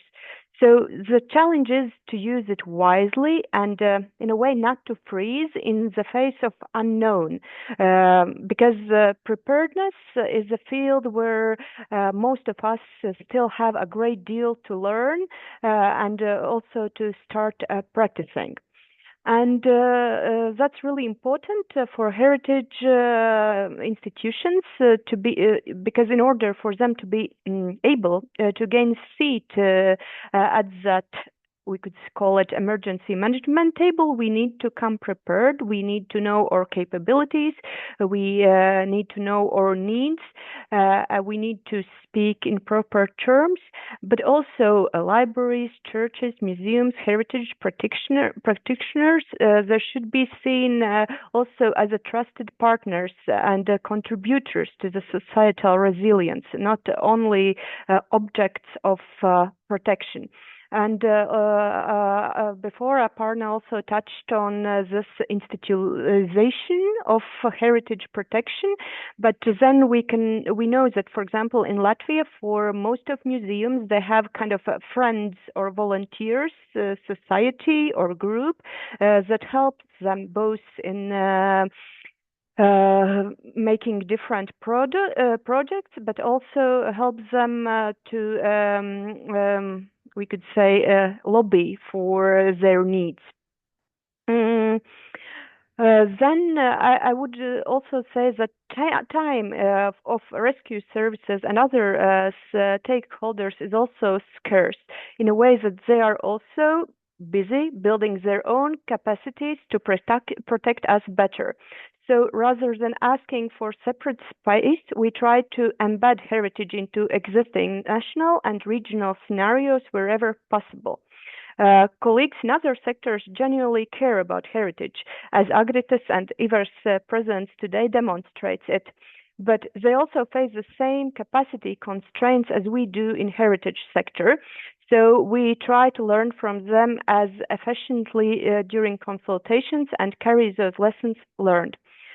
For example, I could name one concrete example. So, for example, in OSCE Heritage Crime Task Force workshop years ago, we learned about the Blue Shield and Austria's Blue Shield and ICOM Austria's signage system for marking priorities in storages. We brought that idea home, discussed it nationally for quite some time, and agreed to include it in our guidelines for heritage institutions. Now, the Latvian Library have prototyped the signage solution and adapted it to our local context and consulted with rescue services on it. In June, we will trial it in museum storage setting, and afterwards, it's planned that National Library will coordinate a joint procurement for the Ministry of Culture and other heritage institutions, enabling a uniform and more cost-effective signage solution. And perhaps the most important step of all is taking time to continue to be part of exercises and learning from other sectors.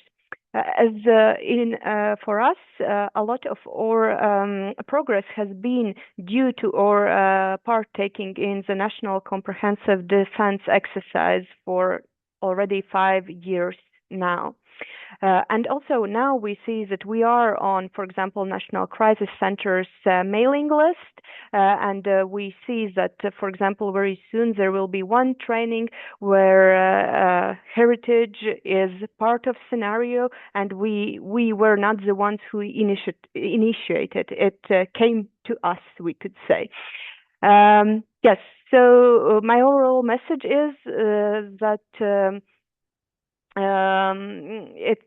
our progress needs to be consistent. As Thomasina says in Tom Stafford's Arcadia, that is wanting to know that makes us matter.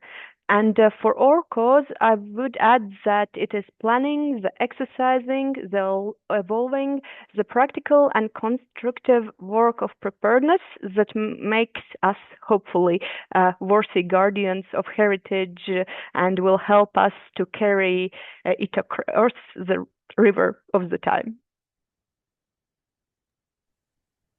Wow, thank you, Alma. I think we have seen that Latvia is a really great example of how you have very well advanced in these discussions, either in a regional level, national level, or at policy level or operational level. It's really impressive. Now I will leave the floor to Agrita, and she will lead the next question. Thank you very much. And my next question will be to my chief, Ivars Nakurts, who is a colonel and as well as deputy chief of State Fire and Rescue Service. And from your experience, how do you feel about this field cooperation between emergency services and the cultural heritage carriers? The effective response usually depends on cooperation of both sides. How do you think what already works well in cooperation and what doesn't work well? And if we are looking and diving into your tremendous experience connected with different joint exercises and your experience in the work of emergency service, how do you think what other actors, including local communities, could do better or involved more in this situation and to deal with crisis situations connected with cultural heritage? Yes, thank you, Agrita, and thank you, colleagues. Thank you very much for having me here also, and I still remember that you were, let's say, building experience in Latvia during the let's say, summer phase of your project development. So regarding your, I can point out actually very direct answers now. So let me say, but I would like to also highlight some, how to say, observations also that how I feel that how the things work, or how we work together, and what does work and what doesn't work. So basically what we experienced, let's say a few years ago, that we understand that every institution usually standing in a waiting list and expecting that State Fire and Rescue Service or some, let's say, operational service will organize something for them and invite them to, let's say, to cooperate. Now we see that there is a mindset are changed for the different organizations and institutions, like also for the heritage institutions. They take actions by themselves and invite us to cooperate. What is something new, I would say, what is still the way, what we need to improve is that there are a lot of NGOs around who are eager to participate and give a contribution also for the field of heritage, for the landscape and for the different kind of heritage. But still, for example, if we look for the municipalities, they are not eager to cooperate with these NGOs. And the reason is different. There are different reasons, but one of the funniest reasons what I hear from the municipalities that they not include that NGOs in a planning process of disaster management. That is, they said, if we are going to involve them, that will show our weakness from the municipality side, that we can't, let's say, cope with the situation in the crisis. And it's wrong, I would say, mindset. Of course, as we know that NGOs usually are, let's say, specific thinking or specifically made for the certain aim. And if they are, let's say, with a open-minded to cooperate with the municipalities to save or to help in a disaster situations to save the heritage, so I think the municipalities should open-handed to, let's say, to involve the NGOs. But I would like to offer also some observations from, let's say, I wouldn't call it operational perspective, but some of them could be operational. And I also heard from several presentations already, some points were mentioned, but I will try to stress out some of them. Let's start with the first, okay, let's call it observation, is that if you experience that Latvian heritage or the landscape of the heritage are a lot of endangered heritage is wooden houses or wooden buildings, wooden infrastructure. There are rural churches, manure houses. We were in ethnographic complexes, historic farmsteads, and any others. So the fire load in this, let's say, infrastructure are enormous, and the progress is very fast if something went wrong. And often it's a matter of seconds, minutes to flash over. It goes very quick. And it is disappeared across the country where rural fire services response times can be, let's say, 20 minutes, 30 minutes. We are not very, let's say, populated country. We are, let's say, very complex or very centralized across the cities, across the regional centers. And that means that we have to improve the cooperation also from our service to cooperate with the volunteers, let's say 5 volunteers. They are presented in a let's say rural areas, but they need to improve the capacities as well. And of course the exercises together to build the understanding what exactly we are expecting from them. I would say the second observation, I would like to stress that the heritage is most vulnerable during the renovation, and Latvia, or we already learned this extensively. Let me recall. I think you already, let's say, look on this example that Riga Castle was burned in June, if I'm not wrong. It's a summertime, June or July 2013. the fire actually broke out in upper floors of the building during the ongoing renovation works, and it was the human failure actually. So this is a pattern what we know or we see globally. Let's say also from the in Paris and Notre Dame, I think it's happened the same. But I want to draw the specific institutional lesson from that. So that temporary fire protection during the, let's say, construction work, it's usually its own discipline. So someone should take the responsibility, and it is there is a, I would call it there is a gap of coordination between the building owners, the contractors, or the heritage owners, or the authorities usually. And usually that they also look on the fire services that someone should check them regularly, but it's not the case. Actually, someone needs to bear the responsibility if you do renovation work. And so if you look in Latvia, almost I would say every major heritage building enters this renovation, how to say, gap or window. Some points of, and we have to look very carefully in the future. We have to reduce heritage fire risk in the country and also in specific areas. So it's usual. We already have the new. I would say not new term, but actually there is a new other buildings which are going under the renovation, and recently we received a lot of questions what the constructor or the heritage authorities or building owner should let's say take in advance, what kind of precaution measures they have to plan.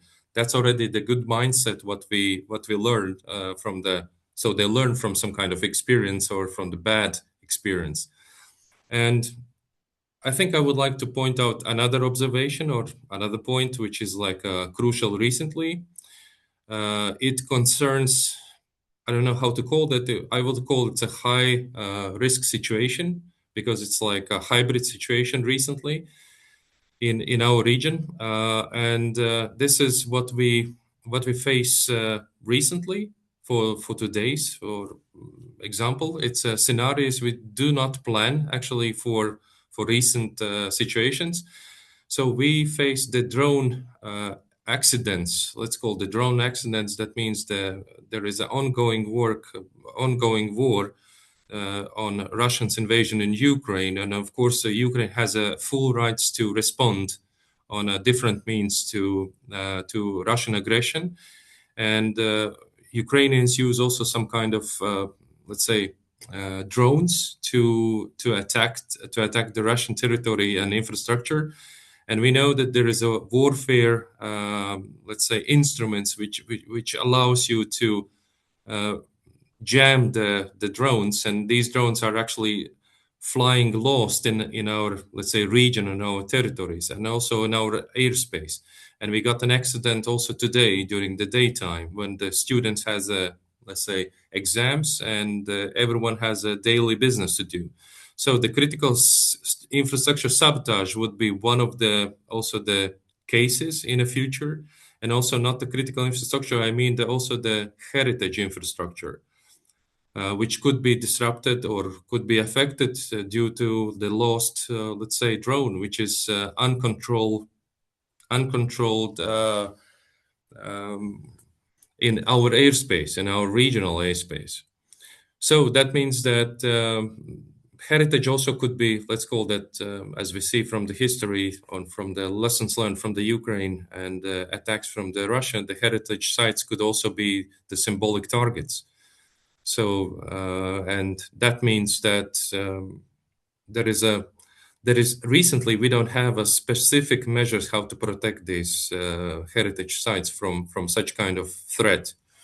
So these are, let's say, conditional or some points I would like to mention, but at the closing, I would say the coordination in Latvia cannot be modeled, let's call it, on the assumption of the different countries. Of course, we can learn it, but actually we have to draw own way as well.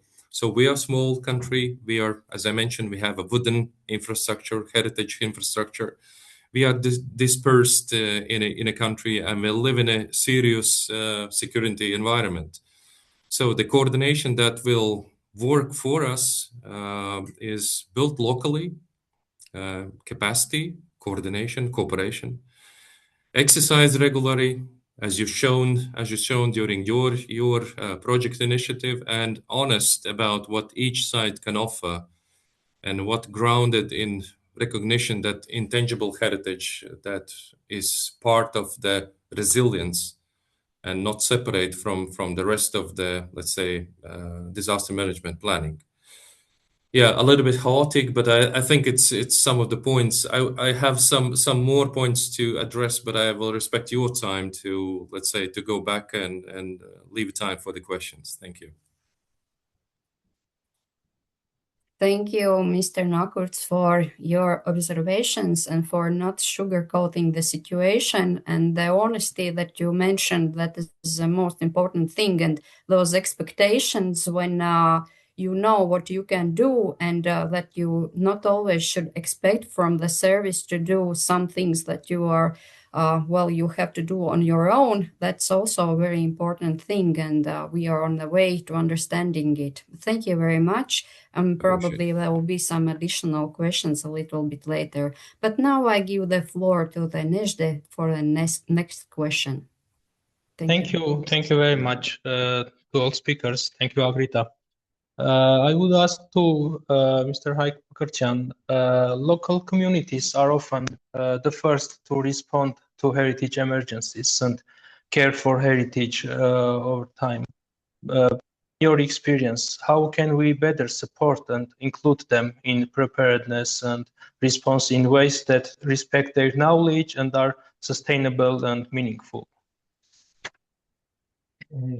Thank you, Nzhdeh. Greetings to everyone.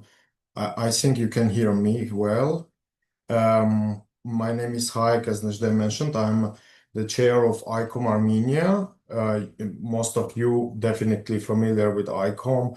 This is the largest museum network globally, and so I'm representing the National Committee of Armenian Museums. And my background is also like museum studies and heritage, historic heritage preservation.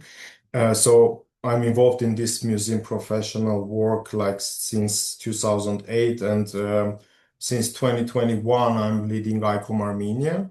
And Nzhdeh, for the question about the involvement of communities and how we can actively involve, I will simply respond based on the experience that ICOM Armenia have in last, I will say, 4 or 5 years. So like, everything started from 2020 when we have kind of conflict situation with our neighbors and regarding the disputed area of Nagorno-Karabakh.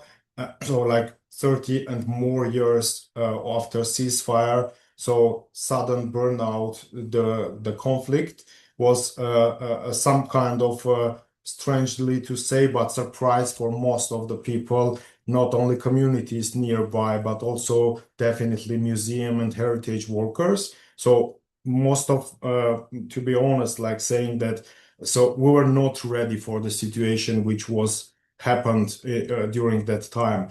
As the colleagues from Latvia said, we had a less experience, maybe strangely saying less experience that we should have based on the historic setting, the historical facts in his previous years. But anyway, ICOM Armenia tried to respond to the situation quickly, having also experience and using also experience of international colleagues. So one of the first important events that we carried out was kind of webinar, just based on the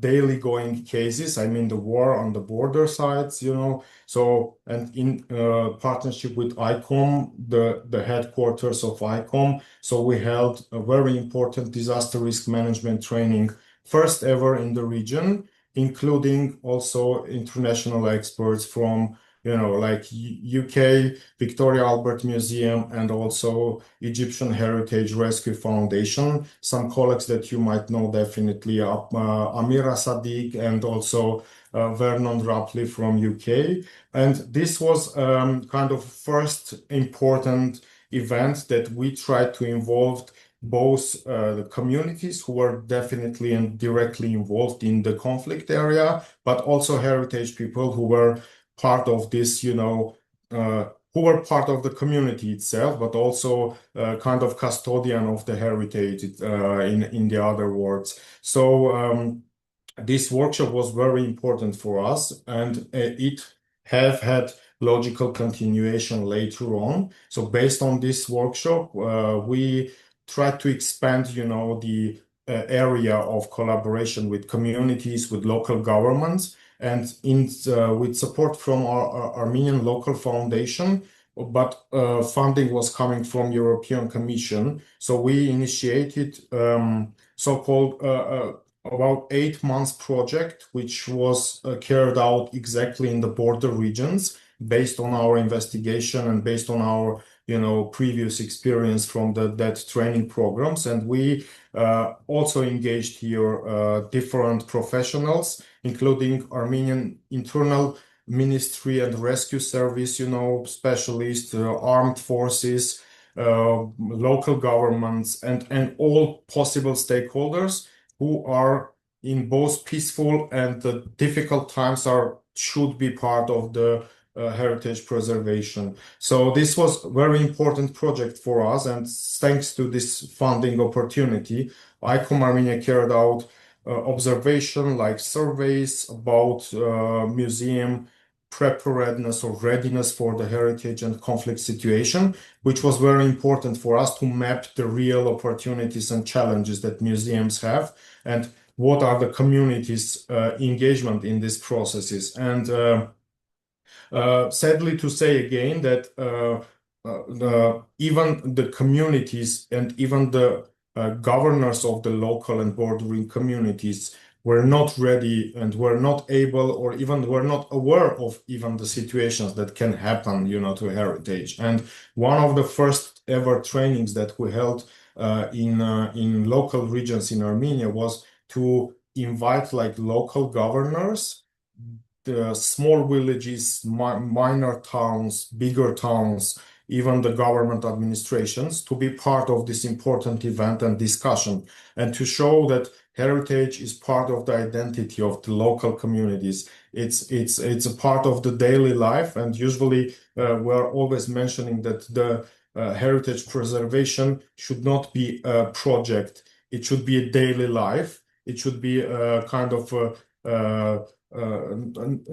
way that you are ready for any time, whatever will happen. So one of the important partnership that we want to bring also to community and to share the experience was also a partnership with ICROM. And if Aparna is here, I will say that I'm thankful to Aparna and to ICROM team for working with ICOM Armenia and I'm proud to say that we are on the list of these translations that we have in our ICROM website, that Armenian toolkit and handbook is also available, which we distributed to all communities, including the ministries, libraries, community members, community libraries, so that everyone can have the access and to read and to know about these processes, So community engagement was important part for our projects that whenever we took, we implemented in Armenia,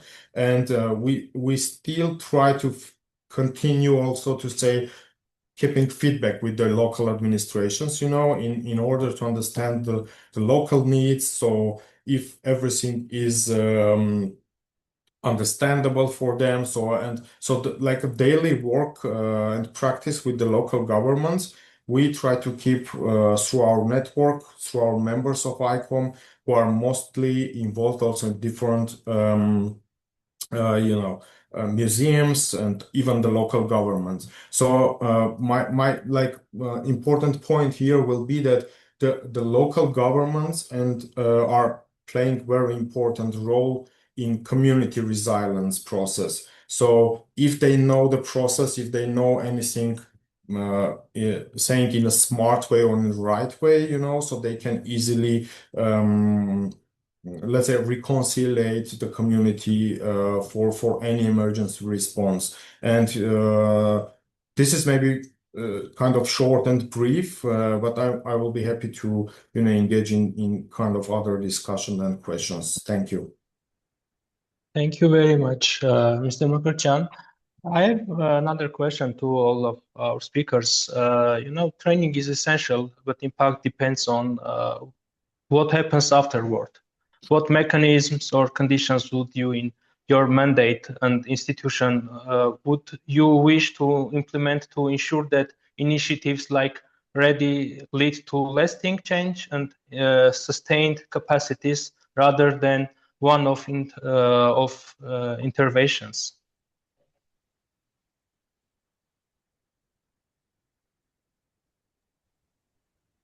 So maybe I can start with one really practical example. For example, in our case, the museum sector is the one that is regulated the most. So it means that museums are obligated both to have trainings, but also after the trainings to review their existing plans and measures. And I would say that that's one of most important things, that after the trainings we have our conclusions, and that we continue to work on our conclusions. But then I think there will be always individual factor on how much resources each institution will be able to set aside for those actions. So from ministry's side, we are trying to encourage it, but still it's a question also about priorities of the organization. Okay, I will jump in. I will jump in for intervention as well. So I have few actually. There is what we face the situations. I think it's in every institution that the institutional memory. That means that if you, let's say, have people who are trained or, let's say, very eager to improve the protection of cultural heritage and do a lot of stuff. So usually it's very important that within the country or also outside, you need to share the knowledge, because I think it's in every sector. You have something developed, but you are not sharing between your counterparts. I mean, that if you look at some of the museums or some of the, let's say, galleries or whatever, it's a cultural heritage infrastructure, some of them, something they do or implement, but they keep it like a secret, but it's not a secret actually to share and to, let's say, give away the knowledge and probably to invite them to each other and say, this is how we do that. Learn from us, or just, take back to your home. What is the next, actually? If you look on a EU level, I mean, the European level, it's quite important that you have such project and such knowledge, which gives the opportunity to spread across the regions, or even more than in EU regions, across the almost globally. Because recently, after the different disasters, European Union requesting also from the member states to have the cultural heritage experts. That means that they need some kind of expertise to bring to the on-site. I mean, after disasters or the floods or the earthquakes or different kind of disaster situation, they need this to captive this knowledge and actually bring forward to the scene. That means there is a lot of opportunities to grow for the cultural heritage experts, and also to gain the knowledge from the civil protection side as well. So you became the let's say dual used experts. I mean that what happens in the civil protection side, and what's going on in cultural heritage, and it's quite important to advertise, or let's say to speak up also to the institutional level, also the government level. Such expertise should be maintained, should be trained, and should be, let's say, give a flag to go forward and to go away, go outside of the region, go outside to the EU level and global level as well.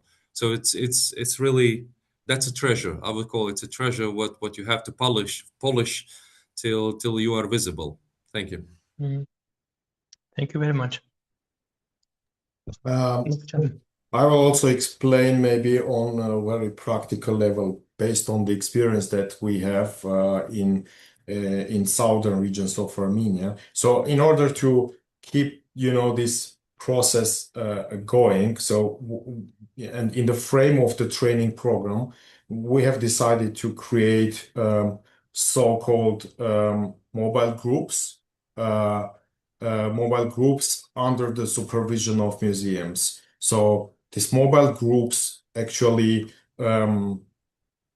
used to be as members from the communities, members from heritage organizations, different people who should have to be involved, in a daily, on a practical level, let's say, in a daily life that museums are,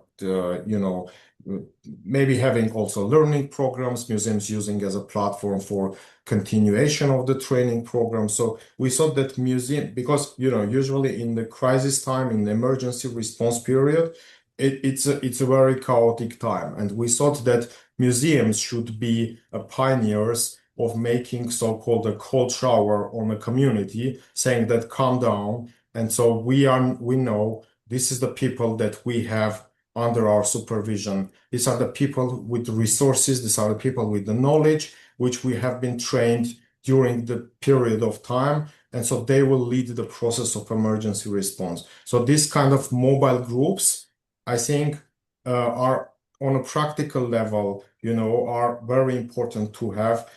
I don't know, Reddit Track maybe can think also about similar stuff, to create kind of regional, local groups of people, from professionals, mainly from professionals, but also people with kind of resources that can provide some kind of emergency support, during the period of time. So in frames of our project, we created 7 so-called mobile anonymous groups. We don't know who are these people, but we know that museum is regulating this process, and they are working with these people on a daily basis, and they are preparing these people for any situation that can happen in the region, anywhere in the world, so they can help also with their support, with the experience, and so on.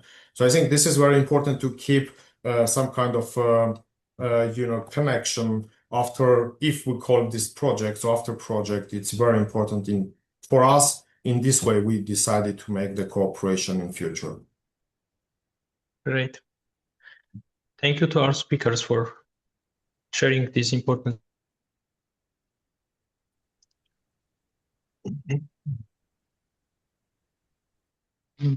Lili, stage is yours. Yes, I was just checking if my sound is okay. So before we conclude, during the planning of this session, we plan to have an ICH representative from the Roma community, my community, who were actually very actively involved in my project.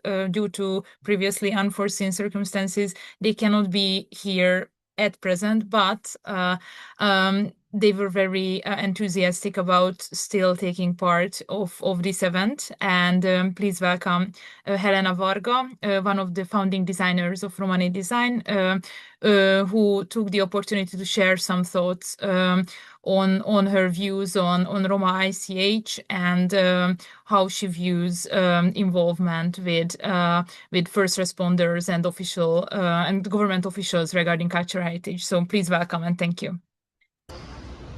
Köszöntök mindenkit, Varga Helena vagyok, a Romani Design társ alapítója és egyik tervezője, és ebben a kis interjúban a kultúra és örökségvédelemről fogok néhány gondolatot megosztani veletek, hogy szerintem ennek hogyan kéne jól működnie. A Romani példáját tekintve én azt gondolom, hogy a Romani 15 évvel ezelőtt indult el, és szerintem ez az utolsó időszak volt, amikor még azokat a kulturális forrásanyagokat, tehát gondolok itt a viseletre többek között, mert ugye mi ezzel foglalkozunk elsősorban, ezeket még utol lehetett érni, még ezeket be lehetett gyűjteményezni, tehát hogy Azt gondolom, hogy a roma közösség kulturális értékei, úgy a szellemi és a tárgyi kulturális öröksége, azok szerintem ugye utolsó időszakokban vannak jelenleg, és nagyon fontos lenne a szerepe azoknak, akik ezzel a érték átörökítéssel foglalkoznának, hogy dokumentálják, begyűjtsék ezeket a forrásanyagokat, és feldolgozzák ezeket a dokumentált anyagokat. És megjelenítsék olyan szektorokban, akár a múzeumi, akár a tudományos szektorban, ahol ez az értékkincs, vagy ez az érték átörökítő, vagy megőrző munkájuk, ezek tudják hitelesen megőrizni ennek a hát mondhatnám azt is, hogy egy kissé már letűnő kultúrának az értékeit. És arról mi a meglátásod, hogy mondjuk azoknak a szakembereknek, akik mondjuk a kulturális örökségvédelemnek bármely szintjén dolgoznak, gondolok akár az államigazgatási, vagy az intézményi, vagy akár mondjuk olyan szektorokra is, amelyek mondjuk a klasszikus értelemben véve mondjuk akár nem tudom, tűzoltók, vagy a hadsereg, vagy bárki, aki mondjuk egy ilyen veszélyes helyzet esetén, vagy egy olyan mondjuk kulturális örökséget veszélyeztető szituáció esetén segítséget tud nyújtani. Mi az, amit nekik érdemes lenne például megtenni most kvázi békeidőben azért, hogy a roma közösségekkel még hatékonyabban tudjanak együttműködni? Hát szerintem a roma közösség részéről kéne elsősorban egy olyan kezdeményezés ezek felé, az intézmények felé megtenni, ami szerint eleve tudják, hogy mi az, ami a kulturális örökséghez tartozik a roma közösség, a roma kultúra szerint, és hogy eleve, hogyha van egy ilyen jellegű tananyag, vagy nem egy tájékoztató anyag, vagy a kontakt, vagy egy szervezet a roma közösség részéről, aki foglalkozik ezzel az értékmegőrzéssel, és figyel arra is, hogyha esetleg ilyen vészhelyzet kialakulna, akkor ezeket az értékeket hogyan lehetne akár a tűzoltóság, akár a rendőrség bevonva megóvni. Köszönjük szépen!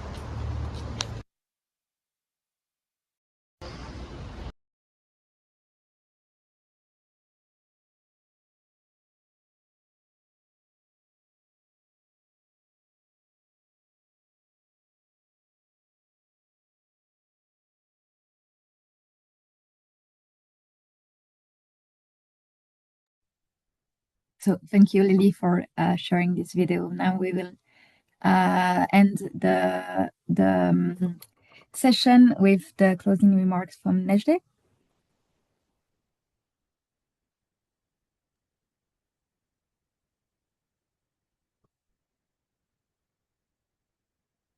Yeah.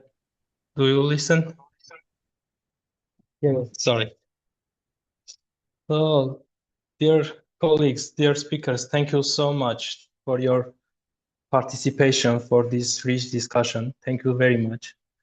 So what emerged very clearly throughout this session is that we are no longer speaking only about heritage protection in isolation, but about heritage as part of a wider emergency and humanitarian system. Across different contexts, whether civil protection, cultural institutions, ministries, or local actors, we see a shared reality. Emergencies are increasingly complex and they do not respect sectoral boundaries. So in such situations, the main challenge is often not the absence of knowledge or goodwill, but the lack of operational coordination between systems that exist in parallel. From my own experience working in Armenia, particularly in border region, I have seen how museums and heritage institutions are often present in vulnerable contexts, but are not always fully integrated into emergency planning structures. At the same time, civil protection and emergency services may not systematically include cultural heritage as part of their operational priorities. This is where the value of approaches like READY became very clear, not as a theoretical framework, but as a practical bridge between sectors. The emphasis of first aid to cultural heritage, scenario-based thinking, and cross-sector engagement is particularly important because it shifts the focus from isolated preparedness to shared operational readiness. It allows different actors, heritage professionals, rescue services, local authorities and communities to begin speaking a common language in moments where coordination is most needed, what we do really in reality here in our session. Another key point that emerged is the importance of scale and inclusion. Large institutions often have access to frameworks, protocols, and networks. However, smaller museums, community-based initiatives, and local heritage actors remain significantly less integrated. Yet these are often the institutions closest to risk exposure and closest to communities. This imbalance suggests that capacity building can not only focus on expertise at the top level, it must also reach the local level.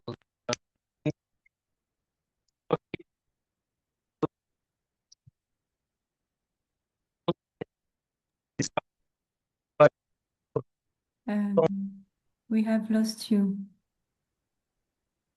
Can you repeat, Nzhdeh? Sure. Thank you. Do you listen me now?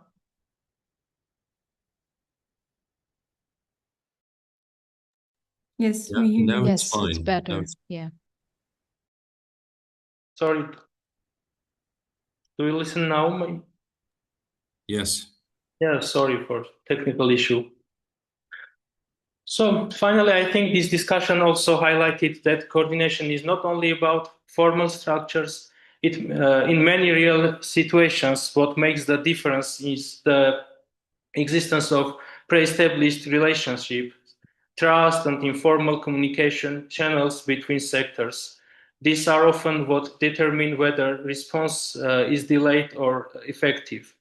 So to conclude, I would say that the key message we take from this roundtable is we are moving from a model of sector-specific preparedness toward a model of shared responsibility for resilience, where cultural heritage is not an additional concern during emergencies, but an integrated part of how we understand risk, response, and recovery.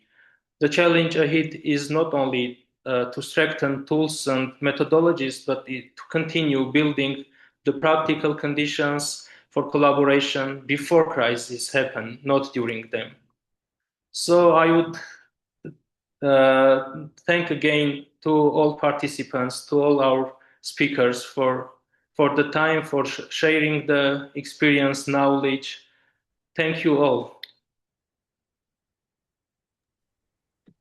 And in the end, once more, thank you very much for your time. We really appreciate your honest discussion and this enthusiastic conversation.